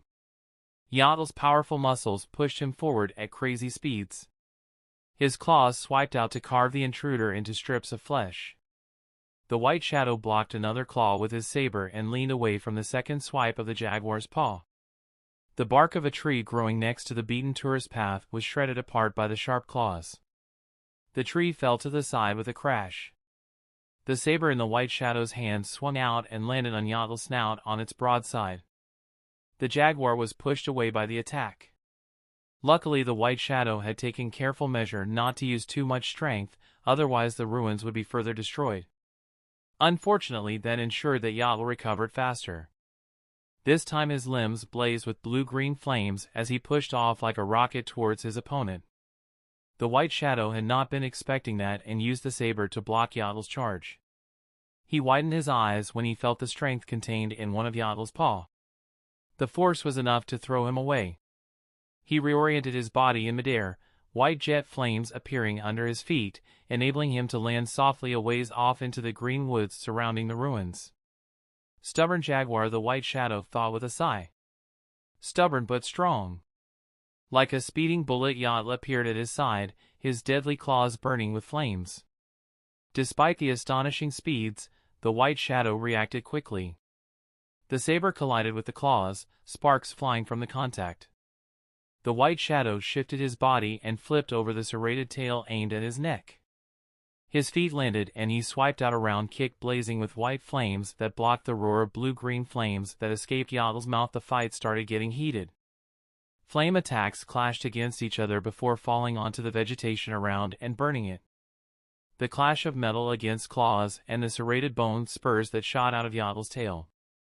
In a few minutes, the spirit had gone from being a normal jaguar to changing into a creature meant for battle. Bigger, meaner, with the blend of blue and green flame finally settling into a stable turquoise color. The flames extended into a long mane going down his spine. The temperature surrounding the jaguar getting higher. Then again, it wasn't surprising to the white shadow, who had known from the first look what Yatl was. A spirit of war, just like Breeze was of wind, or Kai and Sai were of fire. Yatl was fashioned after the original Yatl, who had been the emissary of an Aztec god called Tezcatlipoca. The white shadow did not know the specifics. All he knew was that Yatl had come about due to the Lords of Chaos playing around with Aiden's chaos energy. Child had sparked the creation of this new being to destroy Constantine and Deadman, who the white shadow had left behind to follow the two Lords of Chaos. The reason Yatl came out as Yatl was the influence of the old magic in these ruins.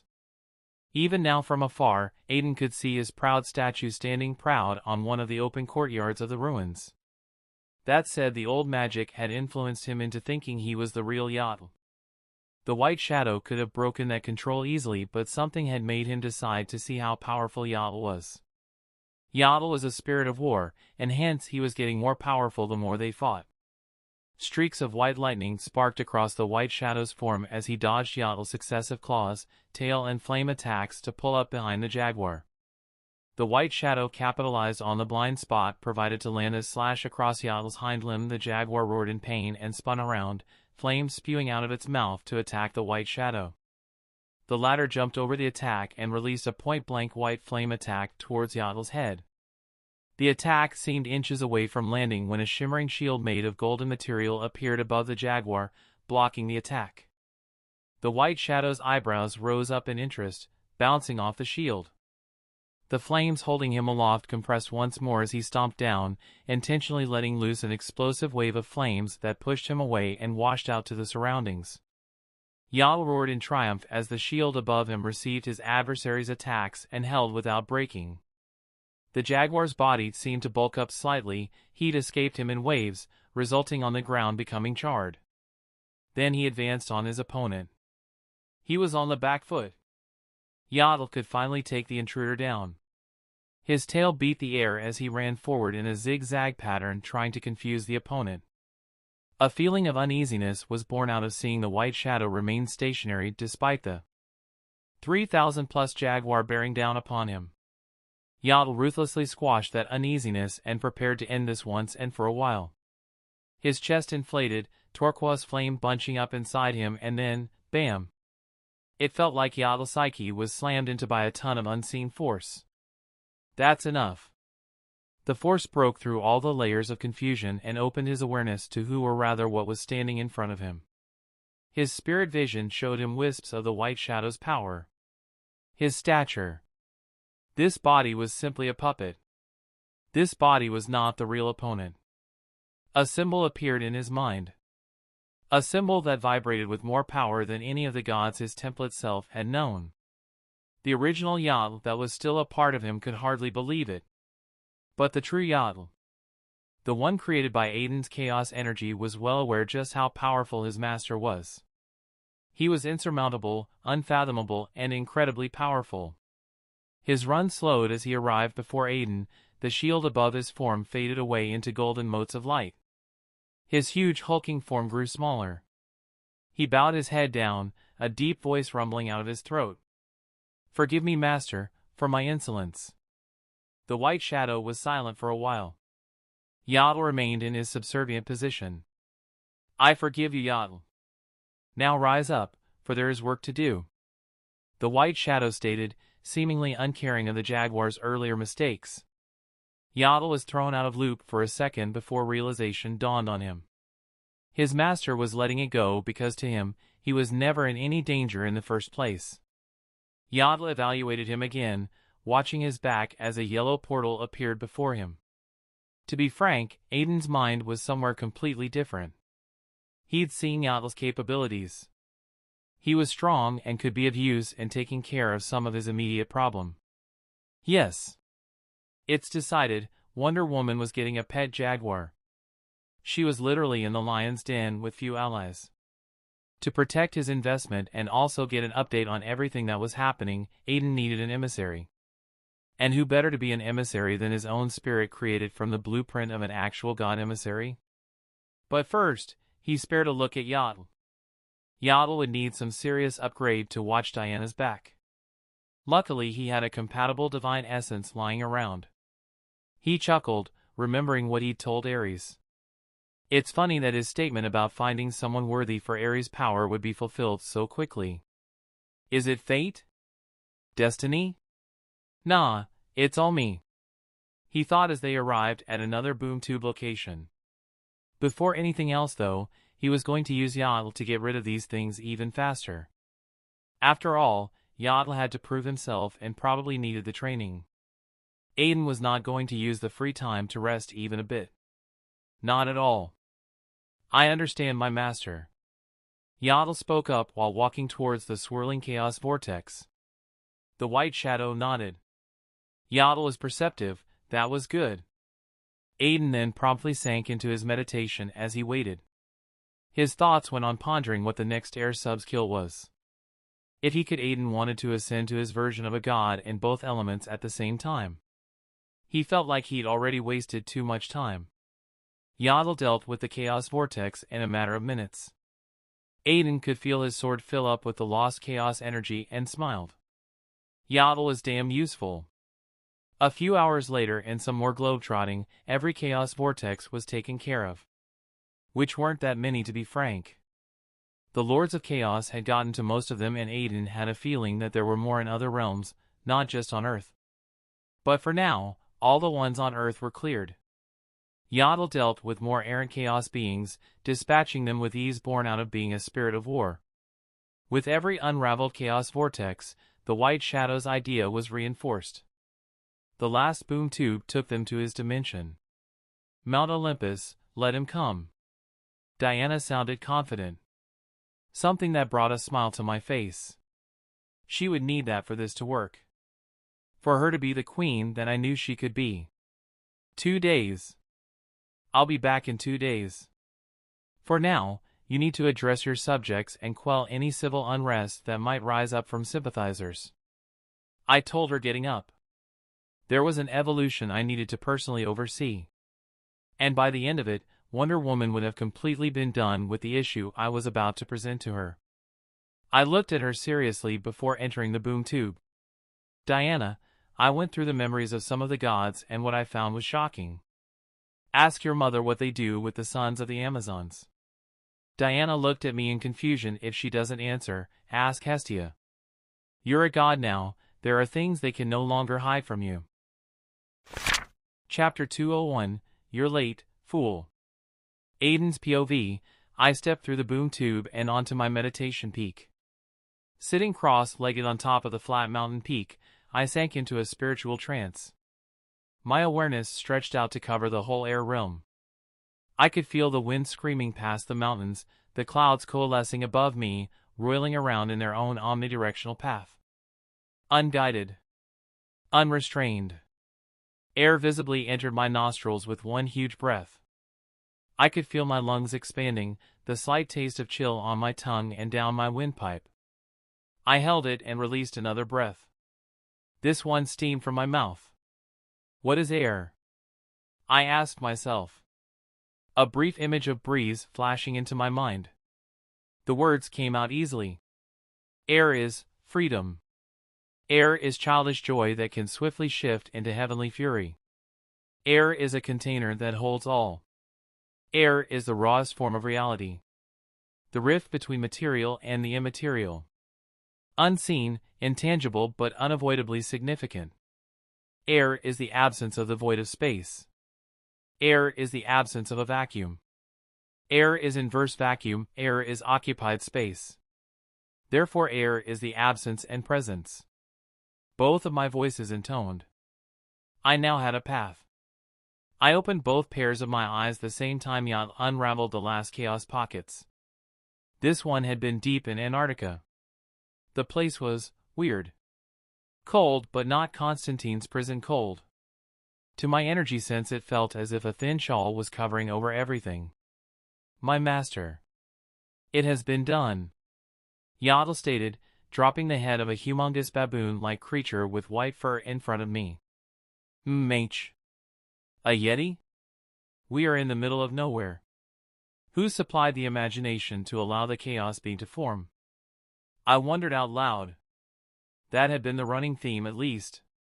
Chaos beings forming due to the mass belief in a tale, legend, or myth by the locals. But the nearest settlement here was tens of miles off. Yet, a shimmer in space caught my eye before it disappeared, making me feel as if something was amiss with the entire continent. And I wasn't talking about Superman's Fortress of Solitude either. I narrowed my eyes and filed the suspicions away for later. There wasn't time to follow up on them. Not when I knew that the next few months would be fraught with danger. It was something I could feel. Like the sword of Damocles hanging over my neck. Ever since Madge had told Corey and I about the nightmare he had, this ominous feeling gripped my heart and refused to let it go. Something was coming. Something catastrophic. Something world-ending. I stood up on the ice-ridden landscape, Yacht on my side, and looked up at the sky. And something told me it was headed straight for me. I'm waiting. I whispered, the words drifting across the white environment. The boom tube that swallowed us took us straight to my dimension.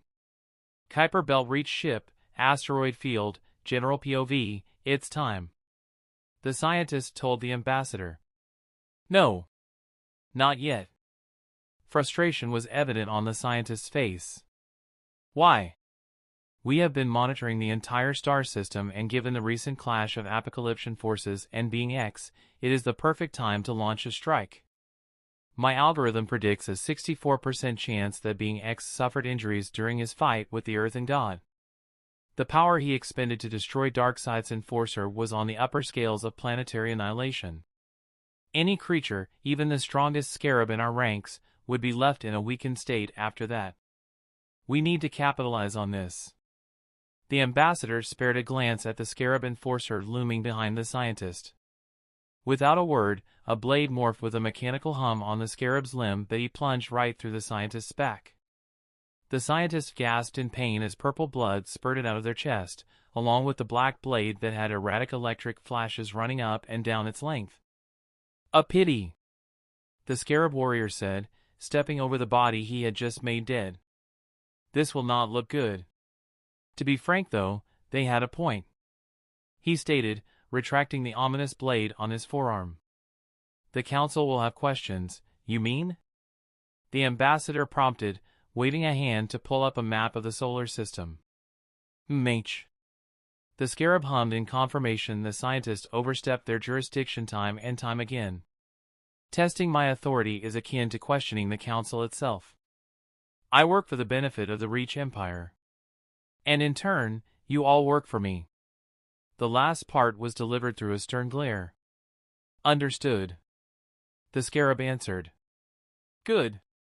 The ambassador then pulled up the map of another star system light years away from Earth. The map displayed the image of a planet made entirely of metal. The scientists' impatience would have cost us unnecessary resources clashing with the metahumans on Earth, especially being X. But, with a certain nudge in key places, we can reap the benefits without suffering any losses. Laughter rumbled out of the scarab. Brilliant! You seek to point Mongol and his warworld towards Earth. He will be interested in someone strong enough to destroy apocalyptic forces as if they were nothing. A being strong enough to destroy one of Darkseid's top lieutenants. And when they clash, the inevitability will happen, destruction. From there we can disguise our mission into a peace-offering endeavor to keep the lanterns of our back. The planet itself will be left ripe for our taking. Exactly. The ambassador stated. Aiden's POV, kids, I want to introduce you to someone. I announced, appearing before my family without much fanfare. Die! Breeze shouted, sending forth thousands and thousands of wind blades my way. I smirked as the wind dissolved a couple of meters away from me. I had told her to always take the chance and attack me to see if I could get a spark of inspiration on what the next sub-skill was.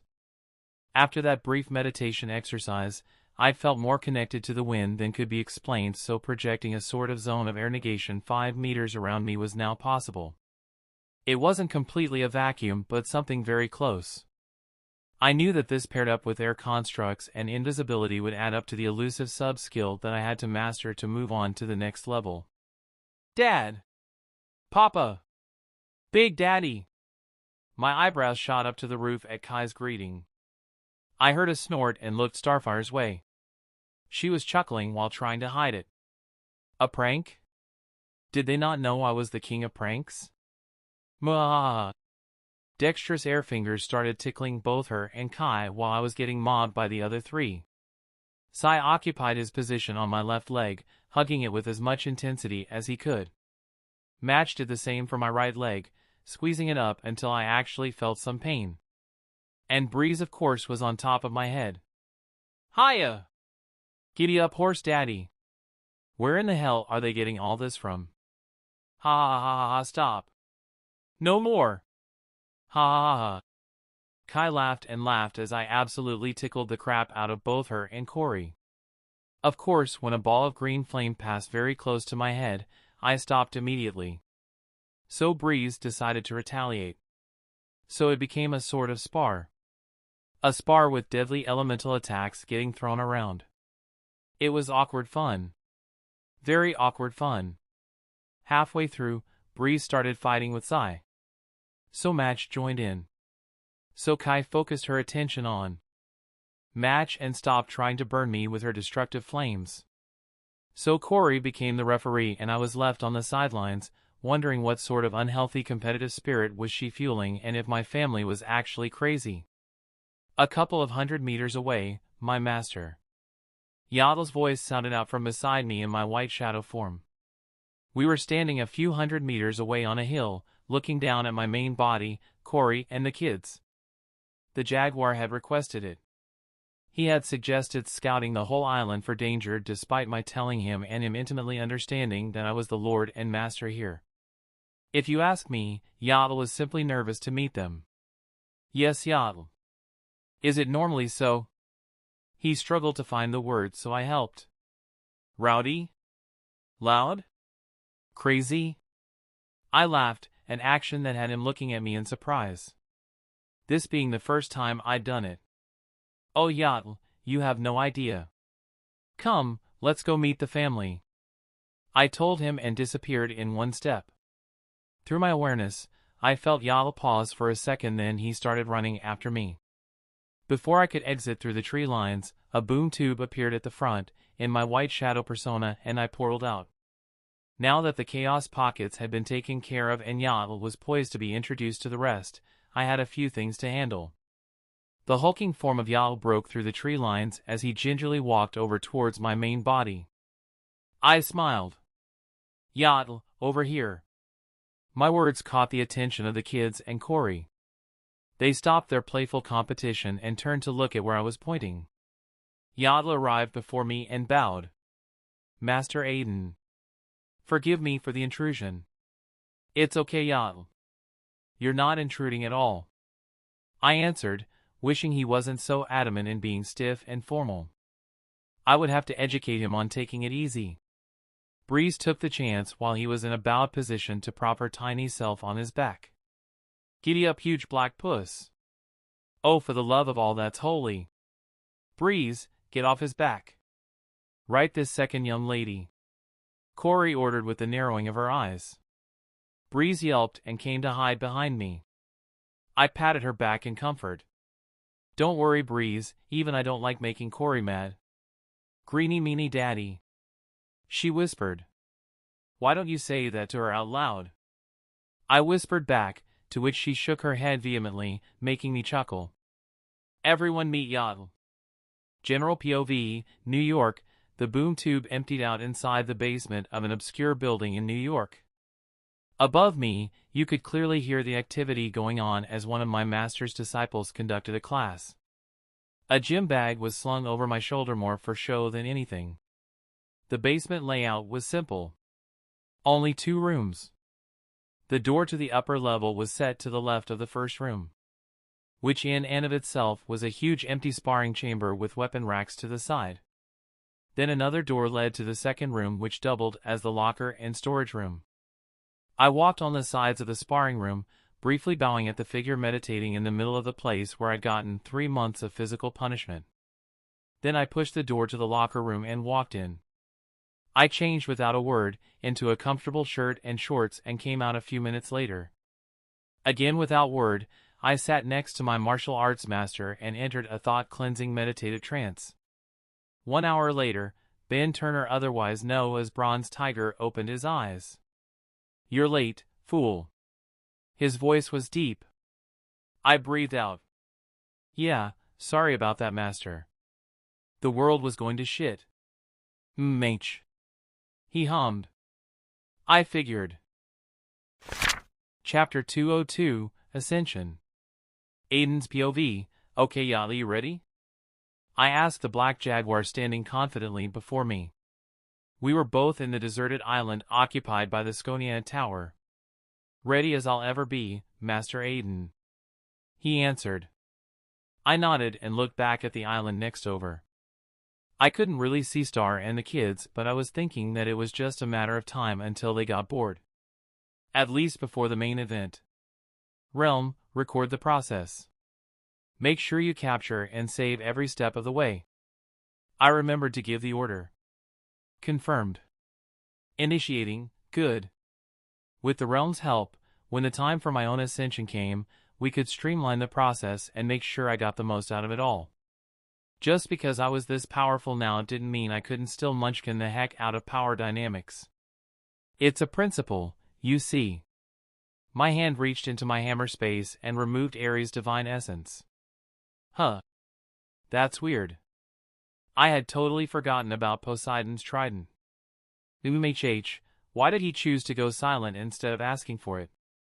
Not to mention I think I saw him with another trident in the hall during his squabble with Zeus. Strange. General POV, Poseidon seated in his palace. His heart was full of bitterness. His precious trident was in the hands of Aiden. That monster. Were it anyone else, Poseidon would have destroyed them for even looking at his trident, but he was scared.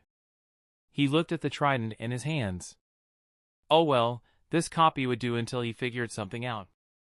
Elsewhere, the bio ship speared through the water as it valiantly escaped its pursuers, the Atlanteans. For Chris Sake Aqualad. Why are they still chasing us? We told them we didn't steal the goddamn trident.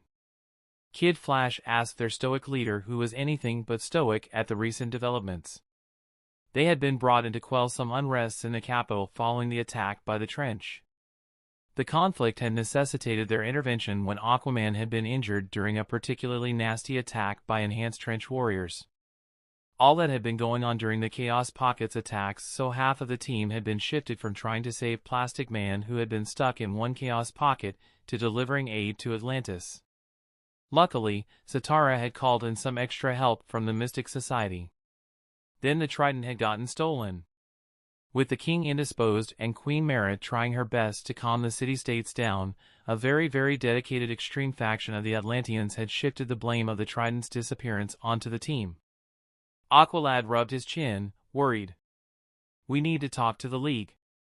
The Trident is not just a symbol of the king's power. It is authority.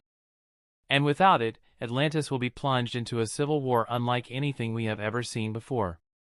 Miss Martian sucked in a breath. And the chances of that war spilling over to Earth? Aqualad's silence confirmed it. The odds were not good for them. Elsewhere, Doctor, progress report. Lex ordered from his seat at his office in LexCorp. In the computer monitor before him, Evo adjusted his bow tie and leaned into the camera too much. Lex scrunched his brow in exasperation upon seeing the ketchup stains on the man's shirt.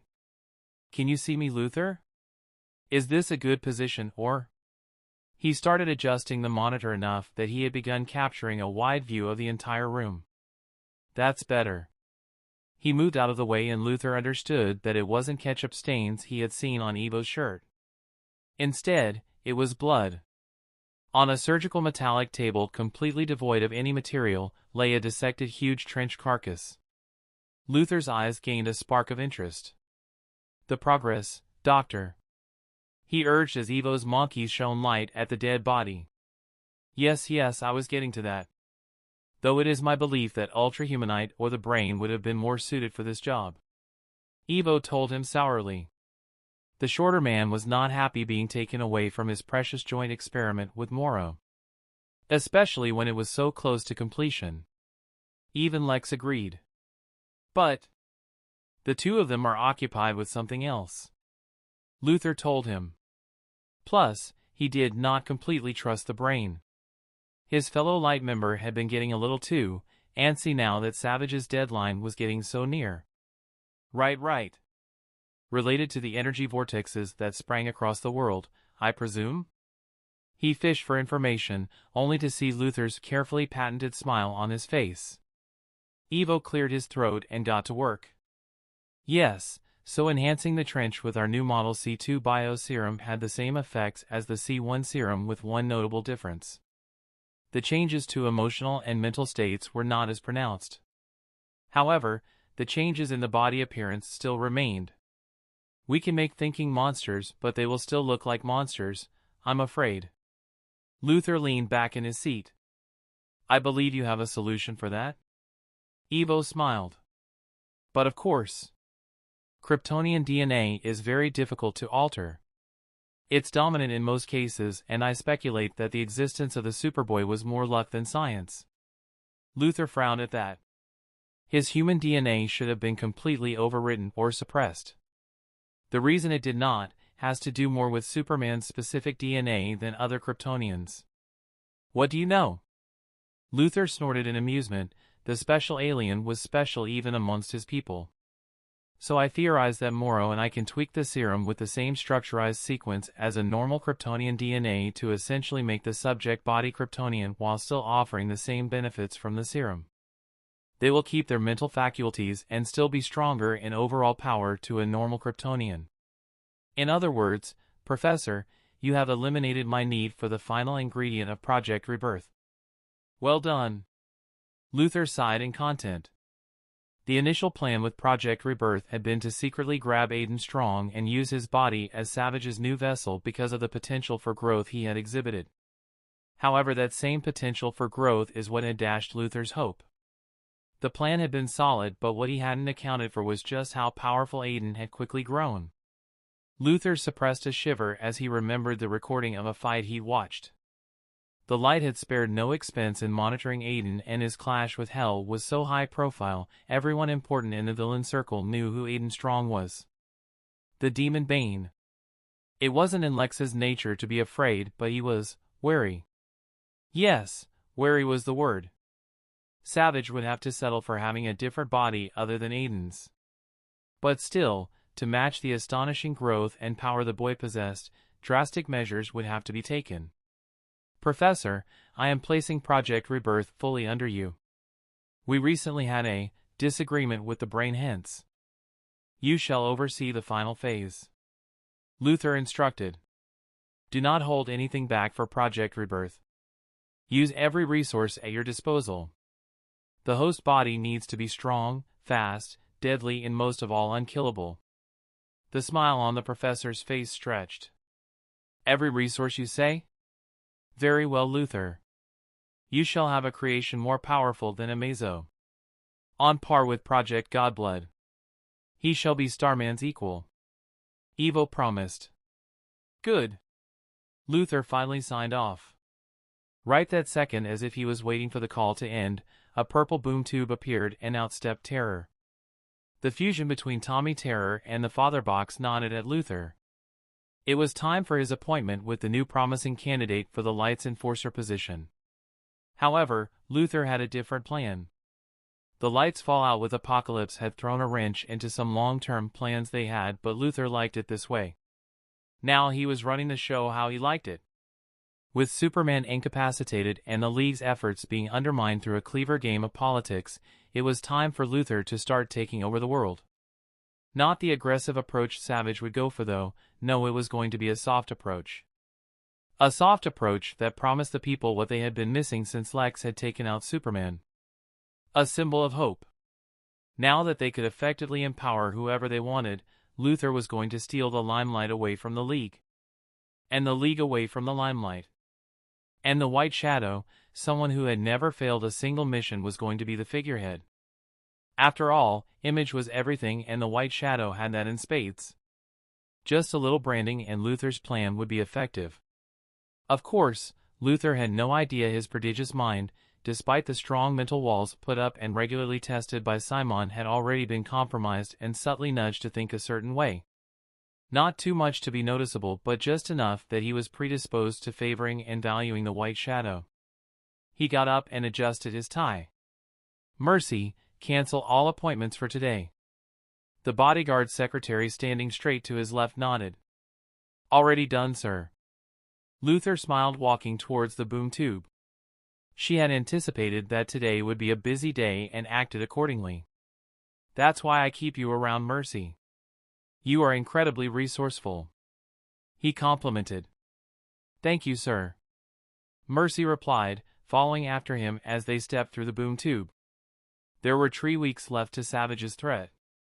If he was not up by then, it would not only be the end of the light but of the world itself. A last hurrah from a powerful, selfish, brilliant but petty man. Luther had work to do. It was time to save the world by stealing it for himself. Aiden's POV, I shrugged, cutting off my thought process. The trident was not that valuable to me. I could easily feed the divine weapon to Equity, but something told me to hold onto it longer. Instead, my hand came out, gripping a swirling red ball with flashes of golden divine energy around it. The divine essence cast a pale red light across the surroundings, an aura of clashing steel, blood, despair, and death spreading out through the hardened ground of the island. However, hidden deep within the obvious layers, was honor, noble sacrifice, and bravery. Everything had a good side and a bad one. Aries had just decided to fully entrench himself on the bad side of his divinity. I looked at Yatl and walked closer to him. The spirit had an odd look on its face as it stared at the divine essence in my palm. Yatl, this is not a gift. It is a heavy responsibility that I am wary to thrust upon anyone. But, you are not just anyone, Yatl. You are a noble spirit. Your will is as hard as diamond. I know that you will not lose the core of yourself to the influence from this domain. I injected all the confidence I was feeling into my words, which was a lot because my spirits had never let me down. War is viewed negatively. But what people always seem to forget is that freedom, peace, harmony are all products of war. Just as much as suffering, despair, and pain are. It is up to you to choose what kind of God you want to be. But never lose yourself.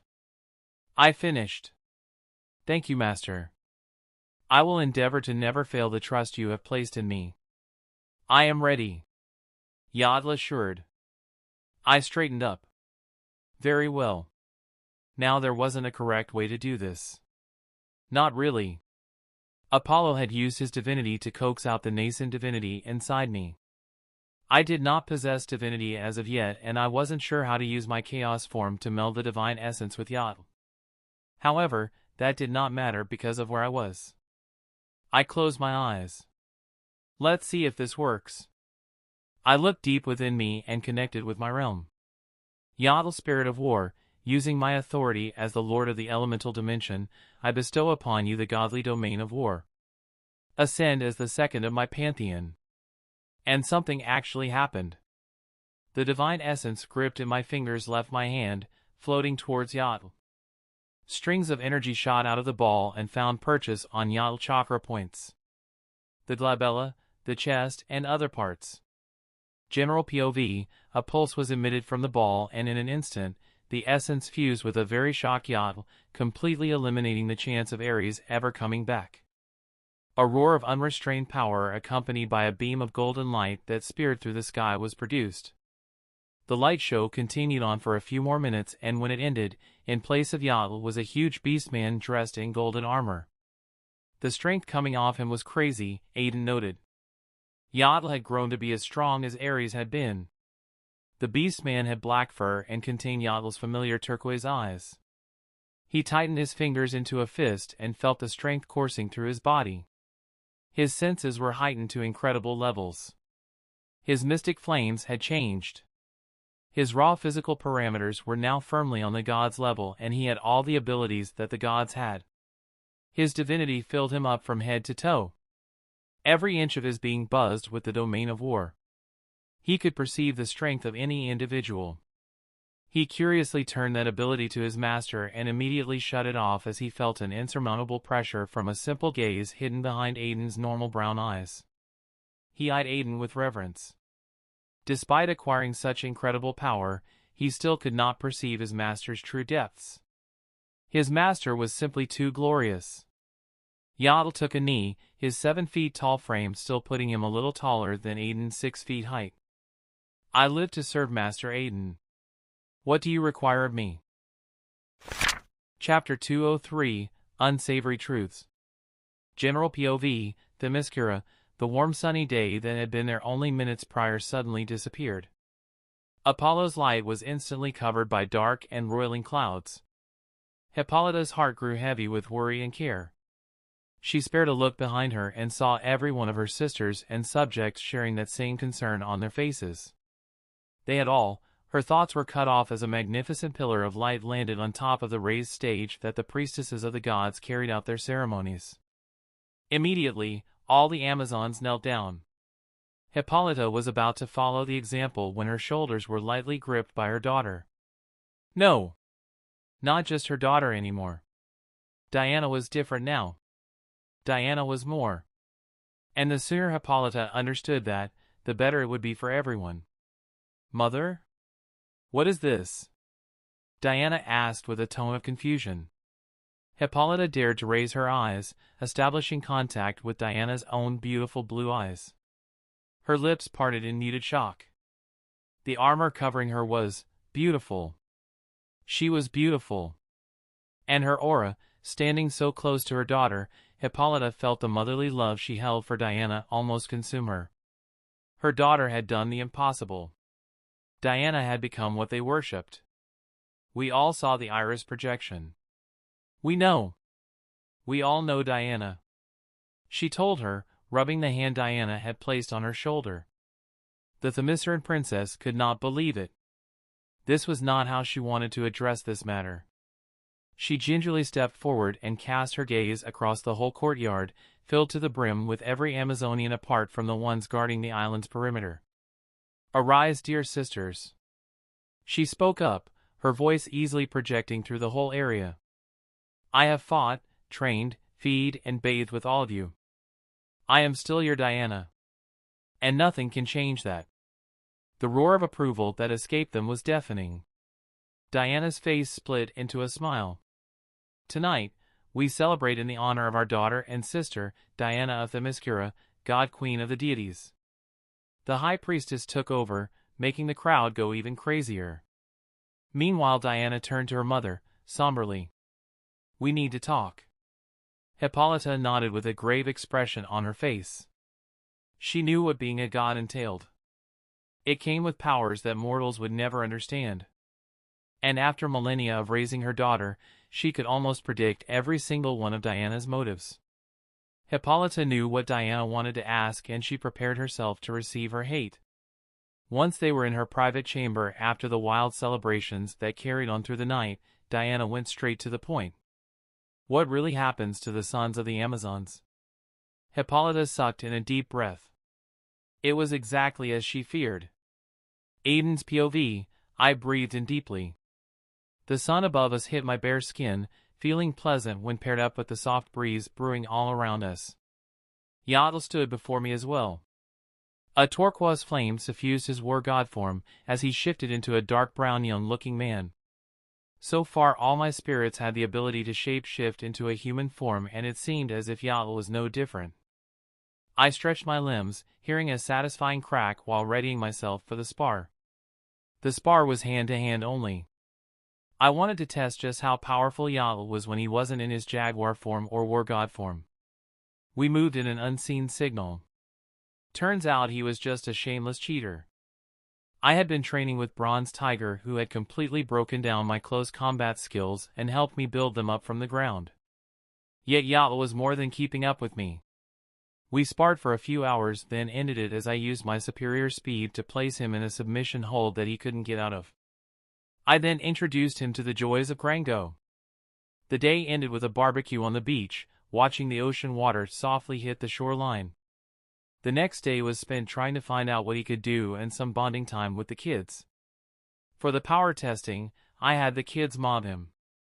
It was funny to see how Yatl was struggling to overcome getting blown sideways from left to right by breeze. Then Kai and Sai would send flame attacks that were on par with Yatl's own mystic flames before Match took advantage of the openings and dove in with his stronger body to land heavy kicks and punches. Their teamwork is amazing. Corey commented while grabbing the popcorn in the bowl between us. I nodded. I'm tempted to say it's the innate link they possess, but the truth is they're just that good at working together. I felt Corey turn to me with an unsure look on her face. Hey, so, I was wondering. You want to leave? I concluded with a small smile. Yes. I have duties to the team. She responded, looking away. I love being with the kids, but I cannot be stuck here forever, Aiden. And neither can they. She added. My heart grew cold at her statement. What do you mean by that? They're not stuck here. This is their home. Corey was silent, and I found myself hoping that we dropped the subject. Aiden, you're too overprotective at times. She started, placing a hand above the back of my palm. They need an education. School. They need to learn how to interact with other kids their mental age. And loath as I am to admit it, you cannot give them that. Not really. I inhaled a slow breath. There was a dozen ways I could respond. Anger, a joke to divert our minds. But the fact remained that Corey had a point. I would like to tell you I'll think about it, Corey, but... She sighed. I understand, and so, here's my second suggestion, let them visit me occasionally. I want to spend more time with them, and I know they would like that as well. She squeezed my hand, prompting me to look into her green eyes. I'll keep them safe. The team will keep them safe. This I swear. She said with conviction dripping off her voice. I couldn't really say no to that. Especially when I knew how attached they were to their mom. Because that's what Corey was. Even though things between us were complicated and wouldn't be solved in only a few days of interaction, no one could take her position in their hearts. What about Match? I asked her. How long will you keep him away from them without feeling guilty? Corey asked me. I looked at the kids playing with their big brother. To be honest, it's already started feeling guilty. I need to be there for the next briefing. Star said while getting up. I'll take you. I rose up as well, feeling dejected that I was about to lose her presence. I placed a hand on her shoulder and turned her to look at me. My lips stretched into a sad smile. Hey, I really missed you, you know. Star pulled in closer, laying her head on my shoulder. My heart started hammering inside my chest. Star felt warm. A warmth that reminded me that I'd lost it once. Me too, Star said, pulling me back from my thoughts. We should talk. About us. I told her, raising my hands to wrap them around her body. We will. Soon. Star nodded as I held her for a few more minutes before Yatel's cry of frustration reminded us of the match happening and had us laughing. A few hours later, now normally the kids were very self-sufficient. I could leave them alone in the realm for a few days and they would be okay. However, I would have felt more at ease if there was someone to baby-sit them for me whenever I was away. And because Vatu needed a Rava, why not kill two birds with one stone? So I was already making steps to creating a spirit of order, one who would hopefully be the big sister that Sai and the others needed. At least when Star and I were occupied by other things. Unfortunately, I had no idea where to start with this. I did ask Star for her opinion, but she was similarly stumped as well. She did ask me why I didn't use the same process I brought about Yatel to create Rava, but it wasn't the same. Yatel was a byproduct of the old magic suffusing the old Aztec ruins. Vatu was forged of chaos. Rava needed to be forged of order. Back to Vatu, the spirit of Rava was forming inside him. She would remain nascent up until I took the initiative to separate her from him. And I needed to do so because they each needed a balance, otherwise Vatu's sheer presence would cause things to fall into chaos even without trying. So what Rava needed was a vessel that was strong enough to handle her. Vatu had been formed by pairing the chaos spirit with Zeus' unborn godly child. Rava needed almost the same. Someone who would be Vatu's equal in everything. This led me to considering an unusual option.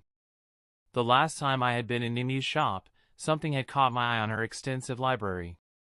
There was a branch of magic called destiny weaving. Its utility was minimal in the grand scheme of things, but after perusing it lightly, I understood exactly what it allowed. Nimue had in her hands a way to influence plot. Saying it like that makes it sound very powerful. Plot is what ensured Jason Todd survived the beating he would get in the future from Joker. It was what ensured that at the end of the day, no matter how bad things were, the heroes eventually won. Destiny weaving couldn't control that. To my knowledge, no one except one being could. Even the fates were restricted, but Destiny, my brother, wasn't. Therein lay the problem. Destiny never interfered. I had asked Dream about our other siblings, and that is what he'd told me about him. He only observed. The good thing is, while destiny weaving was only limited to actually viewing people you had a shared destiny with, my powers were weird. If I could somewhat tweak the spell with some help from Zatara or Constantine, then I could essentially find the best candidate to become Rava, instead of creating her from scratch. They would be like an avatar. My avatar. I was giddy with the prospects. As we stepped into the Watchtower from the boom tube, the first thing I noticed was the scuff marks along the walls of the structure. Yatel was behind us in his human form, dressed in his war god armor. The mood along the table was subdued and in some cases hostile. Wonder Woman sat at the end of the table, very decidedly in her human form and a frown marring her beautiful features. Welp, that answers whether or not she talked with her mother.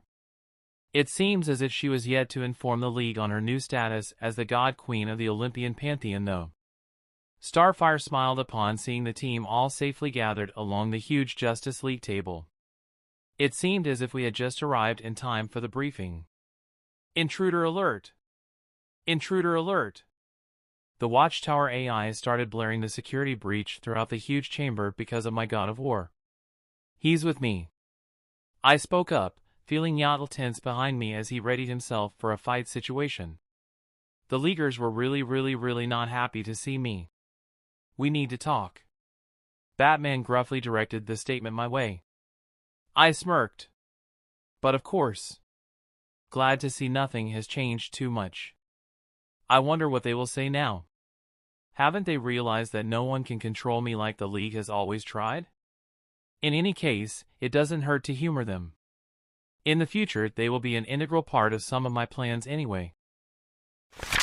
Chapter 204, Threat Assessment, League Interlude.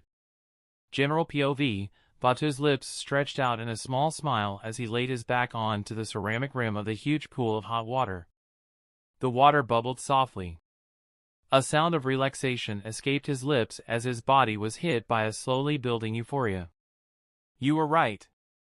This is the best hot spring I've ever been in, he commented. His companion lightly chuckled in amusement, the sound sending shivers of nervousness and excitement across Vatu's whole body. Not that you've been in any other hot springs before, but I appreciate the praise. A flush appeared on Vatu's face. She was teasing him? Time for some payback. He shook his head and waded closer to her, the water flowing over his magnificent body as he pulled in near to Demeter. The goddess of harvest bit her lip at the look he was giving her. Her heart fluttered. The hot spring idea was turning out to be a bad one. At this rate, she wondered how long it was going to take before she fell too hard. There's something else I can think of that I want to praise, Vatu whispered, his lips close to her ears. Demeter visibly swallowed, feeling the warmth that had nothing to do with the pool and all to do with his close proximity. His hand gently drifted up her upper arm, to her neck and then her cheeks. He used his thumb to gently run it along her bottom lip. Really? Demeter softly asked, falling deeper into his gray eyes. She closed her eyes as Vatu's lips closed in on hers. Before Vatu could close the distance between them, a sudden flash of an image, showing a glowing white girl, appeared in his eyes.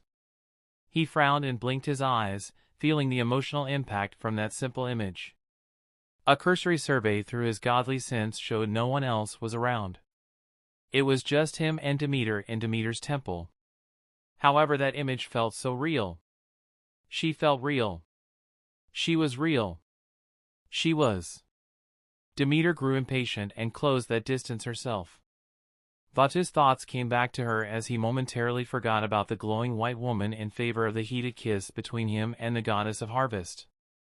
Elsewhere, half an hour ago, so, what do you think? Zatara asked Constantine.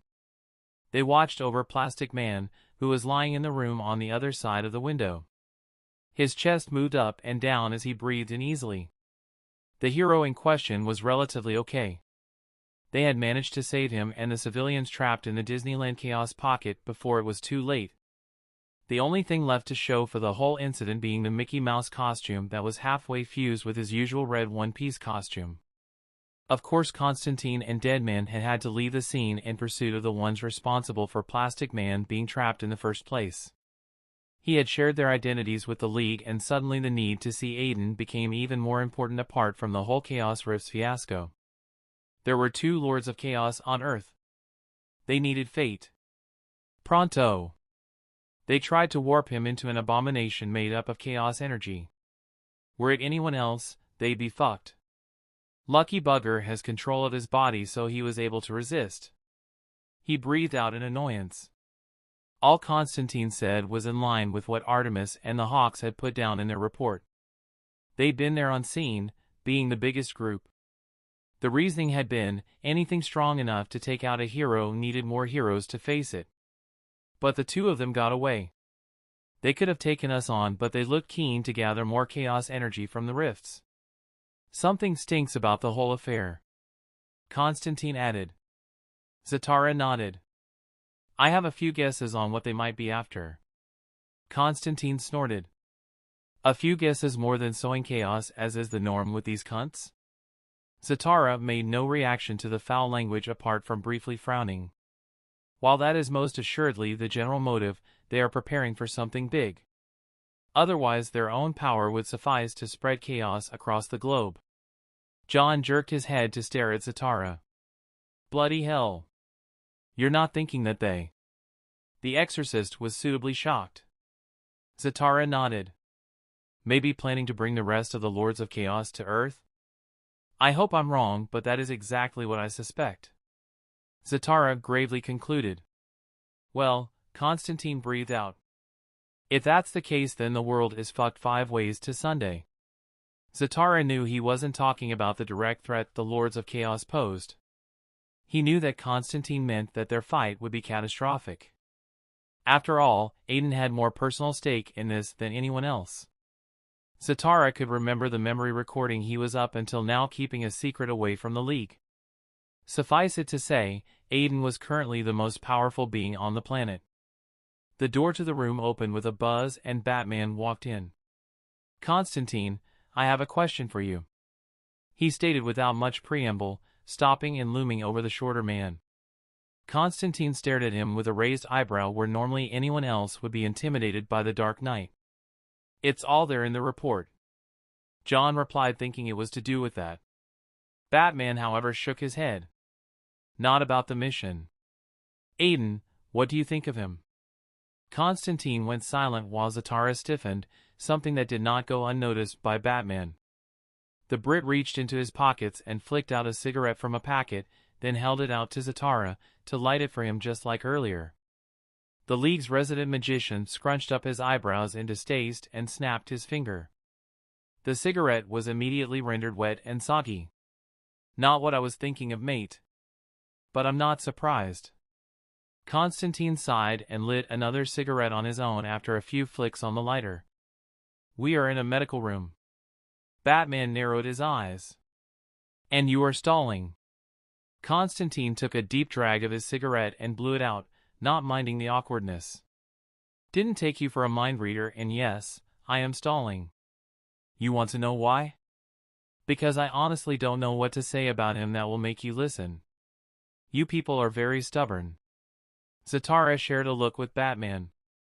"I think what Batman is concerned about, John, is Aiden's threat level." A glance at the Dark Knight, who gave a curt nod, made Zatara continue. "We know he's responsible for the chaos vortexes, which has led to many other issues, and apart from what we have on him, it wouldn't hurt to hear what you have to say about the boy. You have faced down fallen angels, crazy gods, demons, and exorcised each and everyone. Your name is synonymous to suicidal missions in the Mystic Circle. If anyone can give us an accurate reading on him, it's you." Zatara told him, mixing up logic with praise. "In other words, you saw some of his power, realized that nothing you could do can deal with him, and now you're looking for less than stellar magical ways you can employ if you ever came to blows, am I right?" Constantine asked the both of them. "He used to be part of your cape-wearing scene, right? What happened?"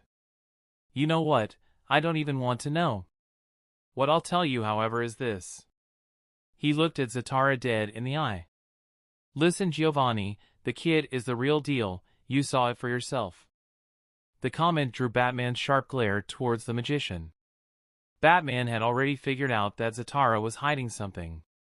Short of a being like Lucifer, and even that's debatable, you would need someone on the level of God to deal with him. Unfortunately, good luck on that front, because a little birdie told me the big man likes him. Not to mention he is part of the Bloody Endless. Zatara's hands tightened at the name.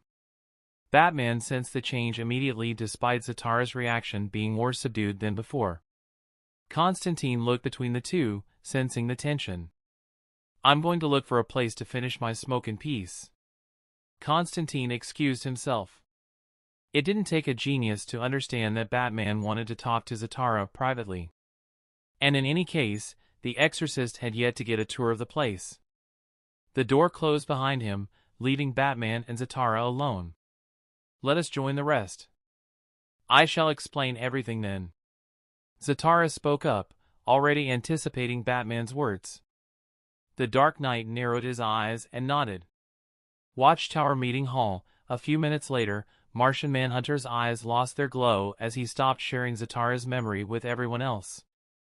For a few seconds silence reigned. "That is so not Aster." Robin broke it with his usual catchphrase. "So not Aster, dude. It's a complete effin' disaster." Kid Flash agreed shakily. "I cannot imagine how strong you have to be to take out millions and millions of those things." Artemis softly added her opinion. "Demons. Those things are from hell. Constantine stated, entering the room. This is a league affair, you are not a member. Green Arrow spoke up against his presence, but it lacked its usual heat. All of them were too surprised by what John had shown them. Meh, you got more important things to worry about, old chap. Like the lad with the potential to cause or stop an apocalyptic event, I'd say. Constantine shrugged at the crossbow and arrow-themed hero, leaning on the wall close to the door. This changes nothing. We fight to ensure peace no matter the odds. Black Canary stood up. Aiden might be more powerful than we initially thought, but if it comes to standing before him and innocence, then we will do our job. Just like usual. She simply said, seemingly unperturbed by the whole affair. He killed millions of demons. Let alone the moral ambiguity of such an action, we are lacking our heaviest hitter, and not to mention with everything that has been going on, adding him to the list of threats we should look out for is exhausting. The Flash intoned, rubbing his eyes. These few days had been full of running around, saving people and stopping crime. A stubble was forming on his face, and one could detect the exhaustion in his voice. Flash is right. I hate to say this, but a direct confrontation is off the table. Stewart reasoned, crossing his hands. At least for now. We know he is the cause of the chaos rifts appearing across the world, but he's not all bad. He took on Apollo, saving the Watchtower from getting destroyed. He looked up and down at the table. We always go for the easiest solution in these extreme cases. Take it from someone who had dedicated his life to conflict, sometimes it's not worth it. Sometimes you cut your losses and retreat. Stewart's words elicited as few reactions, but none of them were as extreme as Hal's. Are you suggesting we do nothing? That we let him walk around without taking responsibility for his actions? Before the memory transmission of his time in hell, the general consensus was that this wouldn't be allowed to happen again. 8 people lost their lives, goddamn. 8! Green Lantern heatedly said. We can pull some strings if it comes down to it. The former pilot implored. The Guardians will especially be interested in him and have a way to contain him where we can't. No. That is not going to happen. Batman immediately refused, causing every head to turn towards him. We are prioritizing the wrong thing. Aiden is a threat we have the luxury to deal with down the line. The 2 Lords of Chaos are not. Batman is right. We will shelve the Aiden matter for later. Right now we need to find Clarion and his companion's whereabouts. Wonder Woman decided, standing up. A barely detectable divine aura was released from her. Even she didn't know it, but every single one of the counter-arguments on the Leaguers' minds disappeared after her words. A moment later, as if on cue, a boom tube opened up close to the door of the meeting hall and Aiden walked in with Starfire and Yacht at his back. Chapter 205, The Debrief. Aiden's POV, calling the mood tense would be an understatement. Still, I wasn't here to cause problems. Relax, Yacht. No one would be stupid enough to attack us. I told my loyal god of war. Yacht had this blazing fire inside him that threatened to erupt and consume all whenever he thought I was in danger. It was frustrating at times, but also heartwarming. It told me that even if anything bad happened, I could count on him to protect the kids. Star! 2 voices sounded out at the same time. Robin and Miss Martian stared at each as a flush worked its way up Robin's cheeks. Someone's happy to see you, I told Starfire as she started walking forward to meet with the flying Miss Martian. Why? Are you jealous? She cheekily asked, making me snort. You wish. A giggle burst out of her. You're a bad liar, Aiden. I shook my head and turned to Yacht. Women right? Yes, she is one, my lord. However, I fail to understand the relevance of such a thing. Yacht answered confusedly, referring to my statement. I purposefully understood it wrong, though. I nodded and patted him. Me too, Yacht, me too. Bloody hell, lad, you're still hanging around with all sorts of crazies, huh? Good choice on the last, though. Maze would have chewed you up and spat out the remains. The British accent flowing through the sarcastic voice was indication enough that there was a fellow asshole in the room. Constantine, I was trying to pretend I wasn't pretending I didn't see you. The demonologist pushed off the wall and came towards me. I spared a look at the League and noticed most of their attention was on Corey. You know, it always had me at a dilemma whether to be happy that they accepted her so quickly or be jealous that they did when my introduction to the League had started off somewhat rocky. But looking at Corey's happy expression, I realized why they all fawned over her. She belonged not because she had no other choice unlike me, but because she actually wanted to belong. At that I couldn't help but smile. Love, Constantine commented while looking at the direction my eyes were pointed. What? I asked, turning to him. Love. It changes us. Brings out the best in us as well as the worst when we hit a speed bump. Guard your heart, lad. I rolled my eyes. What is this? Your stint as Uncle Phil? Constantine paused in a frown. That a reference from a movie? TV show. I corrected, knowing there was a Fresh Prince show native to this world but with a different character playing Will Smith. That being the reason why I hadn't watched it. American television? The worst thing invented right after politics. I shook my head.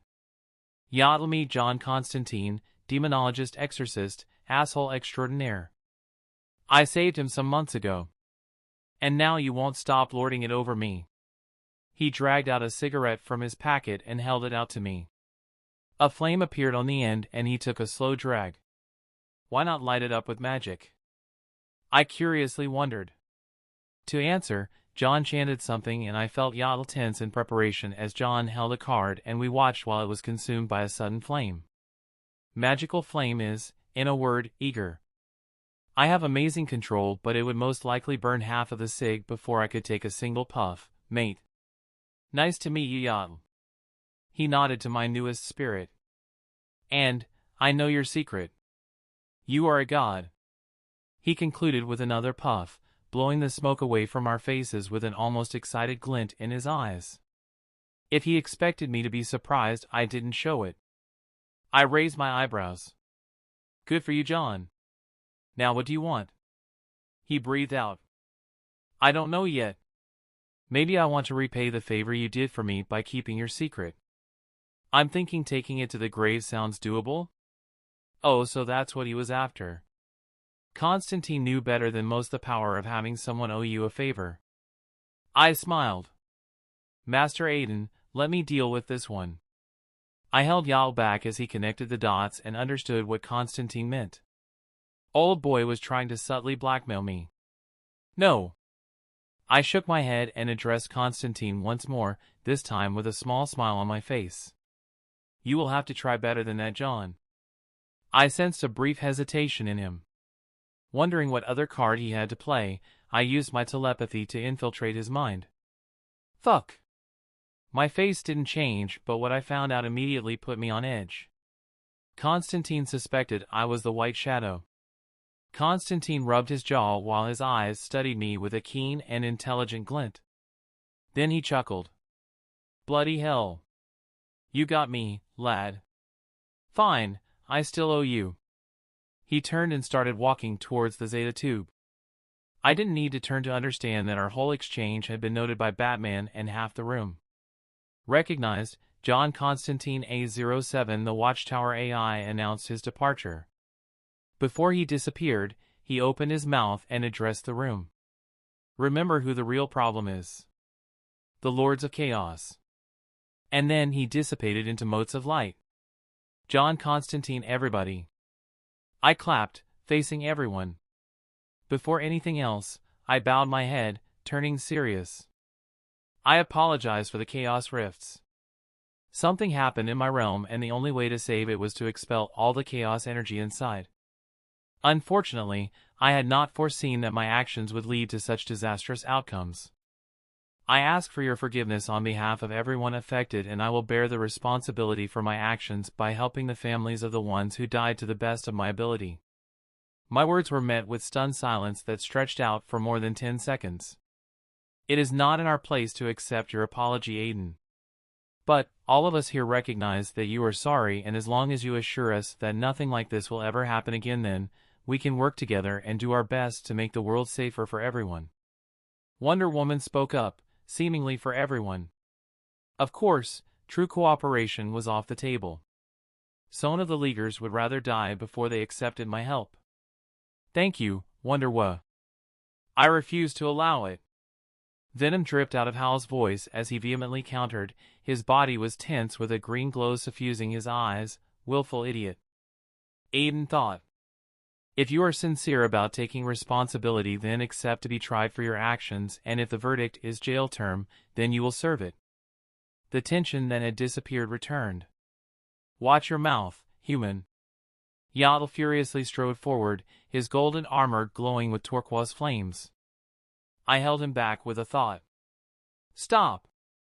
General POV, they were all ready for a fight as Aiden's eyes swept across the room. Trial?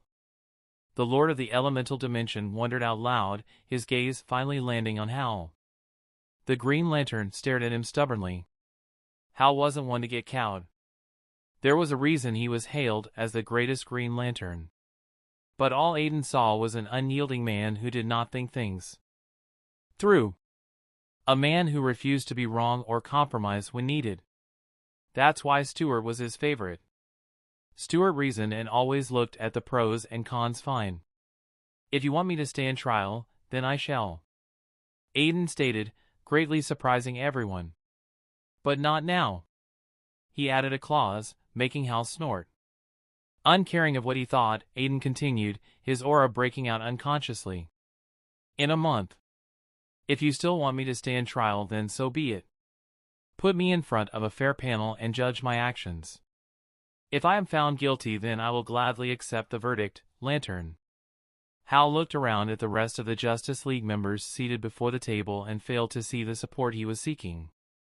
He couldn't really push the matter anymore, so he grit his teeth and settled down.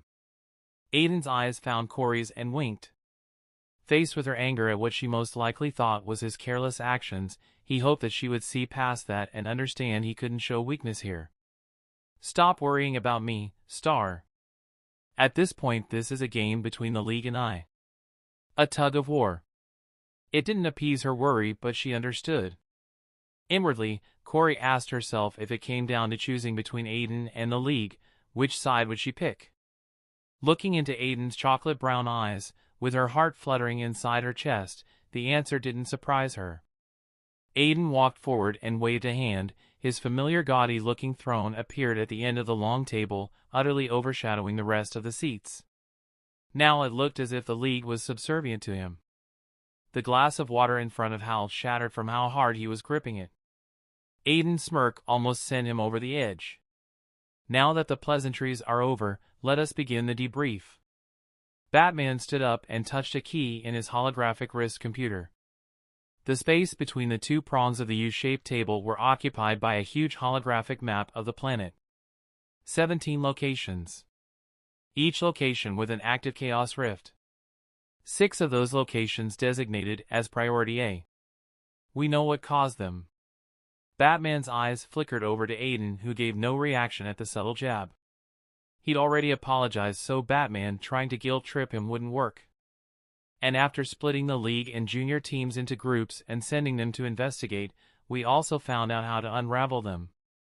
Batman continued, occasionally verifying the events from each group as he gave the rundown of all the operations, and before long he arrived to the heart of the matter. This was captured in Japan.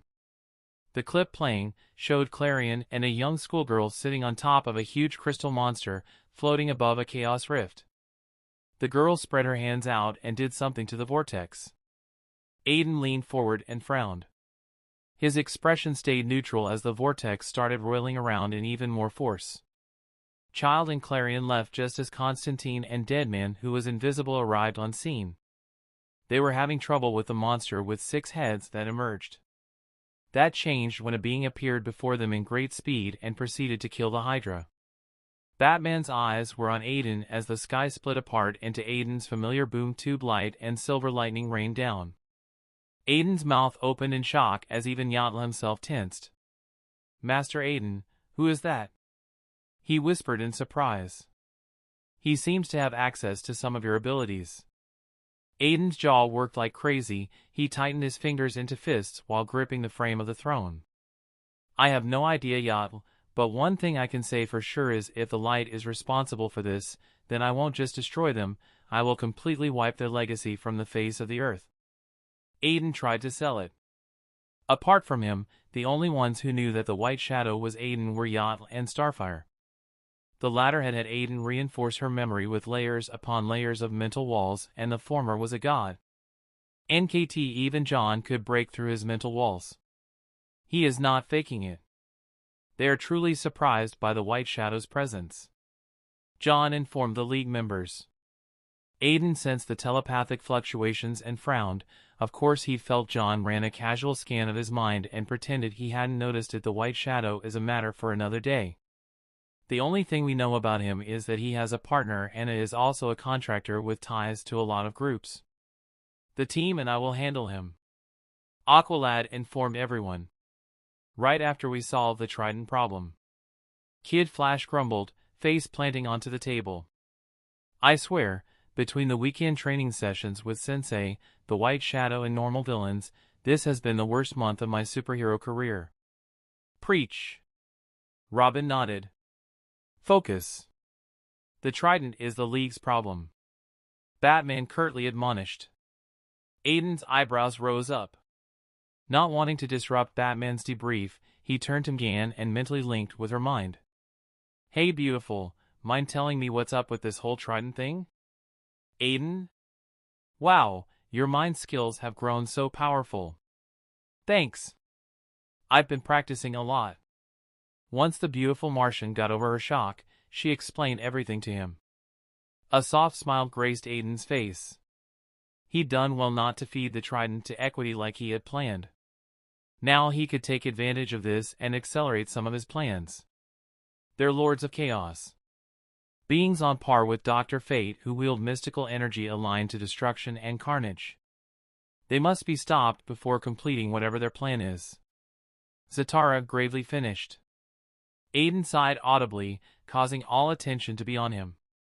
Unfortunately for my self-satisfaction and fortunately for Clarion, I won't be able to help stomp his ass to the ground like before. I wish I could fight this battle as I am the one with the biggest grudge, but there are other matters that require my attention. The Chaos Vortexes, they didn't just form on Earth, did they? Robin intuited, making Aiden look at him in surprise. Yes. That's very perceptive, boy wonder. He complimented. You've all seen the chaos unleashed by the ones on Earth, so I'm going to be unavailable for some time as I hunt down the rest of the vortexes and destroy them. That was only partly true. The White Shadow would be handling that while his main body would be entering seclusion to finally advance into a god in two of his elements. Aiden had put it off for too long. Plus, he was very eager to unlock water. To him, despite fire being his favorite element, water was more useful. The League will handle the Lords of Chaos, Wonder Woman assured.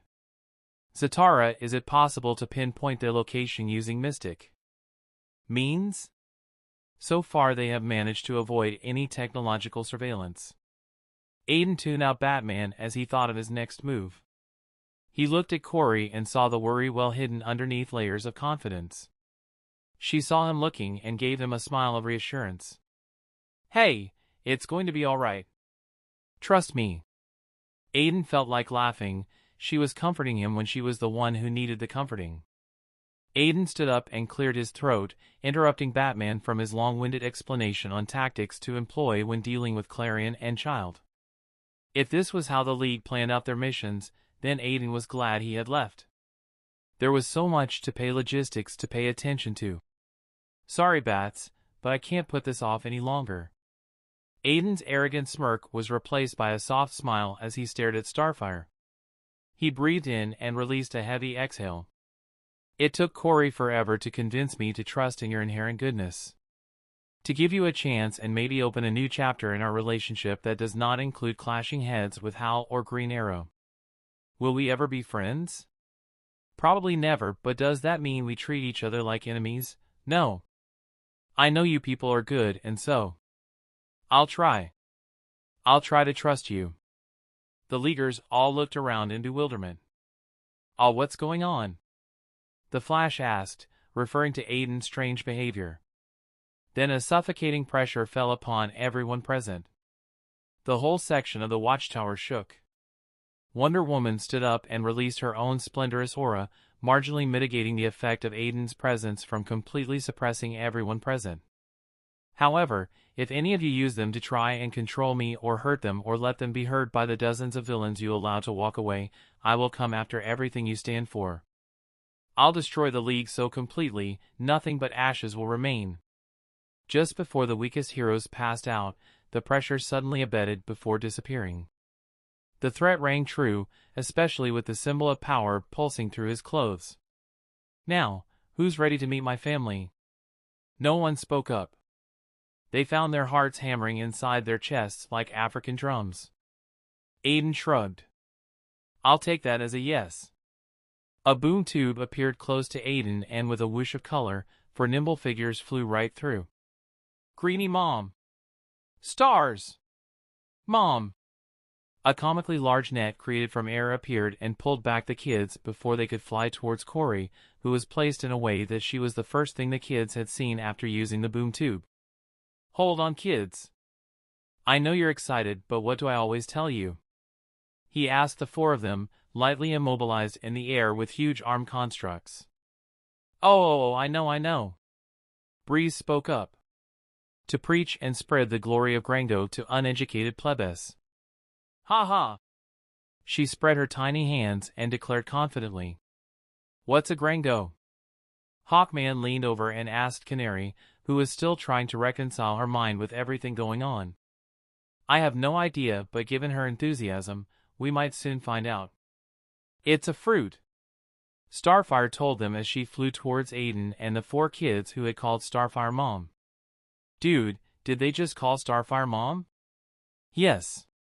Robin said, Hulk clenching his jaw. Aw, so adorable. Star, wait for me. Miss Martian flew after the Tamaranian. Yes to the Grango thing, Breeze, but there's something else. Aiden shook his head. You told us to be mindful of our surroundings. Sai answered, making Aiden nod and then motion to their front with his chin. And are you mindful? Realization finally doomed on them. They were standing before an entire room of strangers. The kids all yelped and hid behind Aiden, making the Avatar laugh while Yaltal smiled. Starfire touched down and they piled her with hugs. You want me to show you my room? Yes. Kai said in excitement. What about Dad? Is he coming with us? Sai asked, cocking his head to the side. Match looked up at Aiden and motioned for him to lift him up. He lifted both boys up and hugged them. I'll follow you after I'm done speaking with your babysitters, okay? Sai somehow got the joke as he giggled. Oh, and Breeze stopped trying to steal Batman's batarang. He added as a gentle wind ruffled Batman's cape. Breeze popped up on Star's head and hit a face with a cheeky smile. Sorry, Dad. Gan and Star matched out with the kids, leaving Aiden alone with the League whose intense emotions were going haywire. Chapter 206, Diplomat. General POV, yes. He's exactly who you think he is. The first words that left Aiden's lips after Starfire, the kids and Miss Martian had left, brought about pin-drop silence. Everyone could feel the anger inside Connor. His face was calm, but the red cloak of energy surrounding his body flickered with his tumultuous emotions. How? Connor breathed out, his voice shaking slightly. Cadmus. I was investigating the light when I came across him. He was damaged and unstable. The cloning process was done differently to yours. See, you're half human, half Kryptonian. He is a full Kryptonian and a smidgen Kins as well. The relatively new term surprised Connor and everyone. Kins? The Flash asked. I rescued him and took him back to my realm. Due to his unstable cloning process, his DNA was on the verge of collapse. To save him I had to resort to some drastic measures. Using resources that I am not at liberty to disclose, I stabilized his DNA by weaving my own unique strand taken from my realm's extensive resources. Kints are the sapient creatures native to my dimension. Or at least they will be. He thought that last part to himself. Aiden had figured that information out when he'd grown curious on why Match had reverted from his teen berserker self to an innocent happy 7-year-old. That's when he'd understood what the realm had done. By taking Aiden's DNA and mixing it with the energy from the source processed by the realm's core, something new had been created. A unique DNA strain that was distinct from human yet possessing a greater potential and an innate control of energy that Aiden named Kints. Match had expressed the ability to bend his heat vision through the sky like Darkseid, precisely because of his Kintside's talent with energy manipulation. Aiden was even happier at the turn of events because this made Match his actual son. And the nightmare he'd had, maybe that was also an ability he was exhibiting due to being part Kints? The Kints bloodline was to be the basis of whatever sapient humanoids he created for his realm. As he grew in power and his connection with the realm increased, he could feel a yearning. A yearning for life that came from the realm itself. Back to the League, the explanation that he gave them was not what they were expecting. Batman made eye contact with John. They had discussed Aiden's potential power dozens of times and reevaluated his threat even more. Yet, he always managed to move past the theoretical power cap they stuck him with. And now he had just revealed to them that he had beings capable of reason in his realm. And knowing Aiden, all of them were bound to be powerful. Hell, each of the mysterious kids who called him Dad despite Aiden only being 18, had powerful abilities. He hadn't detected Breeze when she had been at close proximity to him. Batman did not like this. At all. I won't plan an invasion, Batsy, don't rapture a vein from worrying too much. Aiden promised with a snort. How long? The brooding form of Superion asked with an undercurrent of barely contained anger. Aiden's smirk fell away. How long what?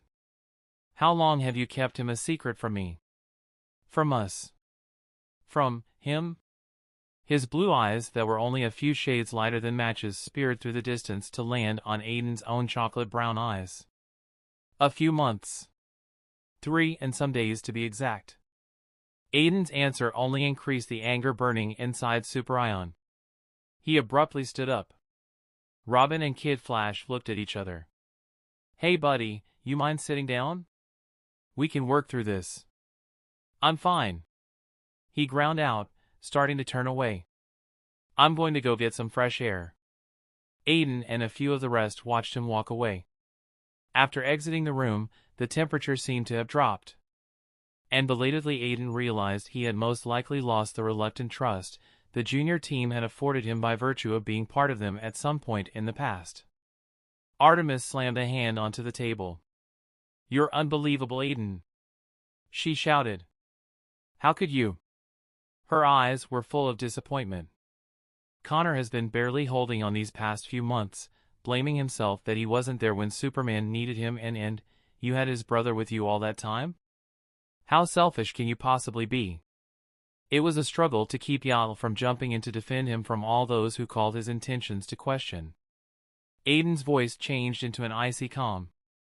You have no idea what you're talking about, Artemis, and I honestly don't have the patience to explain it to you. Then he promptly ignored the archer. His eyes found Wonder Woman. So, what have you decided? I know you've been having a mental conversation among yourselves for the past few minutes. What will it be?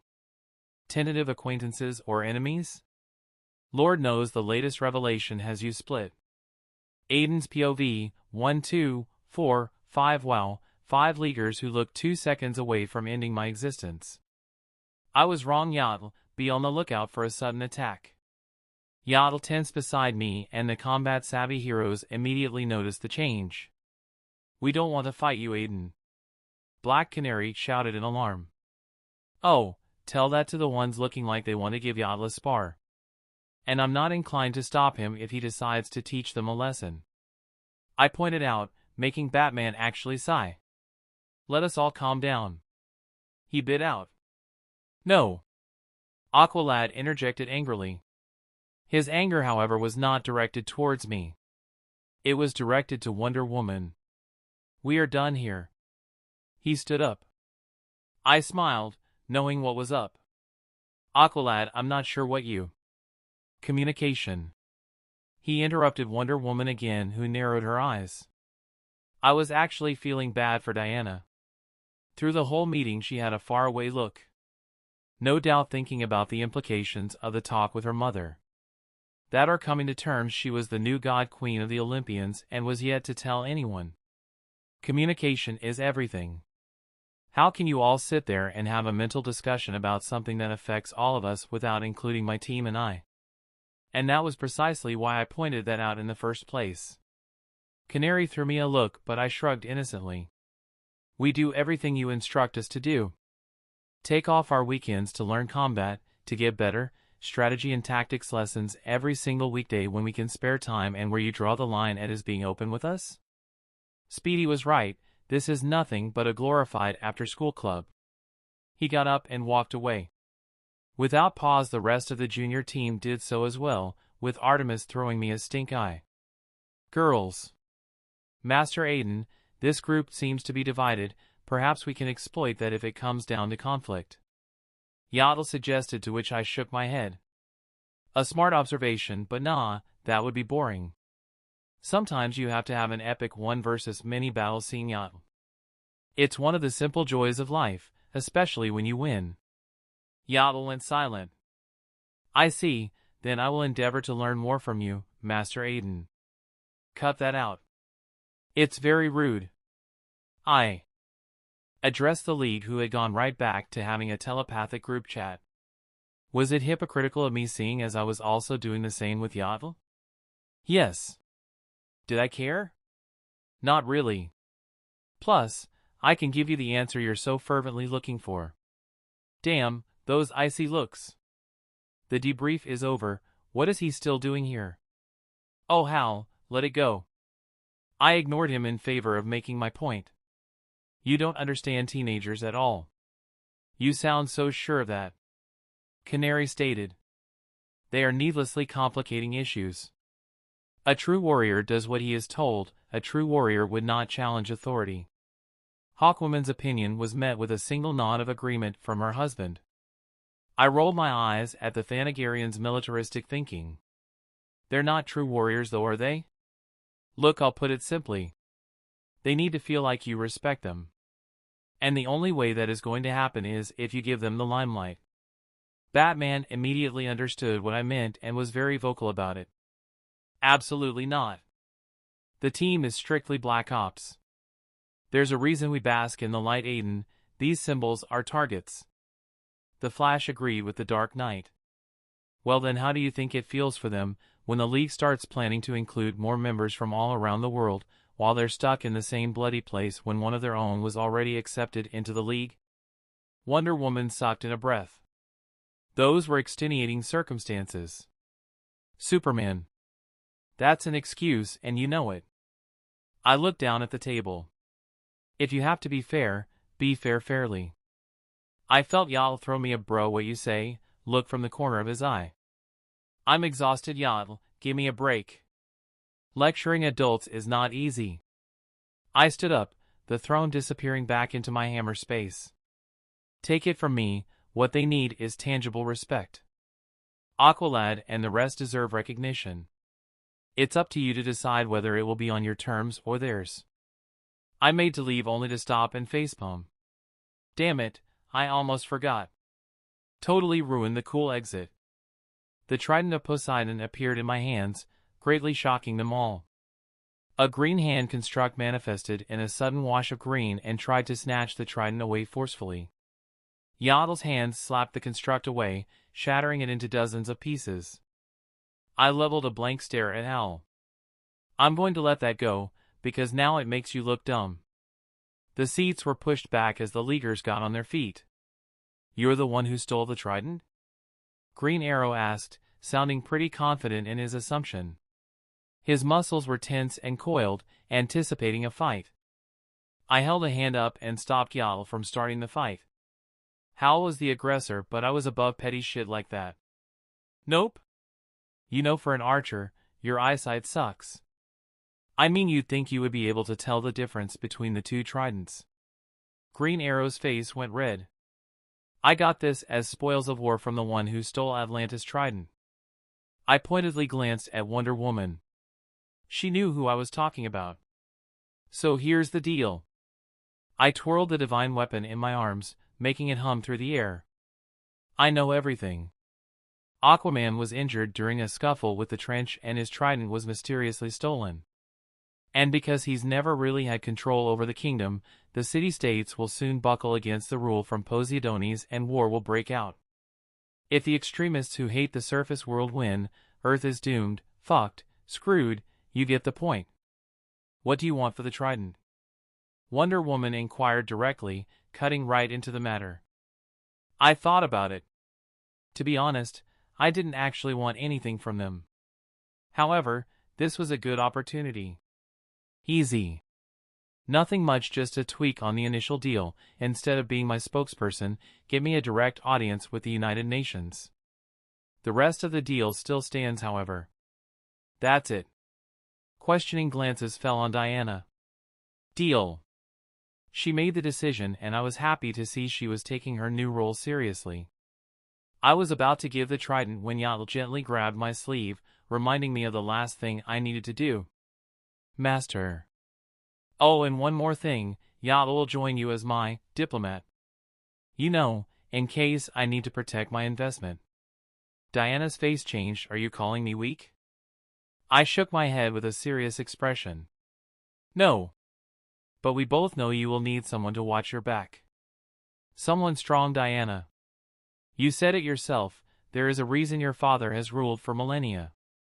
And it's not by being nice. The room was buzzing with a certain tension. I had revealed a lot and Diana had questions to answer from her colleagues. The trident sailed through the air, carried in the winds, and fell into her hands. I'll keep in touch. Right now, it's time to introduce my son to his brother, go through an awesome training regime and come back even more OP. Bye. Chapter 207, Something's Up. Aiden's POV, the Earth looked so peaceful. It was hard to imagine that the green and blue-colored ball held every single meaning to every human being alive and that has ever lived. I stepped up to stand beside Connor, whose anger had cooled off somewhat. You know, it wasn't out of spite that I kept him away from you. I started, feeling, not exactly bitter that I was trying to explain myself, but something close. However, for the sake of match, I was willing to meet in the middle with Connor, because had the roles been reversed, I would also be a little angry. If it feels like I was trying to make you suffer, then you honestly give yourself too much credit, Connor. He tensed. Just because I was trying to meet him in the middle didn't mean I wasn't going to call him out on his sucky attitude. Most of those 3 months were spent trying to teach him how to feel, how to laugh, how to cry, and with Superman in his current state and you pushing yourself to save everyone, it wouldn't have been an ideal environment for him. So before you go judging me for what I did, ask yourself what you would have done differently. He looked at me and for a minute there, I could see him contemplating punching me. But fortunately for him he relented. I haven't forgiven you. He shook his head. I don't even think I'll be able to, but I get where you're coming from. I smiled. Good. Now how about I introduce you to Match? It's about time he got his Kryptonian name anyway. Connor's face lit up immediately. He hesitated before smiling a little. Yeah, I would like that. We made it to the hub, the team's quarters, and upon opening the door, pandemonium hit us. Kid Flash was blitzing around the room, over the furniture and up the wall trying to catch Sai, who was fleeting about with streaks of multicolored lightning, holding Kid Flash's goggles in his hands. Hey! Get back here! This is so not Aster. Robin was in a tug-of-war with Breeze, who was covered in a huge wind construct rippling with huge muscles and trying to pull Robin's utility bill from his hands. Give it up, you small meanie. No way! And don't call me small. You're small and puny. Do you even lift, bro? What the? Match was in a staring match with a sulking Aqualad who was sitting in his chair with a thoughtful look on his face. You smell funny. The little Kryptonian Kint's hybrid told him. Aqualad blinked and smiled. Thank you. Match gave him an innocent but happy smile. You're welcome. My kids were bullying legit superheroes. I'm so proud. Corey, Kai, Gan, and Artemis were nowhere to be seen though. Connor and I looked at each other just as one of the kids noticed us. Dad! Sai called out before appearing in a burst of lightning speed and hiding behind me. Kid Flash stopped a few meters away and held out his hand while breathing a little too heavily. Robin was distracted a little by the commotion, allowing Breeze to snatch the utility belt and disappear into the next room over, which is where I'm guessing Star and the others were. Match floated towards me but then stopped and started flying circles around Connor with a curious look on his face. Connor studied him as well. Whoa! The resemblance is uncanny. Robin commented while walking over. Give, breath, it back. Kid Flash managed to say while inhaling deeply. Sai had actually managed to beat him in speed. No! Sai refused, making me raise my eyebrows in surprise. Sai was the most obedient of the kids, right after Match, so he had to have a reason for doing this. Sai, why do you have his goggles? I asked, bringing him to my shoulders. He said you were always bringing trouble to them and I didn't like it, so I stole them. Kid Flash winced. I threw him a scathing look and he almost wilted. Oh, so you were defending me, huh? I asked my precocious boy. Huh. Wonder what Dad would think about being a grandpa so early. Meh, knowing the old man, he would probably be clamoring to take the boys camping for some survival training. Never seen a black dude love the wild like my dad. Mh. Sai nodded with a hum. I snorted. Thanks, Sai, but we don't want to bully Kid Flash too much, so hand it over.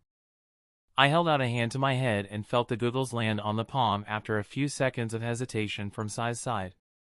Then I threw the goggles to Kid Flash. Thanks, he said, strapping them to his forehead. Yeah, next time you talk shit about me, make sure you're ready for what will follow.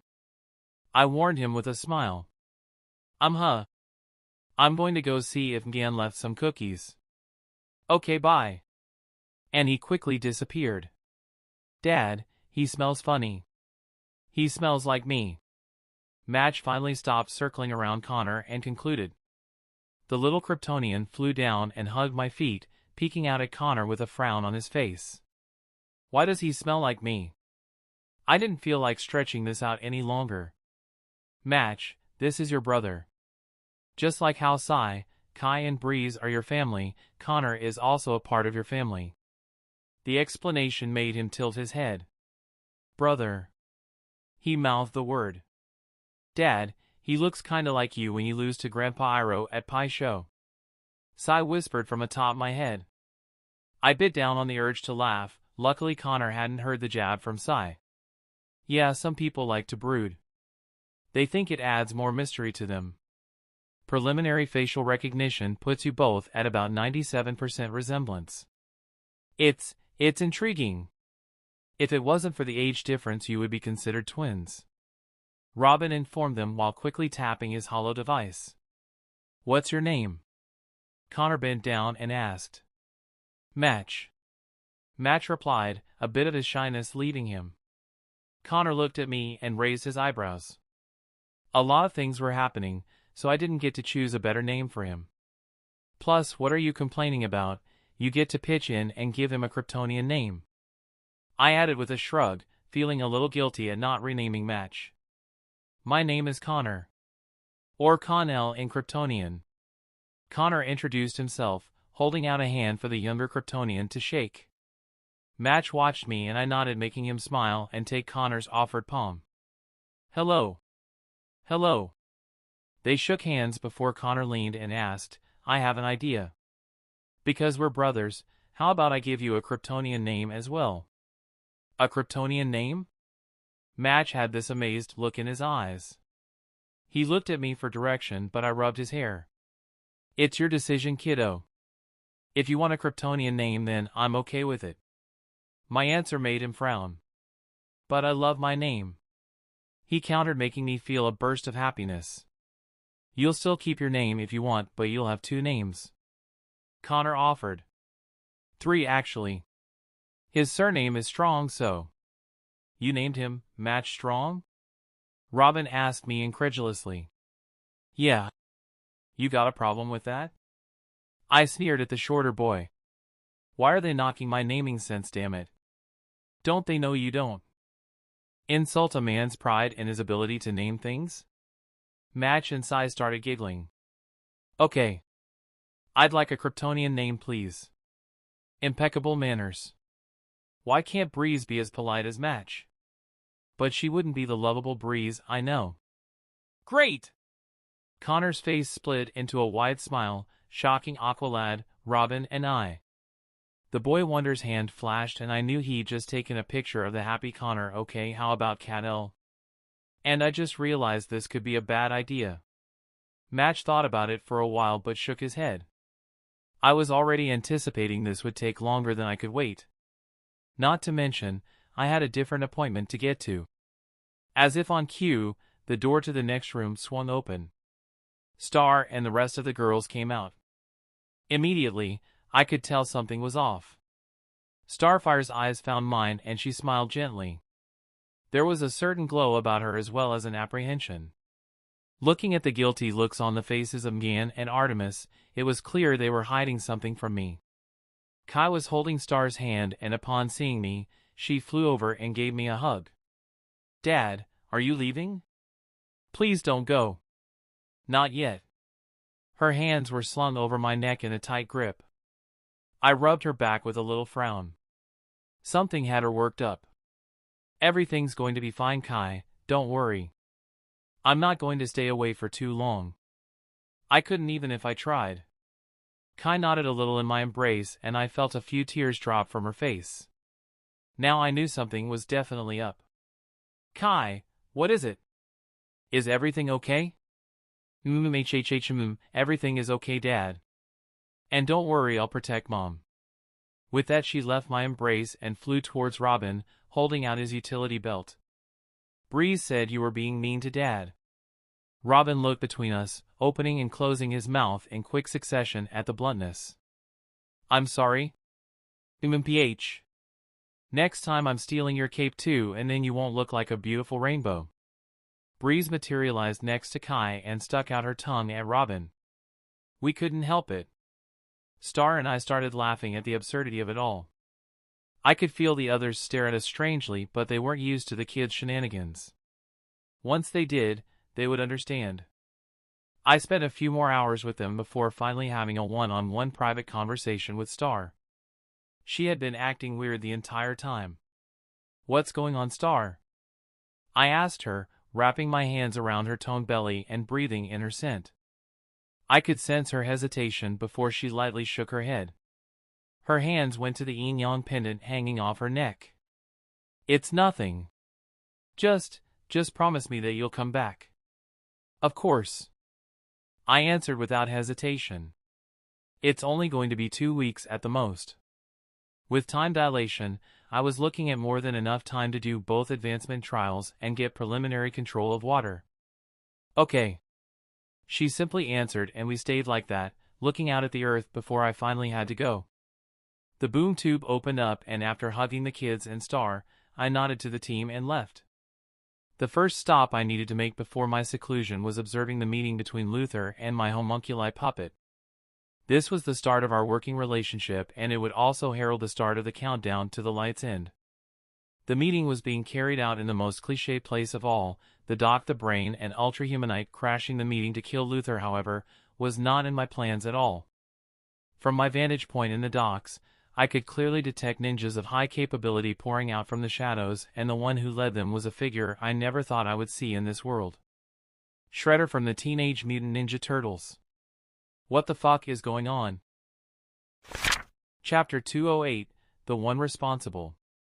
General POV, the fight was going on at a sedate pace. Due to the resourcefulness of the foot technicians, the foot ninjas had been enhanced by a variant of the ooze.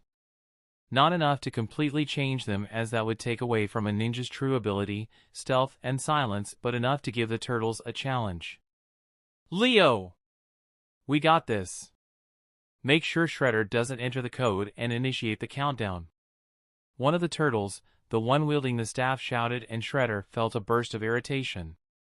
This plan was supposed to go off without a hitch. A temporal bomb that would shuttle the entire city of New York back in time to the past, where he would use his genius to conquer humanity before the ancestors of the turtles were even born. Right! The blue one made short work of the ninjas at his front as the others covered his sides. He jumped and threw one of the swords in his hand towards Shredder, twirling through the air. Shredder lazily craned his neck to the side, allowing the katana to sail past him, and then grabbed the pommel of the blade. He turned and blocked Leonardo's slash with the katana now firmly gripped in his hands. Then he kicked out at Leo's unguarded chest. Before the attack could land, everything stopped. His body froze mid the action. His eyes, being the only thing he could move, looked around through the eye holes of his helmet. What was going on? The Technodrome was a wondrous piece of technology, however Shredder knew without a doubt that this was not one of its functions. Stopping time while still allowing his reason, logic, and awareness to remain, stretched far beyond what the foot technicians under him could employ. The Ultrams possessed technological supremacy over a young species like the Earthlings, but even they could not dabble in temporal manipulation with such ease. Could the fucking turtles be responsible for this? No, he found himself dismissing the notion entirely. How about the Foot Mystics? He might have held control over them, but they didn't respect him like the rest of the Foot Clan. So this could have been a scheme. Yet, he could feel through chi, a rudimentary skill he had acquired through decades of martial arts discipline, all in the hopes of living up to the mantle he chose, that they were similarly stuck in place. So then, could this be the work of the real Shredder? The Tengu Shredder? A crazy cackling was heard from all over, the sound appearing in his eyesight in huge red ha-ha-ha-ha words similar to a speech bubble from a comic book. What in the hell? No. Not the Tengu Shredder though, I gotta say, what an excellent idea. Who are you? What? Are you? Shredder shouted inside his mind. No one you need to know right now, my friend. Just a concerned citizen from the studio next door. Not they at studio next door, Marvel sucks these days. And I. Then his sentences shifted into song. Have a dream, a song to sing, to help me cope with anything. What manner of monstrosity is this? Hey, that's mean. The ground rumbled as a pitch-black monstrous creature with tentacles, innumerable eyes, a spiked tail, scraggly hair across its body appeared in Shredder's eyesight. Even monsters have feelings too, you know. The voice that came out of the creature grated on the ears of the Conqueror of Worlds. It opened its mouth and started sucking in everything inside the Technodrome. The foot ninjas in various poses, the mystics who were trying to guard the core of the Technodrome per his instructions, everyone except his mortal enemies. What? No! Eat them as well. Devour their souls and rid me of this nuisance once and for all. He shouted, doing his best to project his thoughts to the monster. Why though? I mean, you're the one I need, old chappy boyo. The voice of the monster said cheerfully. Not to worry, I just need you to do something for me real quick and snap. You'll be back to lose before you know it, you dig? Shredder felt bitter and dejected as the darkness swallowed him whole. His consciousness did not abate. Nor did death come for him. In fact, all around him, he could feel the forms of his minions. The monster smacked its lips and turned to leave before cocking his head and throwing an interested gaze at the 4 Ninja Turtles. You know what? Shred was right. The more the merrier, I say. Then he swallowed them too. The void was quiet and oppressive. Then, before Shredder's eyes, pinpricks of light started appearing one after the other. All around him, galaxies, nebula clouds, superclusters, and blue giants were revealed. They were in the cold of space, yet he and his men, numbering 30 of them, still lived. The Lacani cluster? No, this is a section of the universe that I don't recognize. A pop and a short old man wearing a yellow bodysuit with purple accents on the shoulders, gloves, boots, and a hat made of the same color appeared cross-legged in the air before Shredder. The short man was blazing with confidence and madness. His white hair seemed to almost glow in the darkness as he looked at Shredder with a manic glee. An envelope manifested in his hands as a brown trenchcoat fell on his body to hide his features. He handed over the envelope to Shredder and adopted a cliché mafia accent. "Here's the deal, Shred. Kill these two for me and I will give you unlimited power." The void echoed with his voice. "Who are you, little man?" Shredder boomed out in anger at being called Shred. "The insult? I have no patience whatsoever for your games. Take me back, I have a few insects to crush." Shredder deployed his wrist blades with a snap from his arms, pointing them straight at his kidnapper. The short figure clapped his hands, turning his clothes back into his earlier strange yellow bodysuit. Props on the 80s villain dialogue. That's exactly what I was looking for. The name is Mr. MXYZPTLK and I have a grudge on someone who broke my toy. His face grew predatory, with his teeth turning into fangs. He disappeared and appeared to Shredder's left in a swimming pose. Now normally, I would just go snap Thanos style.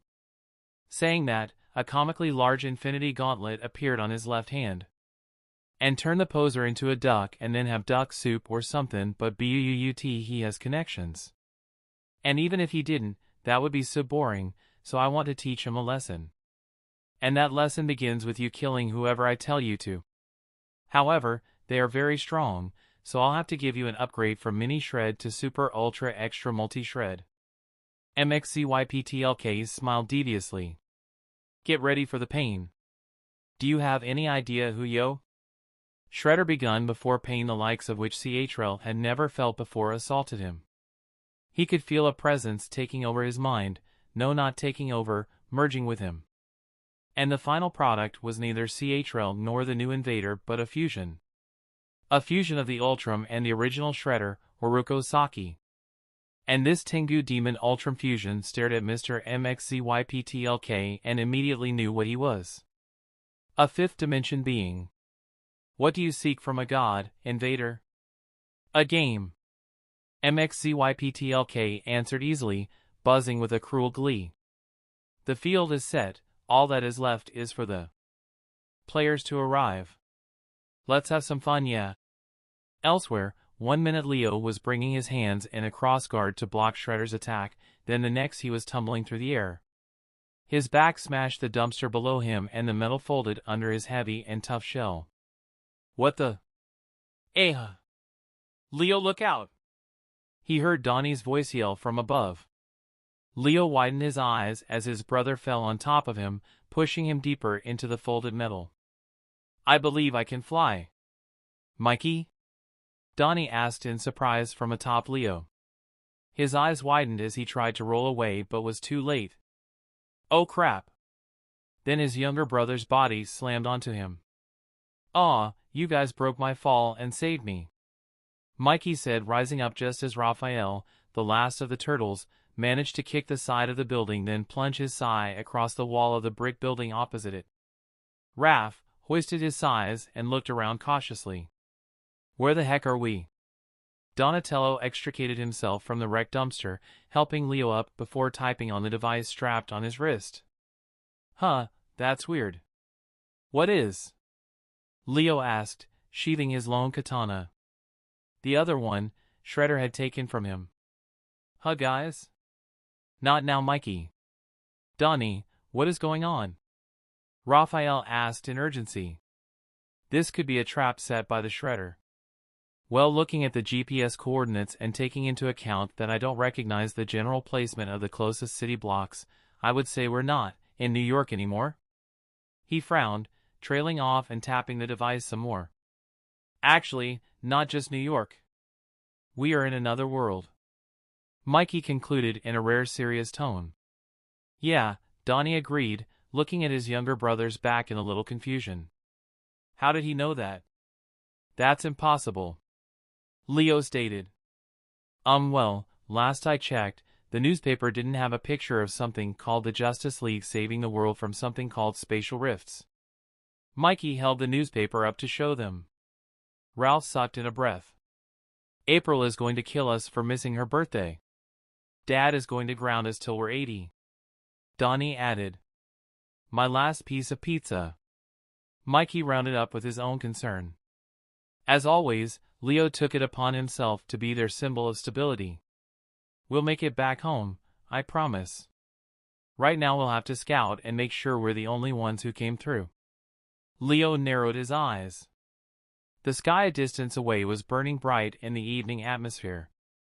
Something was going down. I have a bad feeling about this.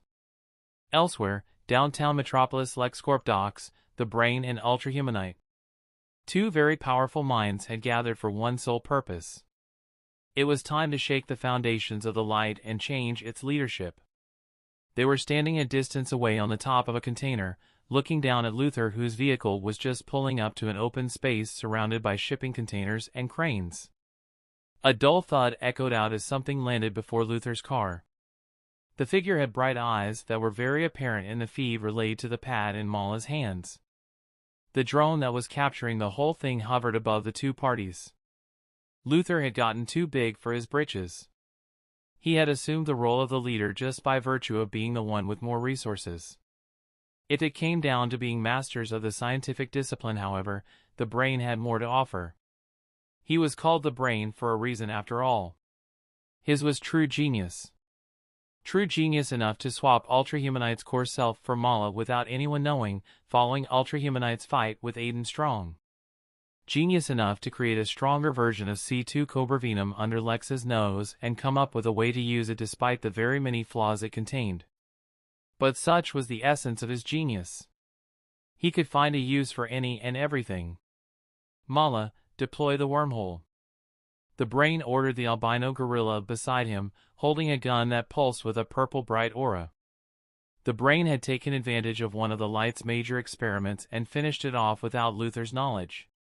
By studying how the father box opened stable boom tubes to allow safe travel as well as Terror's own version of the ability, they had come up with something unique.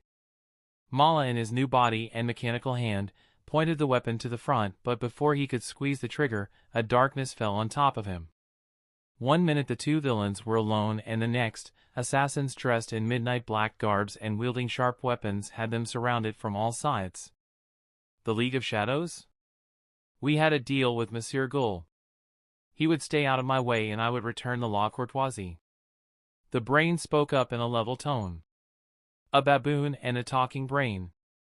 A voice mocked, making Mala let out a strangled noise. You are not the targets. Identify yourself, strange creature. Part of the darkness roiled around and spat out a hulking figure dressed in a menacing armor and very sharp-looking blades, peeking out of his wrists. The Brain paid no attention to the insult. Instead, his mind quickly worked out the motive of this new figure. Given the fact that the only other people in the docks at the moment was Luther and his retinue, then it was easy to see who the target was. Someone other than him wanted Luther dead. Bonjour mon ami, I believe we are at a position to help one another. After all, we seek the death of the same person. Aiden's figure, okay, so apparently Shredder's here. In DC. What in the actual fuck is happening? I had a cloak of invisibility hiding me from their gazes. Despite that, I elected to stay further away because ninjas are very perceptive. Gasp! Who knew? Seriously though, my mind was running at light speeds trying to think of a way any of this was possible. Was this Earth-16 or a fusion of it and the TMNT universe? But how though? I hadn't heard or seen any traces of them before. I'd come here to see the deal between Luther and my homunculi puppet go down, but I wasn't expecting this. For starters, the Brain had managed to shift Mala's brain into Ultrahumanite's body, who had been brain dead courtesy of yours truly, and, according to spiritual attunement, there was a lot of hostility aimed at Luther. And he wasn't alone. The Foot Clan and the Brain both wanted to kill Luther. I couldn't let that happen. Not yet. Plus, a smile graced my face. This would make Lex indebted to me, or rather my puppet.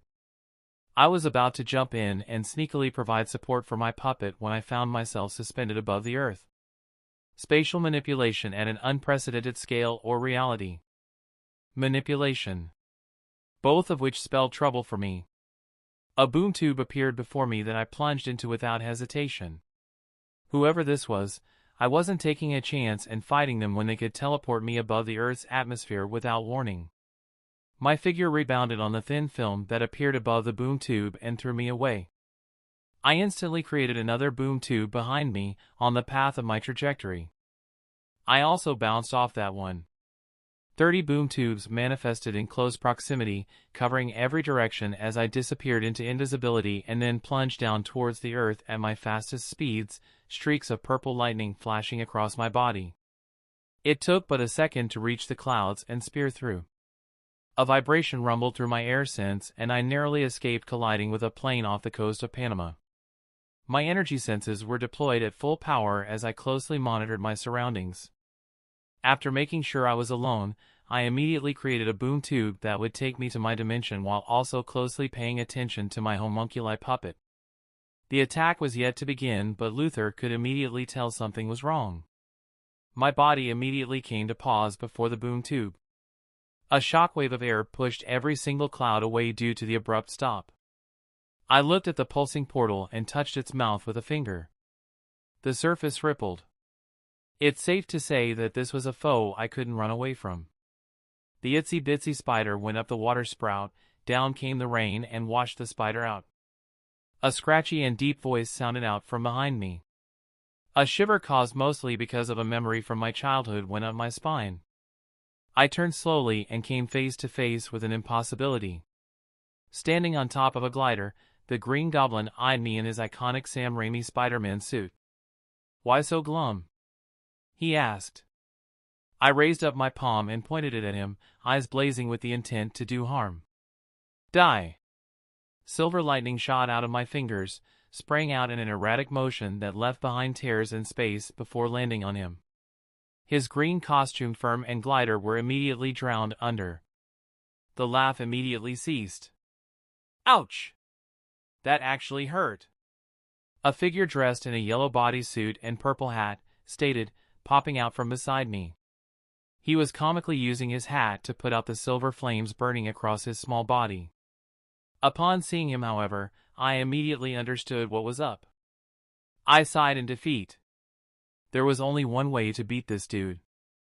I clicked my finger and immediately the silver fire stopped burning, otherwise it would have burned forever until MXCYPTLK was dead. But because he was essentially omnipotent, they would enter a statement. Plus I didn't doubt there were a number of ways he could get rid of it. Well, that's what you get for trying to scare me with my childhood fear. I had been afraid of Green Goblin when I was younger. The mask had been pretty terrifying when I had first watched the movie. "Oh, thanks," MXCYPTLK said after the silver fire stopped burning. Now where were we? Oh yes. Bam! A fist the size of a freighter train smashed into me at speeds I couldn't react to and I found myself sailing back to Earth. The wind rippled around my body, enhanced healing working overtime to mend my cracked ribs. I slowed down my momentum and hovered above the Atlantic. A wind platform appeared below me and I took a single knee, shaking my head to get rid of the sudden vertigo. That little shit. The ocean water under me gained a glow, reflecting light from something above me. I looked up and actually paled. The bastard had sent a meteor down at me. Equity appeared in my hands and I immediately slashed it upwards. A scythe of silver flame exploded out of the sharp edge, easily 200 meters wide. It lit up the area, changing midway into a massive dragon that hit the meteor and swallowed it. A ridiculous explosion bloomed in the night sky, the shockwaves reaching me and ruffling my clothes. The ocean rose up into a massive wave that washed down at me, easily taller than any of the gods in their giant forms. I was tense and on the lookout for the next attack, only for the massive wave to shift into a huge face of water, aiming to swallow me. I flew up higher to escape the construct, but the world suddenly flipped upon itself and I found myself plummeting into the depths of the sea. I hit the ocean water, covered in an air bubble. "Come on fella, let me ragdoll you a little bit." MXCYPTLK's voice sounded out from every direction. "No thanks." I snorted and molded the fiery energy inside me. If he wanted to play, then I'd play. This one is for the history books. My words were met with a snicker. "Oh please. Nothing you can do can hurt me, boy. I am a fifth dimension being. You're sure? Let's make a deal then. If you can tank this, I will introduce you to something the fifth dimension doesn't have. MXCYPTLK appeared before me in a pop. Oh, you're on, bucko. Now I had never seen the limits of my combustion bending. But I'd been practicing, and once I even managed to destroy an island in my realm before stopping the self-harm. This time, I was miles away from any civilization with a being who could take it.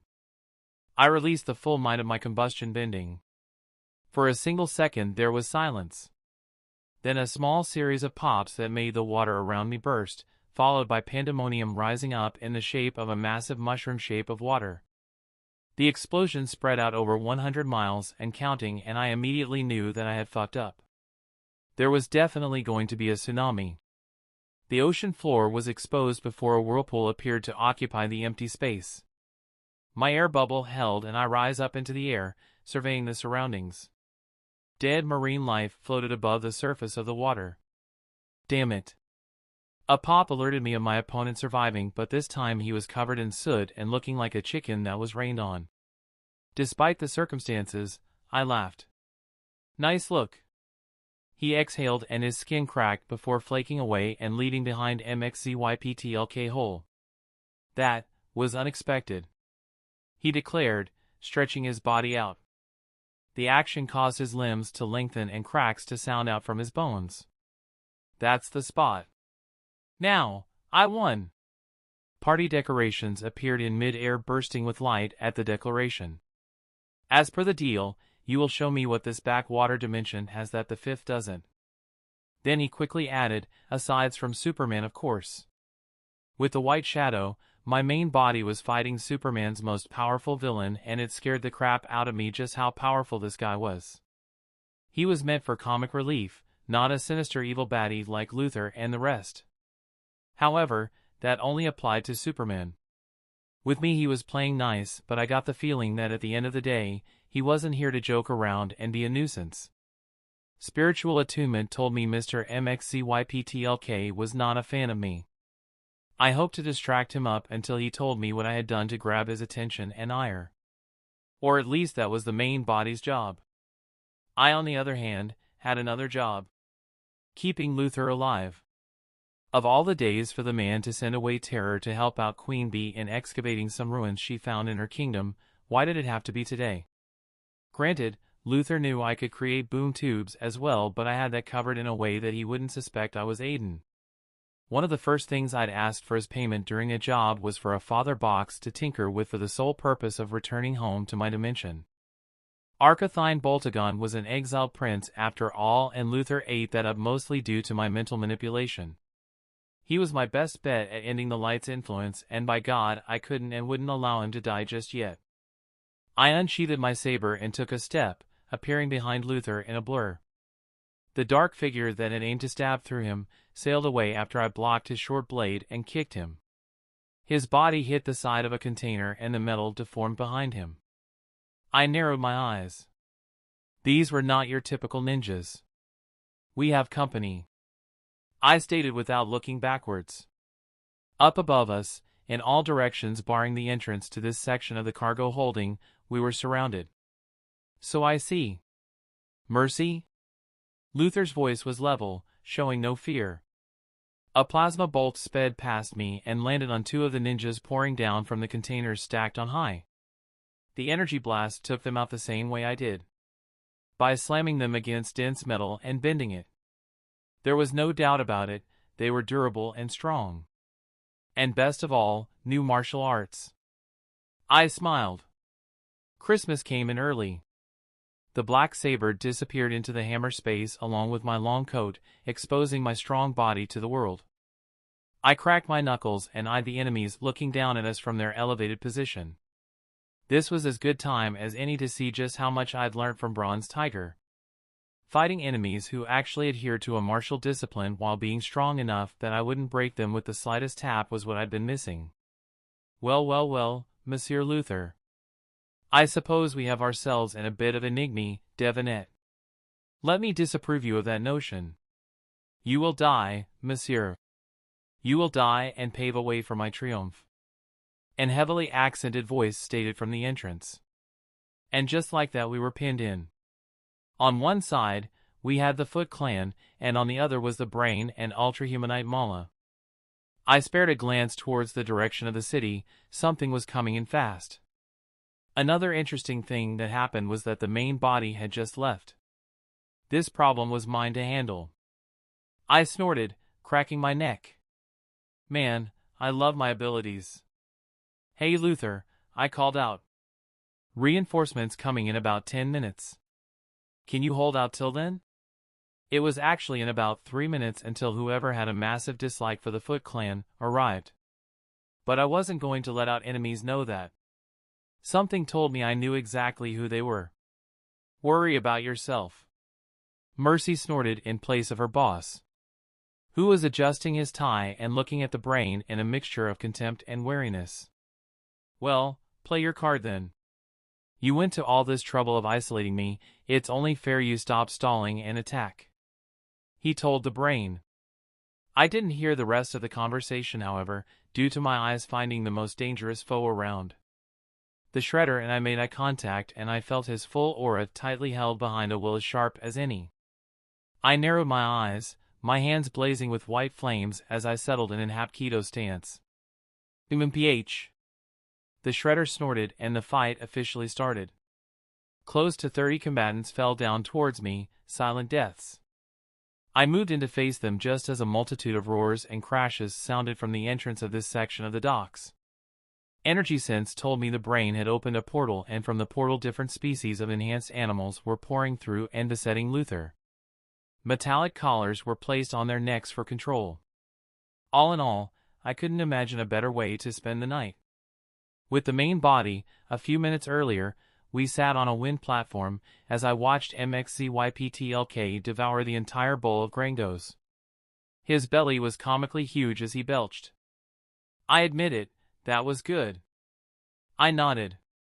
Glad you liked it. Then he jumped to his feet as boxing gloves appeared on his fists. To the side of his head, a bell manifested out of thin air and begun ringing. Round 2? I held up my hands. Wait! Look, I don't even know why we are fighting. My protest made him twirl and change forms into Superman. A Superman that had a huge upper body and very slim legs. Then he crossed his hands above his chest. Because you broke my toy. The voice that rumbled out sounded like the voice in classic movie trailers.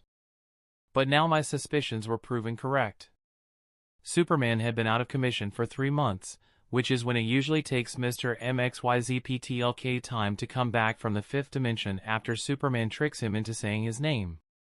So let me get this right, you're messing with me because I saved Superman from dying? I asked. In a burst of anger, MXZYPTLK appeared in his true form. Saved him? Saved him? Then his words descended into an unrecognizable jargon. Hashtag 5+ XDNVLLLGSQQRRWHXKCDJBX equals Senpai, Yentmdikfsinki. I held up my hands once more to stop the tantrum. Okay. Will a sorry do? That seemed to make him even madder. And he descended into another tantrum. I winced as the words coming out of him actually physically hurt my ears. Listen here, chump. You mess with me, and now I'll mess with you. He finally concluded in English, pointing his thumb over his shoulder at the direction of Metropolis. Just like I suspected, he was the one responsible for the Foot Clan. I scratched my head. But why them though? Like there is no shortage of supervillains on this world. Why did you have to bring in beings from an alternate world? I asked. MXZYPTLK chuckled. Because why not? Plus, Shred is a bit like you. He has more powers than he knows what to do with, and he's relentless. If anyone can give you a headache, it's him. Oh, the fun we're going to have. He then started flying circles around my wind platform. Look, what if I promise to heal Superman soon? Will that get you off my back? Nope. MXZYPTLK answered. I sighed. Okay, Now that I know who's behind the whole thing, I can get rid of him and go do what I need to do. The advancement trials were waiting for me, and I honestly didn't give a shit that MXCYPTLK was trying to fuck with me. My homunculi puppet was enough to handle Shredder and the Foot Clan with some help from the turtles. I could feel them advancing towards my second body's position as we spoke. Now to get rid of this nuisance. Hey, by the way, you didn't actually introduce yourself. That brought him up short. Oh. Really?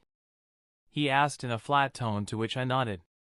Clearing his throat, MXCYPTLK spread out his hands. You have the honor of being graced by Mr. MXCYTPTLK. At the drop of his name, I warped the sound coming out of his mouth by introducing a bouncing effect, so instead of MXCYPTLK, the name came out as KLTPYZXM. Mr. MXCYPTLK only had time to blink at me and say, "Hot damn." Then he popped back into the fifth dimension. Good riddance, I stated, falling into the boom tube that manifested below me. The white shadow could handle everything else. As for me, I am so outta here. Chapter 209, The Bronze Tiger's Teachings. General POV, no more talking. The white shadow held his stance as the first of his opponents reached him. Twirling a kuzarigama in his hands, the shinobi was fast and dexterous. Aya! He swung out the chain connected to the left side. The white shadow stepped forward and raised his hands. A clang rang out as the blade and shaft were caught between his forearms. He flexed his muscles and the weapon broke, sending shards flying away. He leaned to the left and watched as the second blade passed by his face, getting close enough to slice his cheek, yet missing by a millimeter. The white shadow grabbed the clinking chain and pulled the ninja's body towards him. Bracing the ninja's right leg against his own, he slammed him onto the floor. The concrete below cracked as the ninja immediately passed out. Always be on the move. He could almost hear Bronze Tiger's voice instructing him. Following the teaching, Aiden cartwheeled over the downed assailant, escaping the kunais and shuriken that plunged into the ninja in an unfortunate case of friendly fire. He rose up briefly and then immediately dropped to the ground, sweeping the legs from under one of the four ninjas who ran forward to meet him. The ninja fell and dropped his tanto, the metal clanging onto the ground. It bounced a little. The white shadow grabbed its handle and slashed the Achilles heel of the ninja closest to him in an expert roll. The ninja let out a scream before the pommel of the tanto smashed against the side of his head, sending him to unconsciousness. The white shadow used the flat side of the blade to block an attack from two of the ninjas moving in synchronized motion. They each covered the other's blind sides. The white shadow took a step back, blocking a slash aim for his belly, then deflected a tanto stab to his neck, before leaning out of the way of a kick aimed for his solar plexus. He raised his tanto and brought it stabbing down at the thigh of the offending leg. The tanto run through flesh and bone, eliciting a painful grunt by the shinobi. He pulled it out and aimed for his neck, only for his partner to block his attack while the wounded ninja tried to fall back on his usable leg. The white shadow's move turned to be a feint as his swing sent the blood covering the tanto onto the ninja's face. There is no such thing as fighting dirty. There is such a thing as being dead. He heard his master's voice caution him after one of their many spars. Showing a depth skill, the ninja tried to pull back, just as another, this one wielding nunchucks, jumped over him with a yell, bringing one end of the weapon down on the white shadow's head. The white shadow pulled his hand back and let the tanto fly. The weapon buried itself in the ninja's chest with an audible thunk, and the man fell down, dead. They might have been durable, but so were the weapons they wielded. Aiden's instincts warned him of an impeding attack, and sure enough, arrows fell down on his position. He strafed to the left, evading the barrage while reading the battlefield. Never let your guard down. He remembered the lesson very well and adhered. The bowman stood beside Shredder, who did not seem to pay attention to Aiden or anything else going on. The leader of the Foot Clan's demonic chi rippled out of him in waves. The white shadow narrowed his eyes and flicked his finger to deflect the arrow aimed for his throat. His eyes made contact with the ninja and promised death with the gaze. The ninja shivered and decided to do his very best to take him down. Luckily, most of his clan members were bearing down on the target's position. It would take the target going through all of them to even hope to reach him. All he had to do was keep shooting his arrows. The White Shadow's steps were light yet full of power as he ran forward and kicked off the side of a container, sailing to the other side of the stacks. The arrows were more of an annoyance that he destroyed in mid-air before landing on top of a gigantic enhanced rhino that was easily 3 meters tall. His elbow slammed onto the back of its head and the animal crumbled to the ground before it could complete its charge and attack Mercy from the back. The White Shadow heard the whistle of an arrow cutting through the air only to be smacked away by a sudden green figure with a red bandana strapped across his face. Raphael turned his head to the White Shadow. "You're welcome." He threw over his shoulder. "Handle the creatures and grunts, I'll get the tin can." The White Shadow ordered and jumped from the down rhino's head to the top of the stacks of container in one fell swoop, leaving behind a gale that pushed the Ninja Turtle back. "He's fast," Raphael thought, a little amazed. "Hey, don't fucking order me around," he shouted at the blurring figure, then quickly ducked behind the limo to escape the hail of bullets. The gorilla standing next to the walking brain and Akin had hoisted a machine gun and begun spraying them around.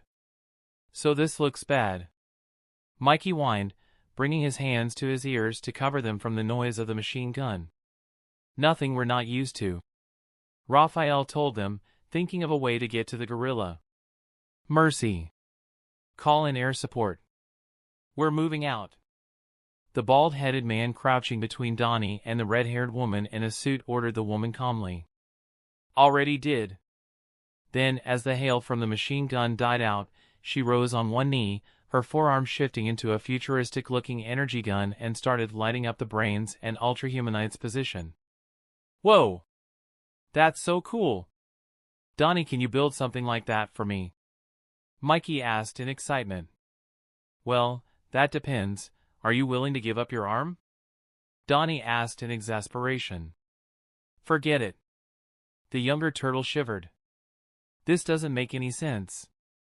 I managed to acquire a drop of blood from Leo's sword after he dealt with the oversized mantis, and after running analysis, something caused a rapid growth in muscle, bone, and tissue growth in the animal."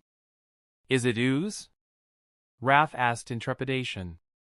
"That stuff was dangerous in the wrong hands." A glint of interest appeared in Luther's eyes. Shredder had managed to enhance the Foot Clan, and that had elevated the grunts from nuisances to actual danger. "No, it's a different biochemical formula." Luther joined the conversation. "It's called Cobra Venom. A serum that can enhance a subject's physical parameters in exchange for mental degradation and an increase in base instincts." Donnie's mind worked fast to connect the dots. If their minds degraded, then that meant, I'm guessing the reason he can control them is due to the collars placed around the animals' necks. Donnie asked, but it was more of a conclusion. "You would be right in that assumption. So at risk of sounding uncaring of our current predicament, who are you?" "We are the awesome, fantabulous, totally amazing." Raphael cupped Mikey's mouth as he stared at Luther in distrust. "Sorry, this one's mouth is like a loose cannon," he told Luther unapologetically. The bald-headed man merely snorted. "I see. So what now?" Donnie asked. "I have an idea. We split into 2 groups." A smile worked its way to Raphael's mouth. "Then we follow Leo's lead." Their eyes followed his sight and saw how Leo was darting in and out of the Foot Clan, clashing with each and every one of the ninjas while ended straight for Shredder. He was coming from the left while the White Shadow was coming from the right, methodically putting down the ninjas with precision blows. In the middle the Shredder stood tall, body blazing with black power. Were it simply Tengu Orokusaki, he would have started his attack. The entire city would be burning under his power. But that impatience and arrogance were tempered by CHL's own experience. This was a whole new world that had no idea who he was. This could be a new beginning for him. His awareness swept out across the globe, picturing and understanding what sort of world he had found himself in. It had its own powerful protectors. However, power was not something that the Shredder lacked now. The White Shadow's kick snaked out in a Kapira move and landed on a grunt's sternum, cracking it and sending the man flying back to bowl over two of his comrades. Another arrow zipped towards him. He contemptuously deflected it with his fingers bent into a hook in a beautiful depiction of scorpion style. 7 enemies remaining between him and his target. Despite the threat they would have posed to someone like the team, they were pretty easy to take out. Do not fall into a rhythm. When you establish one, you allow the enemy to predict your next actions. He could practically hear Bronze Tiger shouting at him not to grow arrogant or lose sight of what was important. The main priority was getting Luther out of here. He could have his fun after making sure that happened. Hence the White Shadow's body tensed in preparation, crouching a little and eyeing the ninjas ready to kill him. I've already taken down most of you fucks. Give up already or you're dead. His taunt warning was met with silence. Ultimately it didn't work. He could feel their wariness practically permeate through the entire space. And then he was off. He kept his speed slow and his body posture low. The first shinobi to harass him used sais as his weapons. He stabbed out, only for the White Shadow to use his footing and shift his body slightly to the side and then under the outstretched arm of the assailant. There was a crack as the arm bent at the elbow with a sickening crunch. The grunt's painful howl was silenced by a backhanded blow to the side of the head that sent him flying off the container. Kaido! One of the grunts shouted in alarm. Aha! Die, you bastard! This time there were 2 of them. A katana passed above the White Shadow's body as he leaned back, kipped back up, avoiding the low slash from the second ninja and quickly slammed his fingers onto the neck, forehead, solar plexus, hips and thighs of one of them. The chi blocking technique had advanced even more under Bronze Tiger's direction as he could now do this. A clang rang out as katana met katana in midair. Bintu! What is the meaning of this? The ninja subjected to the chi blocking technique was actually fighting his comrades. I can't stop it. It's not me, he stated, deflecting a slash and burying the katana into the belly of his friend. Bintu's eyes widened, then everything went dark as something slammed onto his head. The thing turned out to be Aiden's foot as he sailed over the 2, blocking the 2 arrows aimed at his chest and head, before landing on one of the grunts with his knees on his chest. The ribs gave way with a crunch and Aiden immediately rolled out of the way, bowling over a ninja and placing them in a judo hold that cut off the air to their brains in seconds. He stood up on one knee, grabbed that ninja's kunai and proceeded to block the dozens of shuriken coming at him from the front while running forward. The one throwing the shuriken started backing away and increasing the rate at which the star-shaped weapons escaped his hands. The White Shadow made it 3 meters close to him and then slid the rest of the way on his back. The legs of the grunt were swept from under him before he could jump over the attack and fell. His cheek met a heavy fist that broke his neck and sent his body spinning through the air uncontrollably. Aiden got on one knee and strafed to the side in a beautiful motion, evading the 3 arrows following closely behind each other. He exerted the least force he could and the kunai in his hands sailed through the air, landing onto the forehead of the grunt shooting out arrows. And just like that he cleared the path between him and Shredder. The air was supercharged as he walked towards the armored figure slowly. There was no need for words. This would be a glorious fight. A test of skill and power to see who would walk out of here victorious and alive. A sudden explosion of shadow flames appeared between him and Shredder. 4 figures blazing with elemental power. The White Shadow narrowed his eyes. Get out of my way or face your death, he calmly offered. The Foot Mystics said nothing. So be it, the White Shadow decided. Chapter 210, versus Shredder Part 1. Aiden's POV, the Principles of Air. I already had an intrinsic understanding of how it worked, why it worked, and now the question remained, what was I missing from attaining complete control over the easiest example of freedom? Air was untamable and uncontrollable due to what it represented. At first I could only manipulate it. Carve a path for it to move through but not command it to move in a certain direction. Yet that had changed. Ever so slowly, my control had evolved with practice. My way of thinking had changed and now I could say with utmost confidence, I was a master over gaseous matter. The only thing left was that I couldn't produce air by myself. Haha, there's a joke somewhere there. Not like I could manifest flames from my own internal energy. But I had a feeling I could change that. I breathed in and looked out at the wide expanse of my realm. You might think I was in my air dimension, but you would be wrong. I stood before the chaos rift separating my realm into two. Tangible reality and the darkness born out of me losing control of my chaos side. When Order Avatar State had expelled all the chaos scars from my dimension to other planes, this had been left behind. A curtain that seemingly stretched out to circle my tens of millions of miles long dimension at the edges. It was weird yet oddly fitting. The reason I was meditating there, however, was the duality. No air was present in the void, yet it freely blew in the material section of the dimension. Life was prevalent on one side and the totality of darkness dominated the other. It was a marvel that followed no rules except those that I myself made. I opened my eyes. That's it. For so long, I'd been saying that my powers made no sense. And that line of thinking had been what had led to me using air bending to attain invisibility. That's the path. Just like how I had created a path for the air to follow, that's what I had to do here. I had to create a path for it to express itself in a different way. A way that was dependent on what I wanted and not what was possible. Logic took a back seat and intuition burned true. I immediately used my perk, Spark of Enlightenment, and sank into a deep meditation. When I opened my eyes next, I knew I would have access to a whole new world. With the white shadow, Mercy's surprise was palpable, though she did not allow it to show on her face. Most of her attention was on the animals coming out of the portal blocking the entrance to that section of the docks. Smoking bodies and seared-off body parts from creatures that seemed prehistoric and distinctly alien were haphazardly strewn about. Her energy blasts were no joke. That and the help from the 4 giant talking turtles, and they were making good progress on staying alive, despite the attack from 2 different parties. The limo was armored and would have been the perfect way to get out of the encirclement if it wasn't for the portal. There was only one thing they could do. Mercy had called in reinforcements of the elemental nature and it had just arrived. None of that was what surprised her.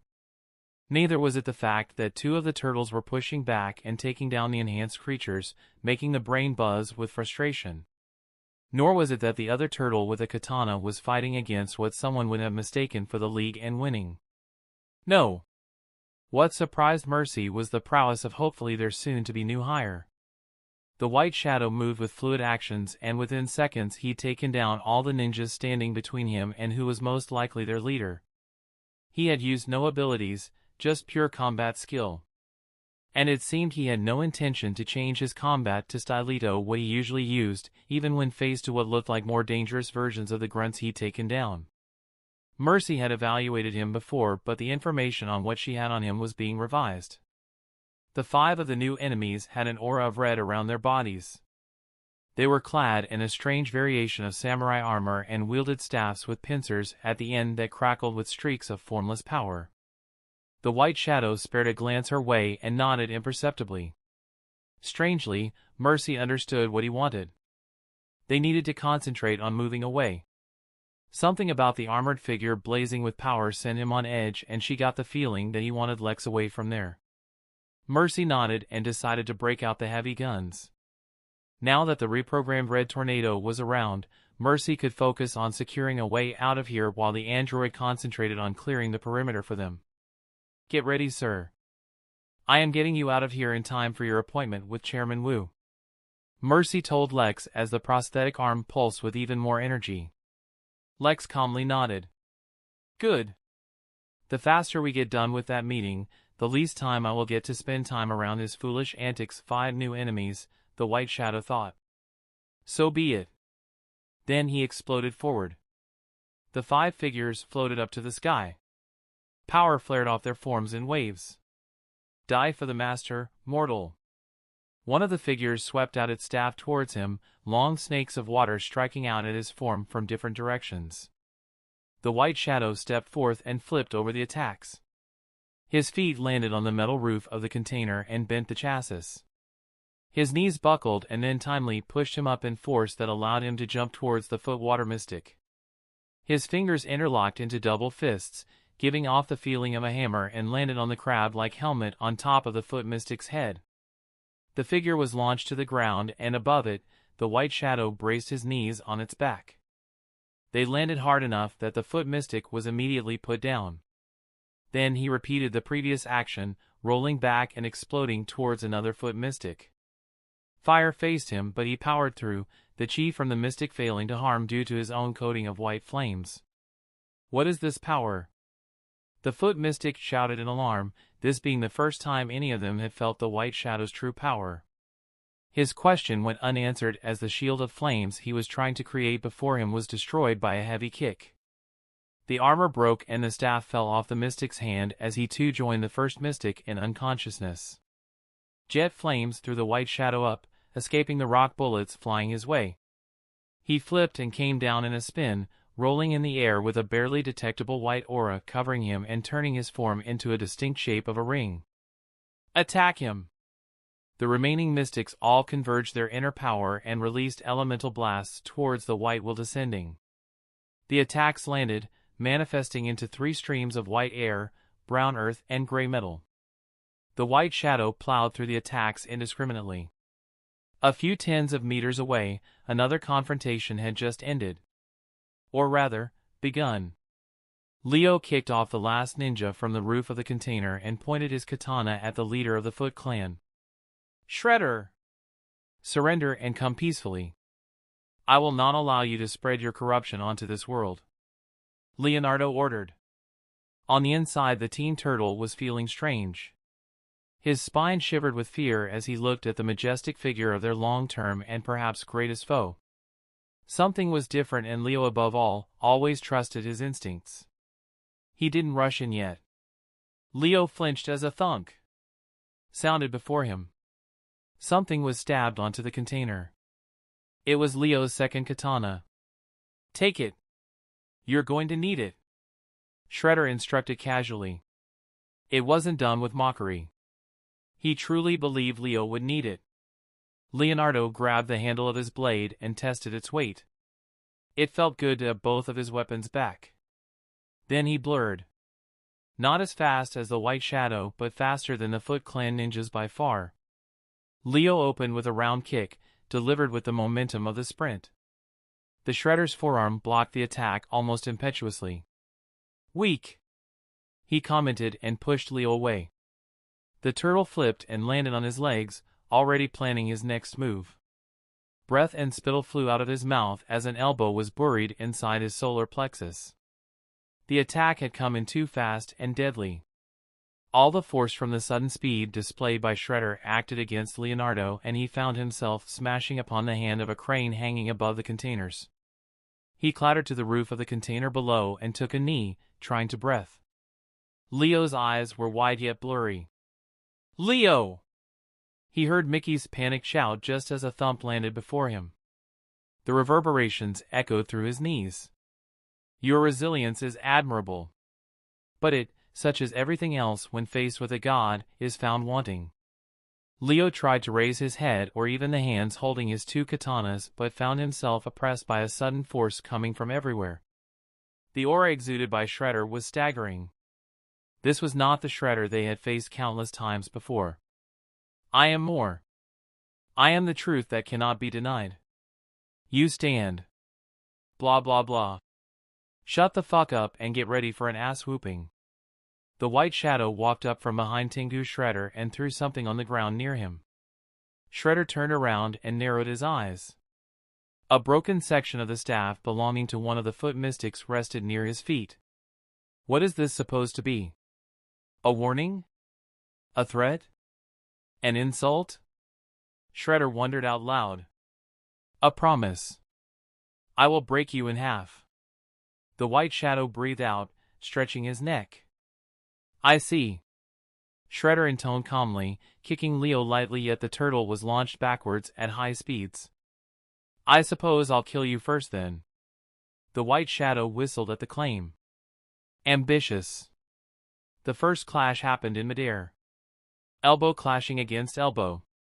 Pure physical might tested against each other. A force rippled out that destabilized the flight of an enhanced eagle as well as momentarily stopping the other fights. The containers groaned from the mere initial shockwaves. Then thunder rumbled out as both combatants landed on the ground heavily. What the? Mickey's mouth was left open in amazement. Mickey! Look out! Raphael tackled the distracted turtle away from the charge of a white tiger that was jumping towards the floating figures of Mercy Graves and Lex Luthor. Red Tornado hoisted them with his aerokinesis and started carrying them away. From this high angle, Mercy pointed her energy weapon at the brain and fired. A brown bear tanked the blow, allowing the brain to take cover behind a container. By the time he thought of sending any more enhanced creatures, the three of them were already too far away. "Sir, what about the White Shadow?" Mercy asked. Luthor looked at the figure of Arcathine Boltagon and the stalemate between him and the armored foe. Luthor smiled. "What about him? He can handle himself. Oh, and Mercy gets someone to investigate and, if possible, contain our new friends." His eyes shifted to Leo's fallen form and the other three fighting with the brain's forces. "Something tells me they hold a lot of secrets." Then their figures quickly disappeared into the city. Chapter 211 vs. Shredder Final Part. General POV, the target was getting away. Shredder could feel the compulsion from the deal he had made with the fifth dimension being acting upon his very being. Fortunately, he had tagged Luthor's soul and could find him right after he dealt with the rubble around him. "Mala, our business is at an end here. Let us depart," the brain decided, slinking into the portal.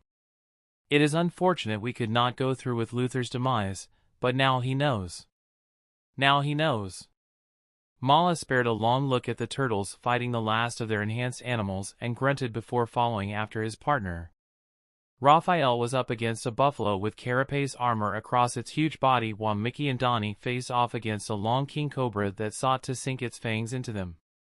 "They're getting away," Raph said, flipping over the buffalo, causing it to crash into the giant cobra, initiating a fight between them. Raph headed towards the portal, before Donnie grabbed his hand and pulled him away. "Raph! Leo needs us." The sai-wielding ninja hesitated before following after his brothers. The air between the last two figures in combat was supercharged with barely held back aggression. "Are you prepared for your death?" Shredder asked, blades shooting out of the braces strapped to his wrists. Chi cracked along the length of the two pairs of sharp weapons. The White Shadow held out a hand and a saber appeared in his hands. This was a fight he had to take seriously. "Don't intervene." The telepathic words slammed into the minds of the Teenage Mutant Ninja Turtles. "TCH. Get out of our heads." Raphael spat out, gripping his sais tightly and glaring at the White Shadow. Donnie and Mikey shared a glance. "We're falling back." Donnie voiced with Mikey adding quickly before Raph could go off. "Leo's hurt and that guy looks like he can handle Shredder. It's what Master Splinter would want us to do." Raph rounded up to them in fury. "Well, he ain't here, is he?" The other two looked as if they had been struck by the callous words. "Dude." Mikey trailed off. "Yeah, whatever. Let's fall back." Raph hoisted Leo by the shoulders. "Grab his weapons," he instructed and started running off, careful not to jostle him too much. "Yeah, okay," Mikey said at Raphael's retreating figure. Donnie patted his shoulder. "He's just stressed and tired. We all are." Mikey spared a glance at the final two figures standing in the middle of the wrecked dock and sighed. He hoped they were making the right decision. He turned and ran after Donnie. Police sirens sounded out from afar, headed to where they were. The White Shadow knew he didn't have a lot of time and so elected to finish this fast. One step and the ground cracked. By the second footfall, he was rounding up on Shredder's blind side. The saber streaked through the barely visible night air and slammed onto the steel claws. He pulled the saber back using the momentum from the clash and blocked the heavy retaliation. His feet dragged on the ground as Shredder's form seemed to bulk up.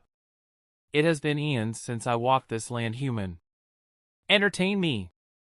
Green flames started burning on the steel claws. Shredder yelled and jumped at the shorter man. His kick was evaded, leaving a crack on the ground from where the white shadow rolled away. The black saber flashed out in a stab aimed for the Shredder's foot, only for him to hastily stumble back. The white shadow grunted and pulled in closer to his opponent. This proved dangerous as the steel claws shot out of the braces, narrowly missing his chest while he neatly flipped back. The Shredder pulled his hand back and the steel claws stabbing into the containers flew back towards him. Metal clashed upon metal in a relentless battle for weapon dominance. The white shadow deflected, moved in and launched deliberating attacks that more times than not landed on the armor across Shredder's body. Shredder on the other side swung out his weapons and skill cultivated over centuries. The only thing saving the white shadow from a dangerous blow being his nimble and agile movements. In one particular instance, the white shadow's back hit the container behind him and immediately spun out of the way. Green flames that looked distinctly like the ones his main body could wield spilled onto the side of the container and melted it. The fight entered a lull as both of them stopped attacking, taking measure of the other. "I could have asked you to join me, human. You seem fairly strong," Shredder stated. "However, this is where it ends for you." Shredder's feet stood apart as demonic chi 10 times more than what the white shadow had felt before roiled inside him. "Witness my full power."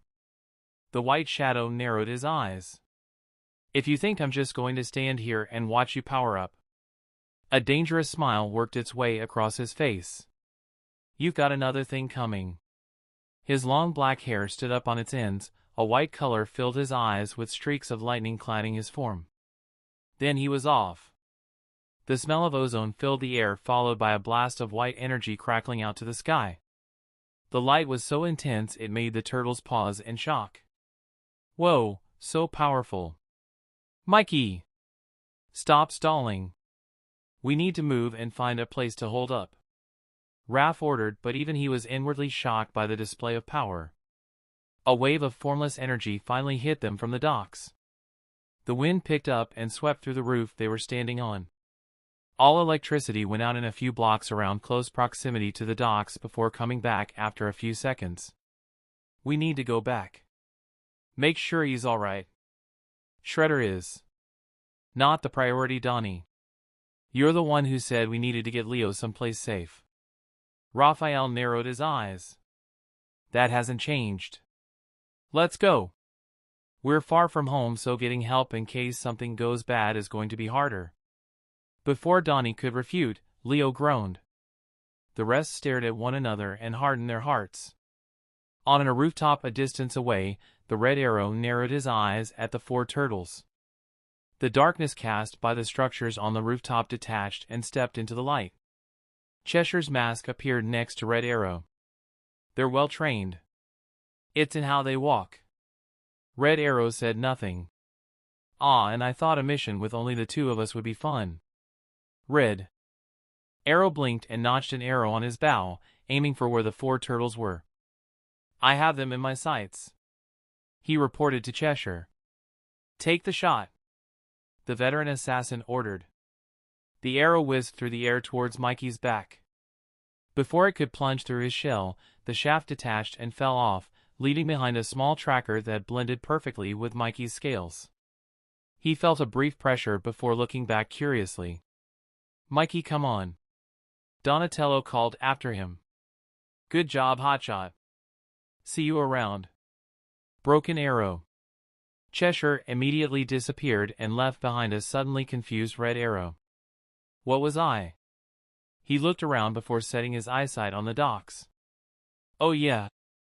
I was investigating the weird flashes of light coming from the docks, covering for Super Ion while he's been away.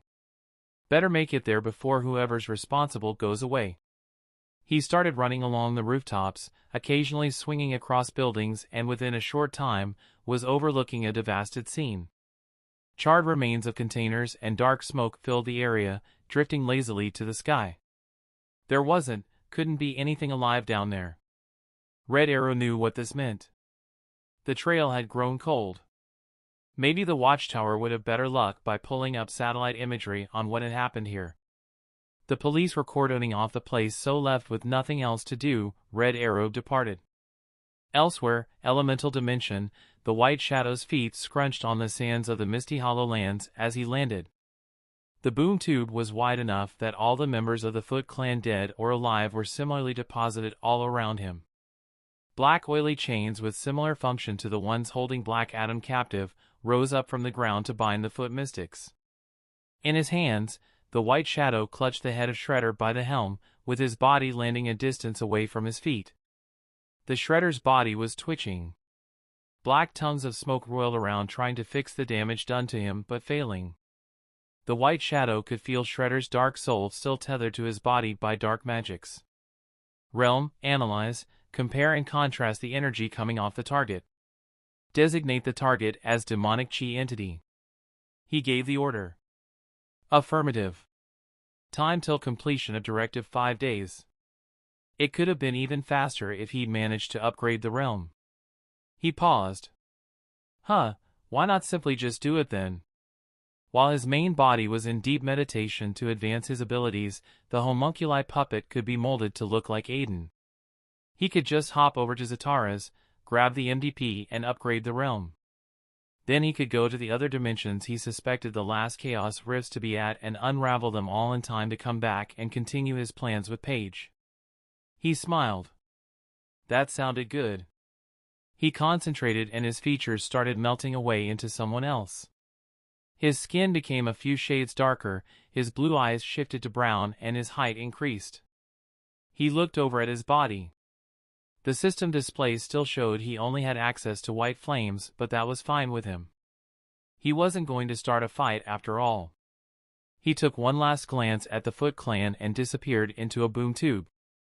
Soon he would have a need for a warden or someone to deal with organizing a true pecking order in the Hollow Lands. As they were right now, they lacked any real structure, and it grated at his order's side. The boom tube opened up on the grounds of a mansion a distance away from Gotham.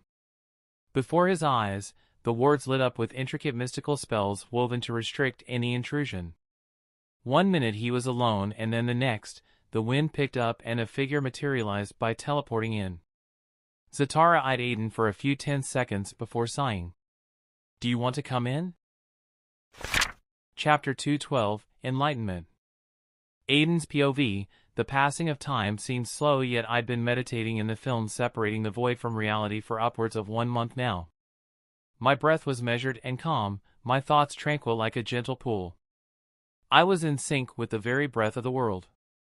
The very essence of life, twisting and twirling across the lush plains of gigantic islands the size of continents, the tall mountains bigger than 10 Mount Everests stacked together. I could feel the pulse of the world. A true universal component of what was the result of my unbridled power. At the start, I had been shocked and almost overwhelmed by it all. I had never realized just how much I had. Everything under these heavens was mine. And no one could take it away. I admit, I spent the first week just reveling in the motion of everything. Spark of enlightenment opened my mind and spirit to what I couldn't normally perceive. A connection that went beyond the physical and mental. It was intrusive and, just like its name, enlightening. It was that comprehension that showed me how shallow my thinking had initially been. The path I trudged on was not completely wrong, yet it was restrictive. My second week I tried to touch upon what I thought was a result of my out-of-the-box thinking. The denial of air was a vacuum. That was my running theme, and so, taking the principle of the non-existence of matter in the chaos rift to my right, I could also deny air traction in a chosen zone. So I tried to do so. The zone occupied by my hand immediately felt cold. I waved it through the vacant and frowned. The pressure was much lower and colder, but despite that, there was nothing else particularly noteworthy about the feat. A few particles too small for my detection moved about lazily, making the vacuum only an imperfect vacuum. It would be good for choking someone out or putting out flames, but both had been things I could already do. However, an instinct buried deep within me told me I was on the right track. It was in the minute flares that occasionally occurred in the vacuum. What would happen if I completely stripped the zone of all matter, molecular or subatomic? I used my will. The will ingrained in me to intuitively command the forces of nature, and they answered. And so I denied matter existence. The zone collapsed upon itself, twisting and twirling into a miniature black hole that was growing bigger and bigger and bigger. I found that I was screaming hoarsely, trying to contain it by pressing its boundaries with an opposing swirl of air and inner energy. I blinked and opened my eyes, letting go of the course and hypothetical function of spark of enlightenment that showed me where my conjectures would most likely lead to. I shuddered. I almost created a black hole in the middle of my main dimension. That was something I was clearly not ready for. For my third week, I decided to change tactics. Mostly because of my fear of destroying my dimension from within. This fear underwhelmed my efforts because I was now at the start of another path. A path set dynamically in opposition to what I had been following. I pictured my elements as the main branches of a massive tree, all having the same source: pure energy. The main branches broke off into smaller branches, which were my subskills, and expanded out in a network. At the ends of the branches were twigs that led to leaves. These were the simplest, or rather basic, functions of the subskills I had access to. For example, air constructs, flame constructs, and such. But I was wrong. Not completely. But I was still wrong. The third week, as stated before, was spent trying to go the very opposite of what I had been trying before. And the contrast of absence is presence. And so I increased pressure in a zone. Now I knew middle and high school physics. Increase of pressure leads to a decrease in the volume of a gas, hence changing it into a liquid and later on, a solid. None of that happened here. The air in the zone grew more compact into the familiar air constructs I used. I couldn't compress it even more. And though they gained a pale green shade and uniformity to the point where they were indistinguishable from solid structures, it was still air currents compressed together that would unravel noisily if I lost concentration for even a split second. It would have been a massive cheat if I could freely and permanently shift air into the rest of the states of matter. Who knows, maybe I could have done it if I tried hard enough. But my abilities, while unrestrictive and not following conventional physics, still seemed to have basic rules. Each element was its own. But even that was wrong. It was all so contradictory, and my enhanced comprehension didn't make it easier. It only added to the headache as I received more questions than answers. You see, green fire expressed itself into a viscous state which was liquid, and with sufficient training, a firebender could bend steam. Roku showed this. Lava benders demonstrated it as well. So what was I missing? And why was this possible from a different element other than air? And just like that, I found my answer just before I gave up on that line of thinking. Let's go back to the tree imagery. It was wrong. Completely debunked. Instead of a tree, I started thinking of the representation of my abilities as a spider web. The web in its entirety was energy. And the nodes, or rather the points where a string connected with another, was each of my abilities. An element was like the package carrying everything, and hence was closer to the middle of the web. The middle of the web was the very source of the energy making up the web. In my case, it was processed from outside and funneled to within.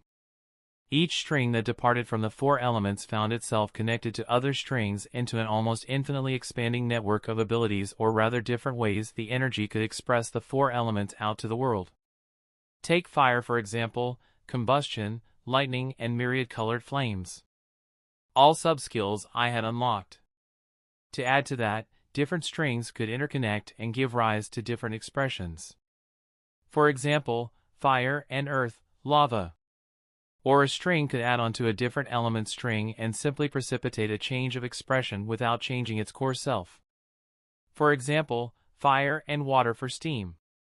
That line of thinking opened up new ventures and also supported my first conjecture that I was completely unrestricted in what I could access.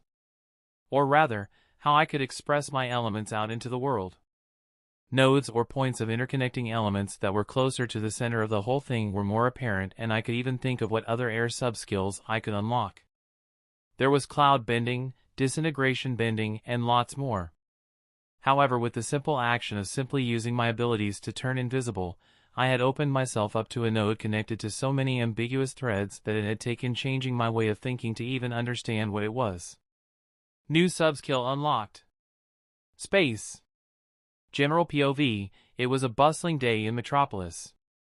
The city had faced more than its share of devastation over decades since flying people became a thing. In fact, widespread destruction almost every other month had sort of become the norm. Yet despite the danger, the city of tomorrow still remained beautiful and very attractive to non-locals.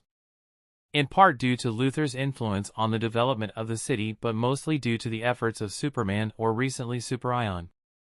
Some might argue that the younger Kryptonian, who was no doubt related to Superman, was more aggressive, less willing to pull back his punches, and the infrastructure suffered for it. On the flip side, crime in the city went down by 12%. On this particular day, the bank alarm sounded out just as a shirtless figure blasted through its 2 double doors. 4 police cars were parked under the steps of the bank, and the captain with a huge megaphone stepped up fearlessly. "Freeze! Get down on the ground, Corbin, now," the captain of the Metropolis Police Department ordered. The now named Corbin laughed, 2 bags slung over his shoulder. It wasn't a mystery what was inside. "You should have said please. And it's Metallo," he stated, and then took a running leap. "Out of the way!" the captain shouted, and every cop scrambled to move away from where Metallo's trajectory was bringing him down. At the peak of his jump, however, a figure swooped in, a red coat of energy engulfing his body. He pulled back an arm and punched Metallo out of the air. The villain spiraled through the air and slammed into one of the pillars of the city bank, then rebounded off and struck a sedan parked on the sideway, collapsing it under his weight. Superion floated down unsteadily, already feeling the effects of the kryptonite inside Metallo's chest. "Captain, make sure you evacuate any civilians from the area. Set your blockade down the block as well. Metallo isn't someone to go down easy." The captain nodded. "Okay, son. Kick his ass." Superion gave a curt nod and flew towards Metallo, his eyes blazing red. "Stay down, Metallo," Superion warned as Metallo extracted himself from the total green car, ripped off its door, and threw it like a disgust towards Superion. The door impacted Superion and crumbled before falling to the ground. That brief moment allowed Metallo to jump and launch an attack that seemed to stop mere inches from Superion's face. The kryptonite-fueled villain frowned in shock as Superion blinked in surprise as well. "Kick him on the mouth," a small voice whispered close to Superion's ears. "What?" "No, throw him through another car and let it explode like that movie." "Pretty please." "Breeze?" Superion wondered, finally connecting the voice with the fact that Metallo was floating in the air, even more surprised than Connor was. Connor's eyes widened as he looked around him wildly. "You followed me. Star will kill me." Kai popped out into materialization beside him. She was wearing a shopping bag with eye holes cut in the shape of eyes on her head. "No, silly, we didn't follow you. We were following Captain Crypto." "Captain Crypto." In that instant, his younger brother popped out before him from the spiritual shroud cast on him by Sai. He was dressed in a vest with a red cloth slung over his neck and a makeshift cape, long blue shots that reached close to his ankles, and a surprisingly decent domino mask.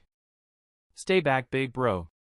Captain Crypto will save you now," he said innocently before turning to Metallo, faster than Superion could stop him.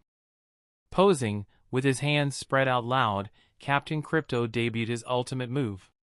Just EXC beams of ultra mega super duper awesomeness superpower blast. Breeze popped out from Connor's shoulder. "No!" she protested, dressed in a long flowing fairy godmother gown and holding a shining straight green rod with a super-sized star at the end. You messed up the line, dummy. It was ultra mega awesomeness super duper power blast." "Hey, leave him alone, you green meanie, or I'm telling on you." Then Sai of course popped out to defend his younger bro. Sai was the most normal of all of them. Relatively. He had on ripped jeans, a bandana across his forehead, a jeans sleeveless jacket, and black sunglasses with black cowboy boots. Superion and Metallo shared a glance. Yeah, they were both regretting coming out today. Chapter 213, Tying Up Loose Ends. General POV, like a wave hitting the shore, a black pulse of energy washed out across the whole main dimension. On the tallest point, which was a hill, the white shadow stood. His vision was overlooking the center of sanctuary. Further away, the family house, a huge beach house cottage, stood under the rays of the sunrise. It was morning, and the sun, which was just another weird facet of his dimension, sent beautiful rays down on the ocean and glittered. The white shadow breathed in. He wasn't living. Not in the strictest terms at least, but he could appreciate it all, especially what was about to happen next. Or rather what had been happening for the last 10 days. The emergence of a black wave of energy turned the beauty he could perceive into death. Disintegration of matter followed in its wake. The trees shriveled, the grass dried up and died, and the ocean became lifeless. He felt the wave pass through the tiniest grain of sand under his feet, leaving him the soul being alive in tens of miles as the wave spread. In this world, hope was all that remained. He supposed this was in itself a lesson about life. Luckily, the main body was cut off from this influence due to spark of enlightenment shielding his focus from distractions. And the hope that remained was rewarded when another wave, this one much bigger and greener, followed right behind the black wave. So far the cycles of death and renewal had established a strict 10-minute difference. This wave brought about life. Flesh and glossy fur and coats appeared on the skeletons of dead animals, dried husks of trees and dead plant life entered a bloom. And the ocean became lively with the aquatic creatures at the center. He closed his eyes and breathed in the surplus of life. The animals had grown stronger and the plant life more tenacious. The ground rumbled under him as tectonic plates shifted. It was a tremor he had already gotten used to after a while. Numerous small islands were joining together and forming huge continents that were easily bigger than Earth. He was finally doing it. He was finally upgrading the realm, the progress going faster because of the multiverse data pod he had held on to since his encounter with future Aiden. Zatara had gone out of his way to enchanting it fully, and Aiden did not waste any time before using it. 2 weeks had gone by since then. He teleported to the lone island housing the Sconia Tower. Over a dozen small islands had gravitated towards the island and created a mountain range around the barren island. The mountains had all sorts of rich minerals getting sucked from the deep reaches of the core of the dimension and made readily accessible to the Sconia Tower. The white shadow stood on one of those peaks and looked down at the activity going on under him. The source of the life and death waves was of course the Sconia Tower. Each successive cycle brought about more structure and permanence to the realm. It was undergoing millions of years of evolution and growth in weeks. The Sconia Tower had grown even taller than the Empire State Building. Circuits of power flashed around its length as thousands of drones, looking similar to Eve from WALL-E, floated about, adding more structure to the tower along with reinforcing its foundation. Others floated away to the mountain ranges around the tower, dragging behind carts of unrefined metal and precious stones to be processed by it. The white shadow had had to halt the process of creating the realm's enforcers that the Sconia Tower had automatically initiated after enough resources had been acquired. Aiden wanted to start that personally. He didn't want to leave it to chance. But it also came to his attention that he would soon need someone, preferably human, who was well versed in science and technology. Aiden had ideas on how to actually start making a difference on Earth. And he was wise enough to understand he couldn't do it by himself. For reference, he pulled up a text box showing the progress of all the directives he had given the tower: analysis of divine energy 30%, analysis of demonic chi energy complete. Realm upgrade 25%. Everything was going well. Now it was time to move on to the next thing on the agenda: creating a warden for the HoloLands. Luckily, Aiden had already plotted a course for how the process would go. He disappeared from the main dimension to the land under the HoloLands. The harsh conditions did not affect him as he walked around, looking at the terrain. He flew when he could and teleported at will, trying to reach everywhere his awareness mapped out. The HoloLands were impossibly huge. Seriously. Despite the distance fully mirroring the main dimension, it felt like the whole place stretched out infinitely larger. After 2 days of non-stop touring, he finally stopped in midair. He crossed his legs and sat on top of a white platform made of fire. Time to begin. There were precisely 300,021 denizens in the realm. 300,000 were demons, 20 were Foot Clan members, and 1 was a champion of the gods. To match that sort of force, he needed someone competent. They couldn't be weak either. In fact, they would have complete terrain control of the whole Hollow Lands, second only to him. And because the Hollow Lands were so huge, they would have to have access to an ability that could help them manage the whole place more effectively. Typhon, the father of all monsters' essence, appeared from the hammer space to land in the White Shadow's hands. His essence was only superseded by Echidna in utility. With it as the foundation, Aiden could create a new being subservient to him. A new child. The thought made him snicker. Gosh, he'd come really far from the boy whose only thought was how to get girls in college. That made him stop short. He hadn't even graduated high school. All distracting thoughts left him. There wasn't a science or art to this. Everything he did was backed by his hardened will. He wished, and so it became. His words were law and his thoughts were fate's decree. So he focused all of that will into Typhon's essence. Break! The red ball of primordial force trembled before cracking apart into shards. Pure primordial energy was left behind, held in place by Aiden's will. Cleanse. A sudden shrill escaped the red energy. It scintillated and trembled. Then the energy separated into red and a dark gold color with flecks of white stars shining on it. The red took on the form of a big dark being with multiple limbs and eyes waving around in pain. Devour the space around it fractured into numerous limbs and mouths that bit off chunks of the remnant will from Typhon. The being feared by gods howled in pain before eternally dying. His whole being was submerged into making the Hollow Lands even drearier. Reform. The dark golden energy with flecks of starlight danced in the air before him. The primordial energy was the only thing left behind upon Typhon's exit. The essence contained all the power and potential of the father of monsters. It twisted and compressed into a pulsing deep blue core. Create.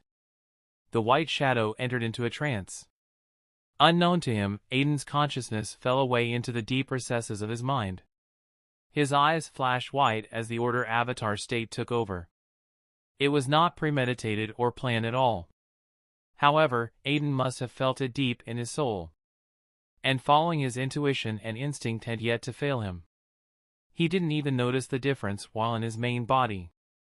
It felt like he blinked his eyes open and found that 6 hours had gone by and sitting before him was. The White Shadow smiled. You turned out even better than I imagined. Elsewhere, a few minutes later, the chains fell off his form with a sudden clang. His body twitched. The brows rising up to reveal deep hateful eyes under a face covered by long hair and a bushy beard. The drain on his deep reservoirs of power ceased and Black Adam took in a deep breath. He was finally free. Free to take his revenge on. A pressure only less powerful than Aiden spread out across the barren wasteland. A keening sound spread out and Black Adam realized he was screaming in fear and pain. An alien feeling had gripped his very soul. What was this? Whoever this new being was, everything had changed. Attack, if you hope to live.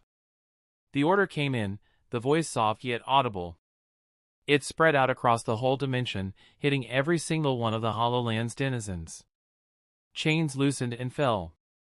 The mist-casting illusions of pain and suffering cleared up and clarity returned to every prisoner. This was their only chance. And they knew it. So they took it. Each and everyone saw a roiling smoky cloud of scarlet and black flashes descend from the very heavens, the dark clouds covering the dimension being swept away by the aura. The Warden had arrived. Air, Grandmaster, Flight Sound Space. Path to Godhood trial unlocked, divine spirits hold shallow control over the concepts of reality. Popularly known as gods or titans, these beings exert greater control over their chosen divinities than mortals or OT-bearer beings alike. Divine spirits are born holding authority over domains due to their heritage. Divinities can be attained by a mortal when their realm of existence is elevated to a higher being by either a Skyfather or a being stronger than one. Air commence advancement trial? Fire commence advancement trial? And now the question remained. Was I ready for this? Was I ready to shed my mortality and actually become an immortal being? This wasn't a simple elevation of power. This would definitely change me. The safe thing would be to wait for the realm to finish analyzing divine energy and then plot a course for me to use to ascend. However, that felt impersonal and insulting to a ritual that touched upon my metaphysical aspect. So I decided to go with my gut. However, the recent events had made me greatly despise gods. I wasn't impressed by Zeus and his ilk. But like everything in the world, there was always the good and the bad side of a particular thing. So maybe the Greek gods didn't suck because they were gods, but rather sucked at being gods. So I asked myself the question again, was I ready for this? I smiled. Yeah. Of course I am. Chapter 214, Advancement Trial, Air. General POV, Beelzebub's mandibles clicked against each other as he crawled away. The one chance they had to push back had failed. The Hollowlands were under new management and the Hell Lord, despite being millions of years old, despaired. He had faced down heaven's armies and prevailed, but this.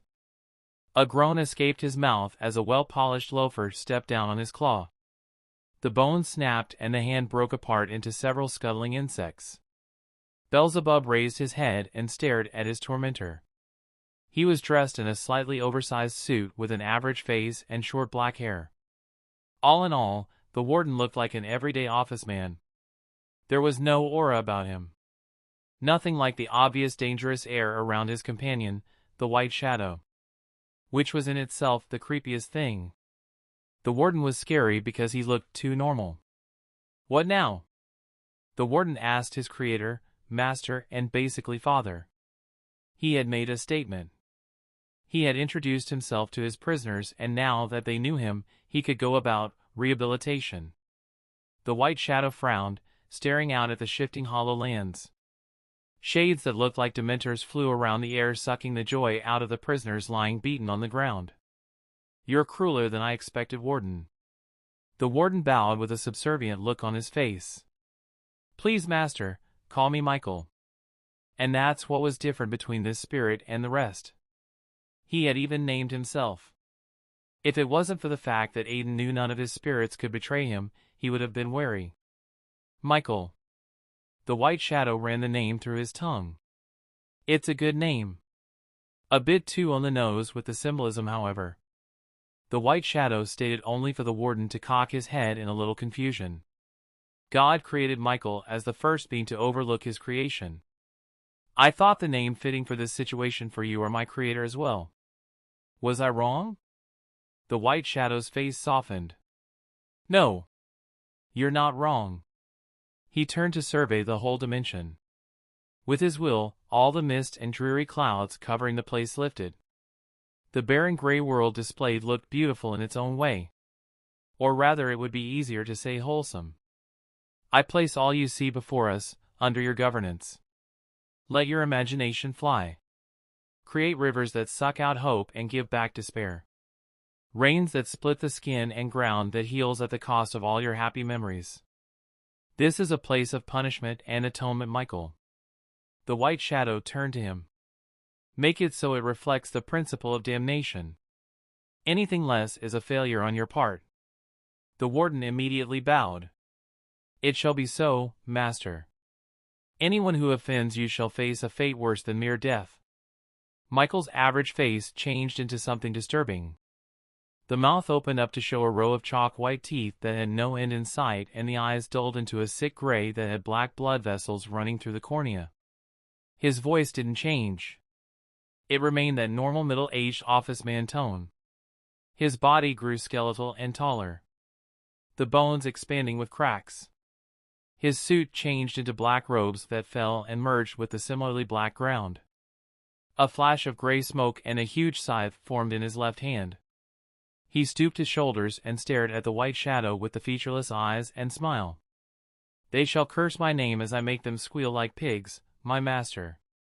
And this was Michael's true form. A combination of over 1 trillion spirits whose job was to cause pain. The White Shadow immediately understood why the Warden took on the unassuming human form he did. His true form was not like Sai and the others. No, his true form was the very effect he caused.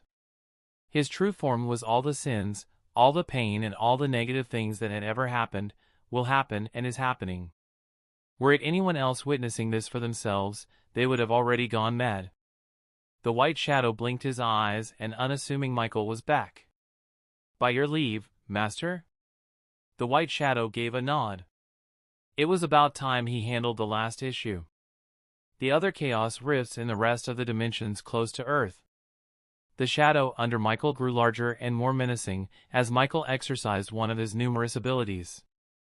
More Dementors emerged from the shadow, flying above the two of them in a tornado-like formation. The world grew darker as a creepy whistling sound rang out. As one, the Dementors flew down and started carrying away the prisoners. When one tried to pick up Beelzebub, the white shadow grabbed its hand. The creature turned to him and hovered in place. Ice started creeping up the white shadow's hand before breaking away. The Dementor began screaming in pain. "Master, please." Michael pleaded as a bout of weakness hit him. The white shadow let go with a confused look on his face. "It, like me, is a creature of only negativity. Your light is something we cannot stand. Your touch is like poison." The white shadow let go of the creature. "I'll keep that in mind." He motioned to Beelzebub. "This one is a gift for a friend of mine. I only hope she'll be amiable enough to allow me to unravel any rifts in hell." Knowing Maze, that was not going to be easy. She was the Satan now, and things were complicated between them.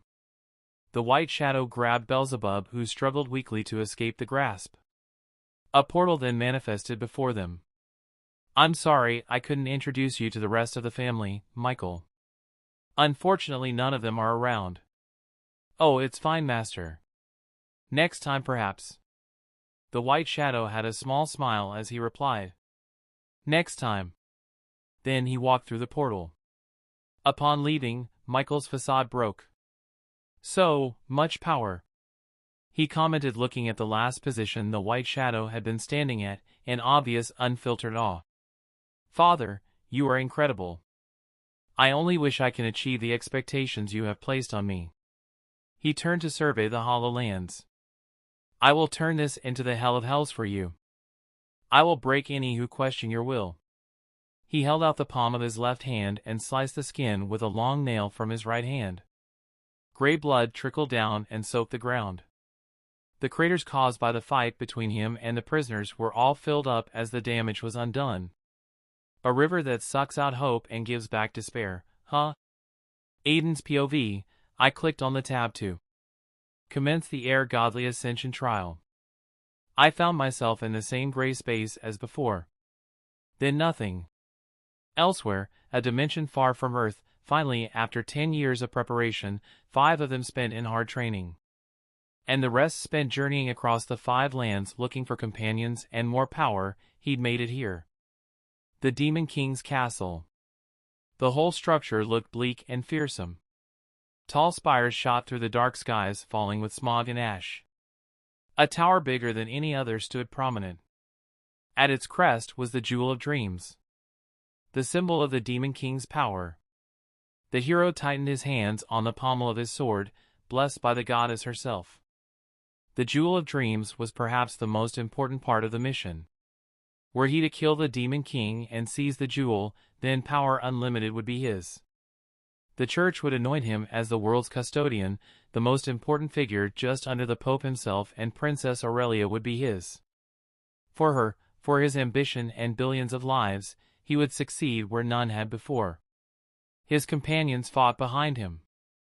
An army of millions composed of humans, demi-humans, elves, and beastmen. Their enemy consisted of demonkind, trolls, and orcs. It was up to him, the hero, to take down the Demon King.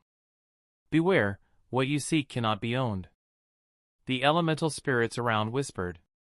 He stopped in place, listening to the voice of the elements. It was part of his hero's unique skills. "Do not be afraid of death, it is merely a curtain." He didn't understand what they meant. His head rose up to reveal green eyes under a mop of beautiful blonde hair. Above, on the tallest tower of the castle was a shining ball of power. That sphere of power was the reason for the war. He would acquire it and fulfill his destiny. "My purpose is noble. I will not fail," he stated, and then walked inside the castle. Instead of the usual castle rooms he was expecting, he instead appeared before a battlefield. The sky was red, skeletons of various creatures lay halfway submerged in the sand, and wind blew through the whole deserted land. The soil was permanently red due to the bloodshed. In the middle of the battlefield was a hill made of weapons and corpses. Above that hill sat a throne, and above that throne, the sphere of power floated gently.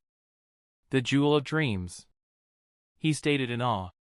He could feel it calling onto him, casting a blue light that shone prominent under the gradient of the scarlet color from the sky. He could feel the light brush past his skin under the armor he wore. The hero stared around himself and saw death. He strengthened his resolve. He wasn't going to end up like them. And another one has come to meet his maker. A heavy but tired voice stated from the suddenly occupied throne. The hero unsheathed his sword and jumped away. "Demon King," he stated, holding his weapon in a two-handed grip. "Today you die, fiend." The Demon King sighed and wordlessly slumped over his throne in sudden exhaustion. He was dressed in a long black coat, with brown skin, brown eyes, and a height of 6 feet 2. Do you know how many times I've heard those exact words before? Your reign of terror ends today. No longer shall you spread the flames of hate and pain across the 5 continents, blah blah blah. It's all so exhausting. The hero decided that he was done being mocked and moved. His body turned into a blur as he appeared before the Demon King and swung down. A clang sounded out as the sword met with a shield of metal that surged from the ground. The metal shifted in a liquid-like state and spikes shot out at the hero. The hero activated a skill and disappeared before appearing 50 meters away. "Blink? I have that skill as well." A voice sounded from beside him. The Demon King slung a hand across the hero's shoulder. "But the difference is mine was earned the hard way, through countless years of mastering space magic. In comparison, you're a cheater." The hero found himself stuck in place. He couldn't move or even blink. The Demon King started walking back to his throne, and behind him, the hero's body began separating into parts as space expanded evenly around him. The last thing the hero saw was the weary back of the Demon King as he trudged up the steps to his throne, then nothing. How long has it been? The Demon King wondered after killing the 76,900,654th annoying hero who had schemed to take control of his precious curse. He eyed the Jewel of Dreams, raising up a hand to allow it to fall into his palm, and then he began narrating, getting lost in the memories.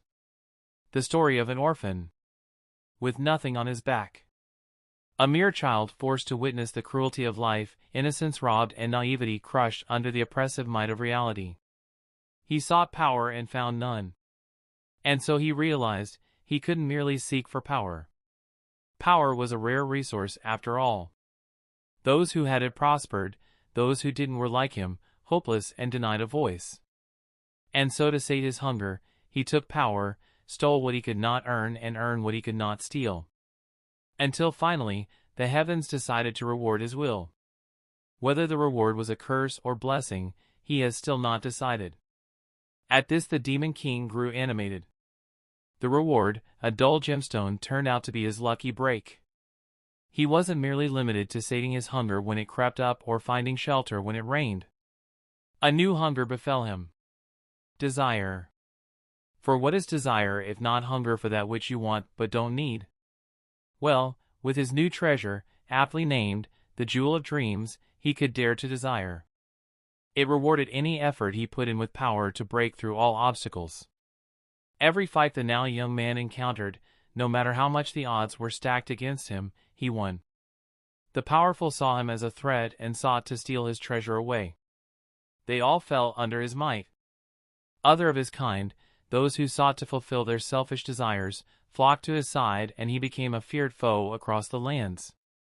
100 years passed, the nations rose up to destroy him, he prevailed. 1,000 years passed, every century, every generation sought to end him through heroes, yet he endured and grew even more powerful. 10,000 years, 100,000 years, 1,000,000 years.